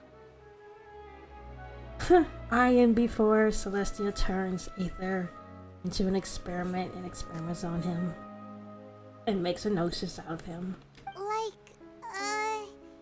Like being able to use elemental powers without a vision. That does sort of count as special compatibility, right? No, let's not think about this stuff right now. It just feels creepy. Comparing the Traveler to the dead third descender and all. And don't worry, I won't die so easily. Oof. Famous last words. Famous last words. That's what you say, but this topic still feels like bad luck. Oh, see? Even she knows it. Once Child recovers, let's get some more answers out of him. Or go look for his master and get the answers that way. What if he's in NATLAN after he recovers, just fighting his way through? I too believe it unwise to make too many blind guesses when information is lacking. The same is true of being at court. Alright. Whatever the case, it seems like the crisis here in Fontaine's over for now. Yes. All of Focalor's efforts were for this moment as well. I know you miss her. But she sacrificed herself in the end as a god, and she suffered through all those years as a human. Was that really what she wanted? I suppose that would be the mystery of a god's will. Can you understand the will of the god? I suspect not. But once in a while, I too would guess that if wishes were like the clouds in the sky, they will one day return to the earth as raindrops. Life flows like water, and rain is the final answer. The water levels may sometimes tilt one way or another, but the rain falls fairly upon all. And what, ultimately, is the difference between the rains that fall upon all of us?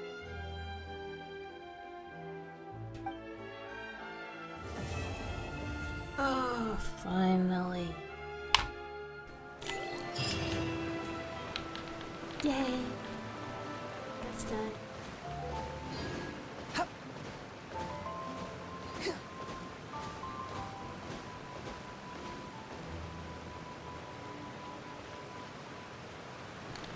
I have Farina. Get a picture. It seems from your expressions that you still have... Ask away. I will tell you the truth as I know it. No more. I suggest that you fully prepare yourself before going to NATLAN. Yay! I'm glad.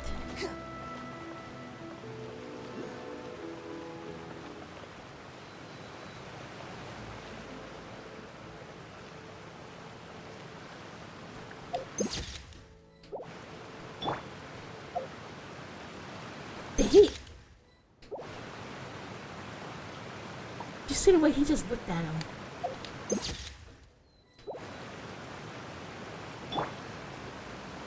Wow. He won't even look at the dog. But he looks right at the other dragon. That's funny. He's like, you. He knows he's a dragon. Oh, wait. The diss. The diss towards Skara.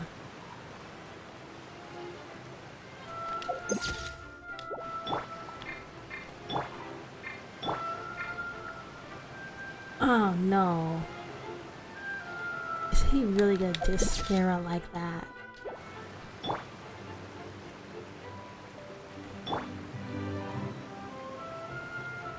No, no.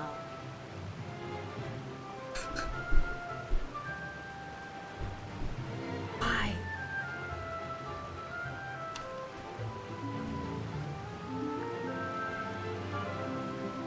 Oh, I didn't know my stuck.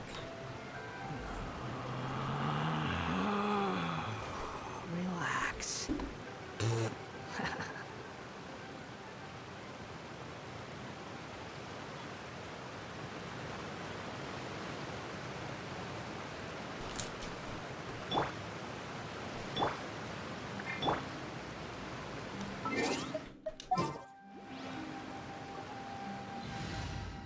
probably the hat making it hard for eye contact. Oh, you're right, you're right. Is there another character who wears a hat? Let's try. It is as the stars foretold.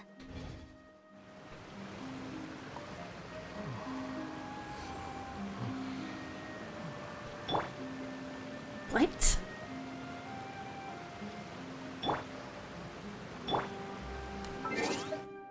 Maybe it's because she's Hydra.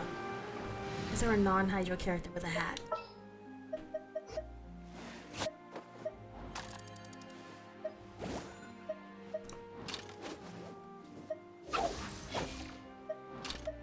Wait a second, let me try Come on, something. let's go. There's a fortune to be made. Seriously? I recognize the literal meanest character in the game. But not the broken doll. How? Dori is like literally evil. She's keeping Kave in debt on purpose. Lisa without the skin? Okay, let me do that. Here, let me help you.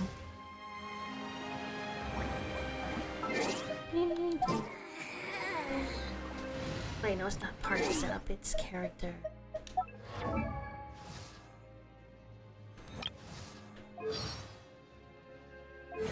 Wait, where's the dressing? Alright.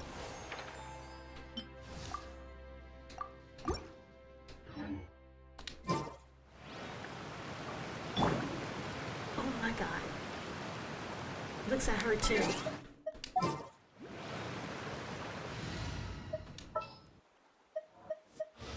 Are you sure it has to be me? Oh! He's looking at him. Lisa fixed it.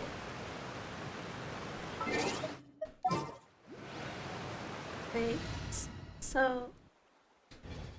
Lisa fixed it. Cool. That is funny. Let's do something quiet. Let's see.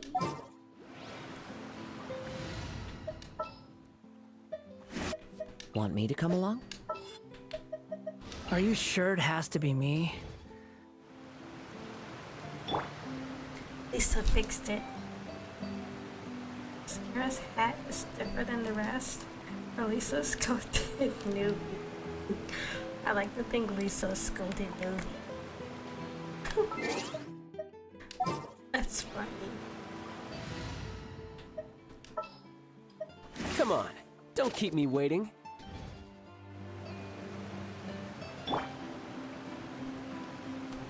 Nice. You're besties.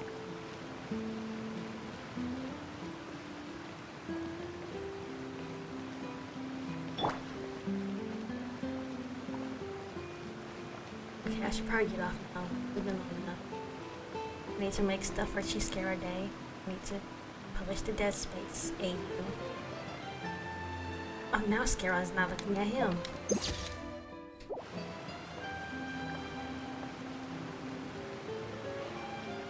Okay, let me... I don't know why, but it's just so funny playing with the models. Oh, wait.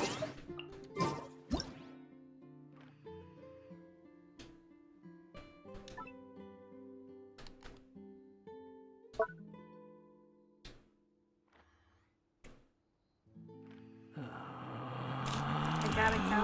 Okay, bye. Relax. Things are coming by. I'm gonna get off now. Oh wait, is it? I wonder.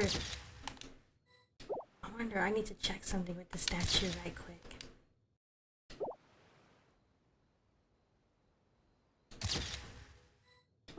There's no need to exchange pleasantries. It's rather pathetic to force a conversation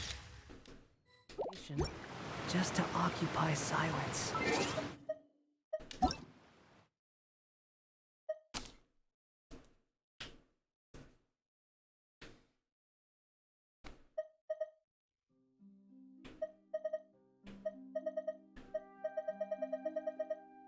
I need to ask her.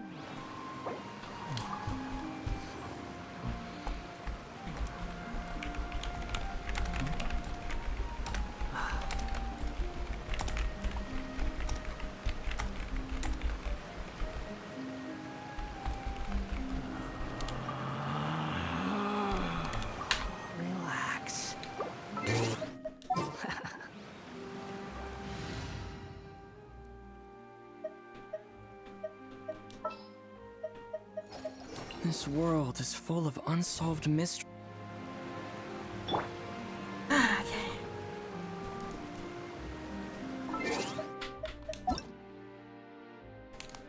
Who else? Oh gosh, they need to increase the friends list. I can add them. It's been too long, too long.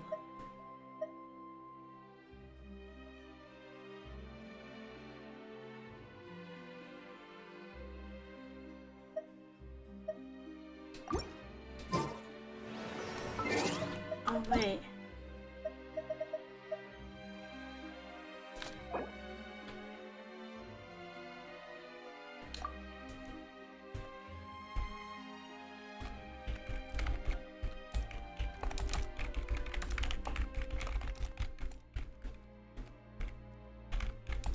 Wait, Koi, are you able to get online?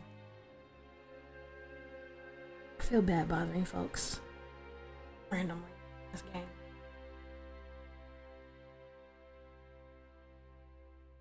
Let me copy paste this.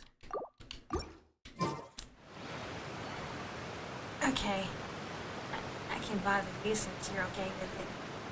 Are you already online?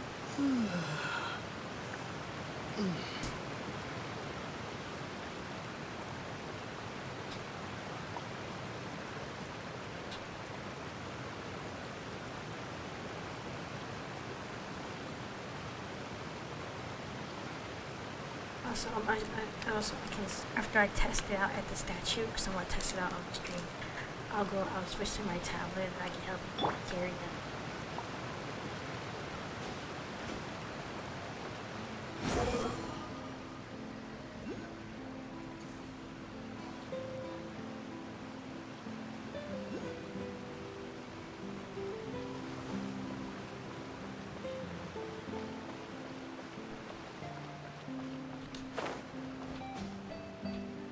Is that above or below?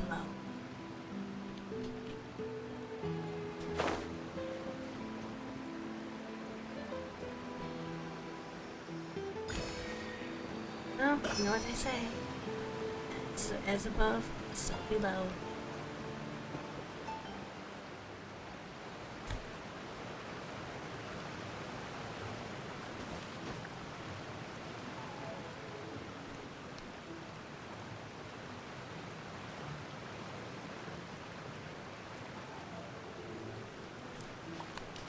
I'm excited for 4.3, but I can't say why because I want to be in the MiHoYo partner program. So, I refuse to talk about leaks. This is a leak-free zone. We do not get engaged nor look at leaks. We do not know about leaks. We do not embrace leaks. We do not acknowledge leaks of any form.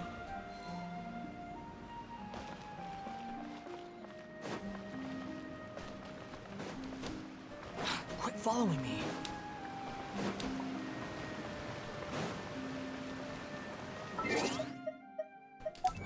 Okay, let's accept all of these. The gulls once swept. Witness the Poisson disaster. Most destructive. Nadia survives her account. Royal seawater. Stage of fate. Trapped with your companions will allow you to judge a god. For a better tomorrow. People build their own. Masquerade of the guilty completed.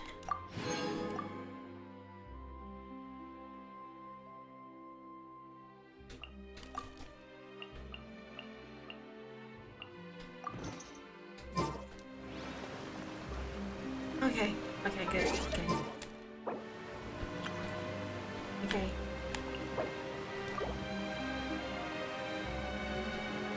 I just realized Ether needs to be in a second spot.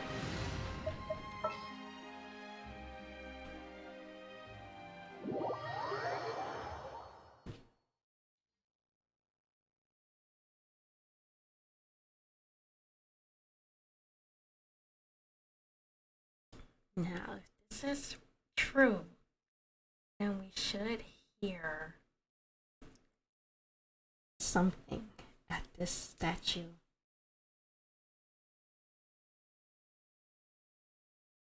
Unless I've already triggered it. My very first co-op.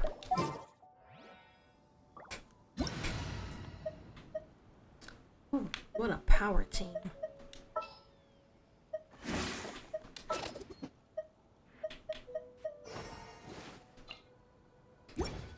Okay, now we need to go to this. Oh, good, we're at a statue. Thanks. Okay,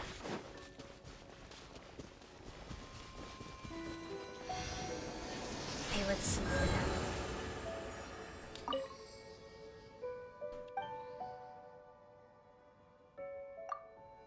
Wait. Something else is supposed to happen, isn't it? Leave. Okay, so it wasn't a voice. He tells himself to leave. I once considered keeping some pets in my office, but soon gave up on the idea.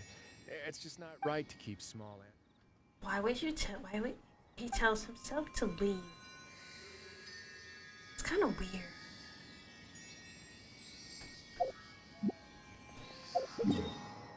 Why would you tell yourself that? Cause like, it's not said in his head. It says it out loud. Cause that's a dialogue box. Yeah, it is creepy. Let's try it here. Cause they say after you use your co-op, the statue in co-op, they'll tell you to leave. So just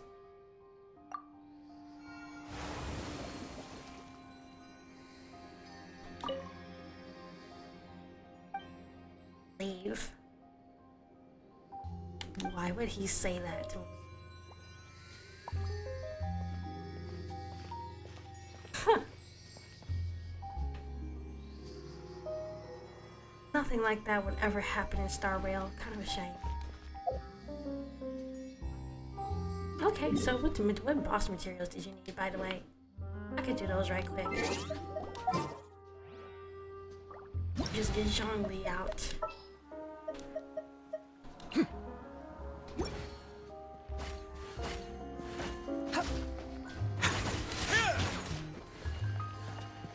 I kind of wish I could have gotten him for his bridge, his ice bridging. That would have been cool to bridge all the way to Inazuma. But I had to skip him. I need Focalors Arena. Hopefully Baiju comes too.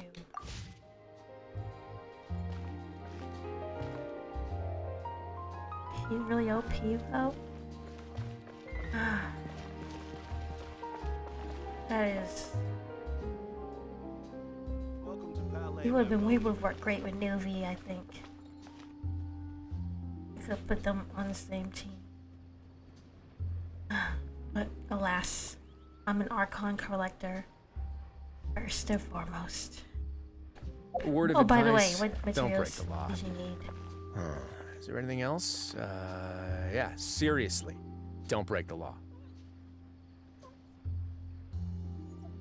I could do those right quick before I hop off. And my mind is really on Dead Space. Well, I know you can help me with. Okay, sure. What is it?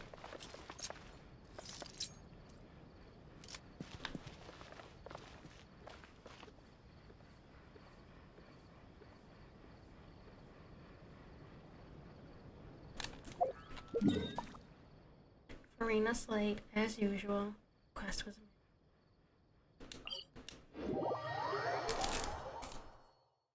How come no Marvel characters have ever done anything like fighting their inner self for 500 years, or contending with a secret that huge? 500 years.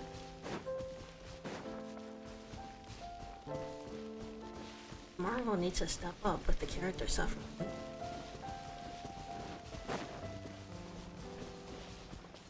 I mean, Genshin's got them beating that.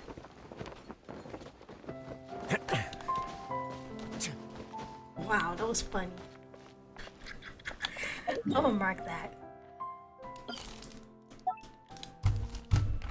All between the mountain That reminds me of this song from this old TV show, Between the Lions. The Oceanid? Which Oceanid? The one in Leeway? Quit following me. Between the lions. Between the lions. We're here between the lions. We're here between the lions.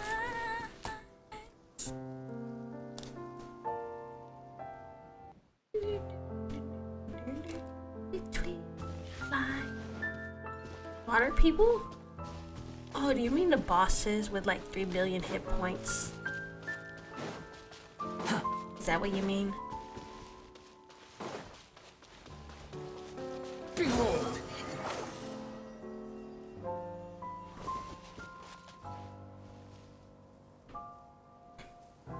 Oh, so those are the local legends. Okay, let me whip out Google.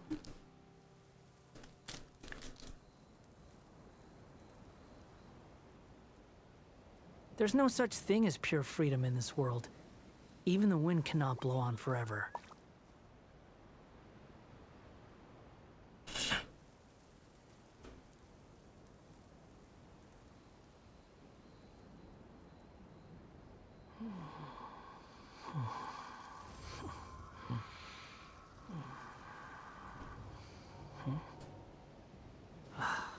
Oh wait, no, that's...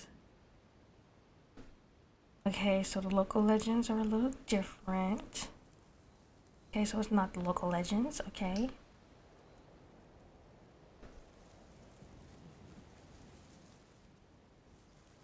They're called something else.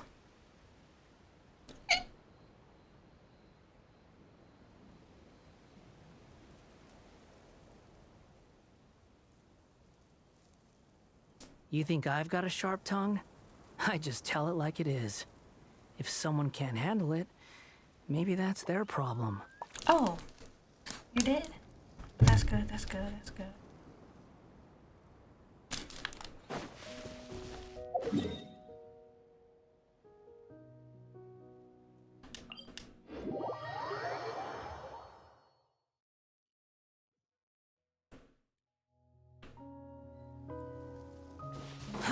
Too slow.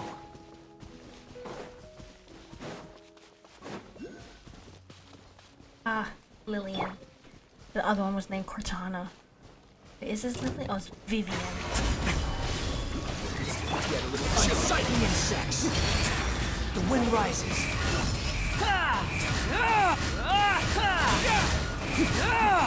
Get to the infirmary. Oh shoot! Go on the road. Step right up. Behold.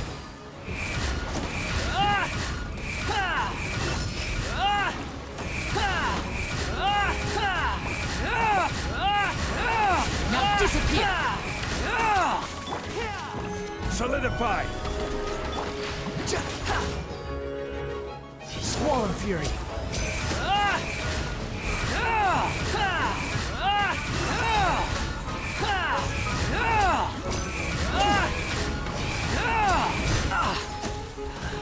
Wretched vermin. Stabilize.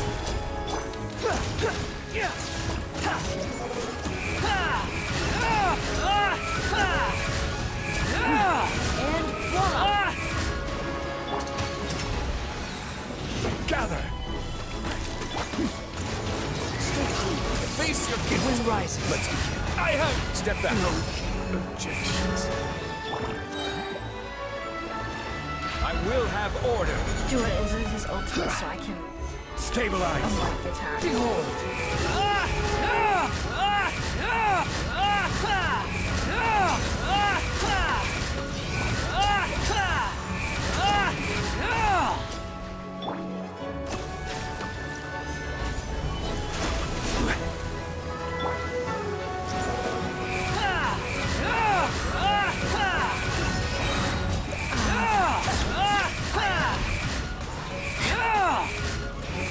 You dare to gaze upon me?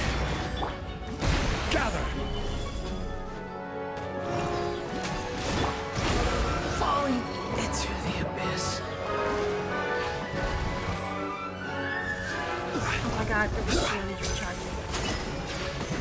You shouldn't see me like this. Oh my god, please survive.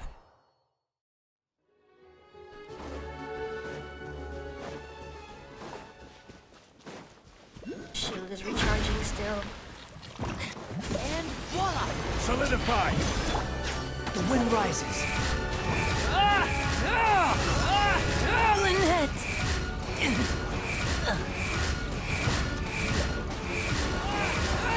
Instead of going big, guess I'm going. Swan Fury.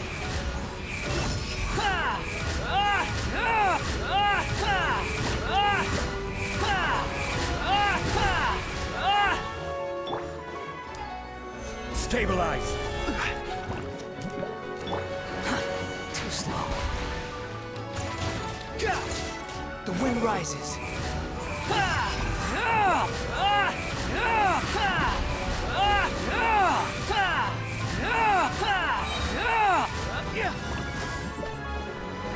Cry loud.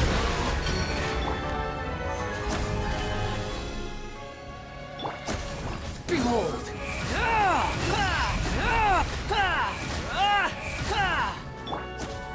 Oh my god, recharge shield, please.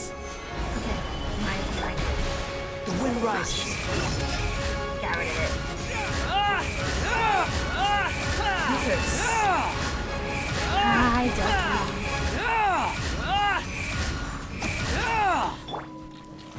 Solidify! Just destroying the shield. I mean, Follow me. We did the Archon quest. It was great. I won NATLAN already.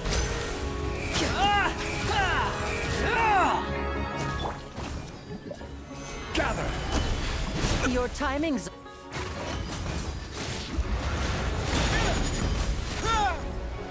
Behold!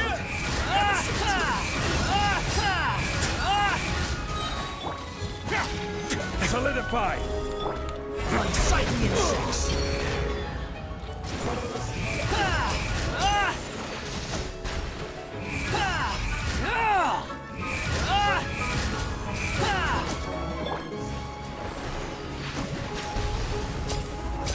Stabilize!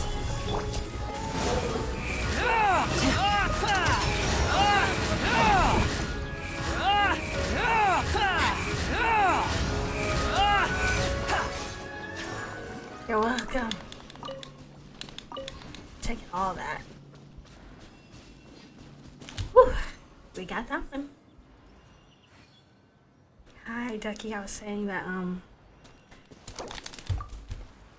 your conquest was amazing. And it makes me ship new V and full Dolores Farina even more.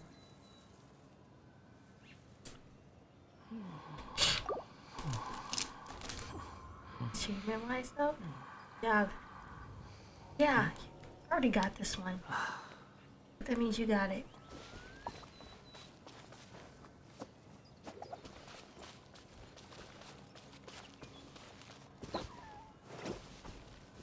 I think now I'll head off. Wait, don't you need any materials? Only 5 primos though? Yeah, that's worse than mine. Only got like, yeah, 76.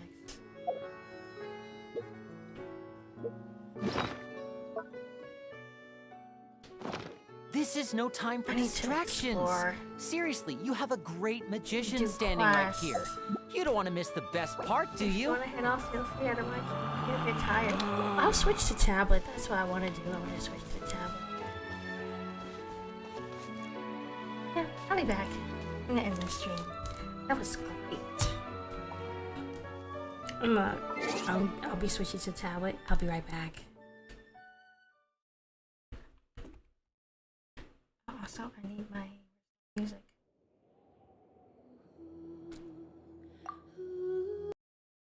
That was great. I'm super excited for whatever NATLAN's gonna have.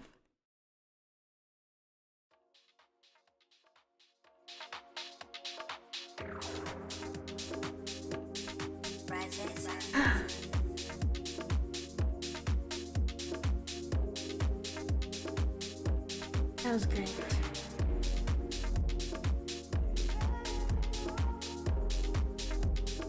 Also, thank you for watching and staying for so long.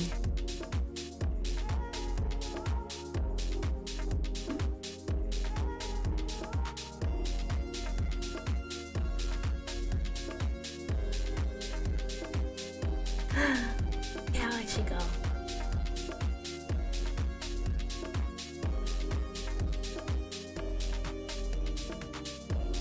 Oh, don't forget to like on the stream.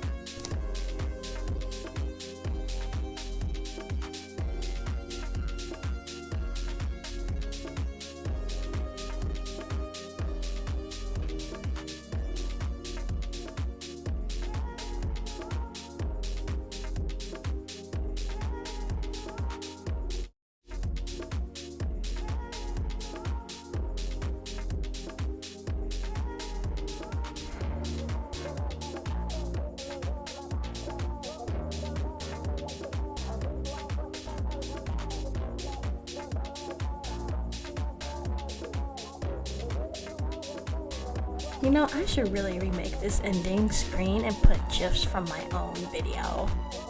I should. I don't even know what videos these are.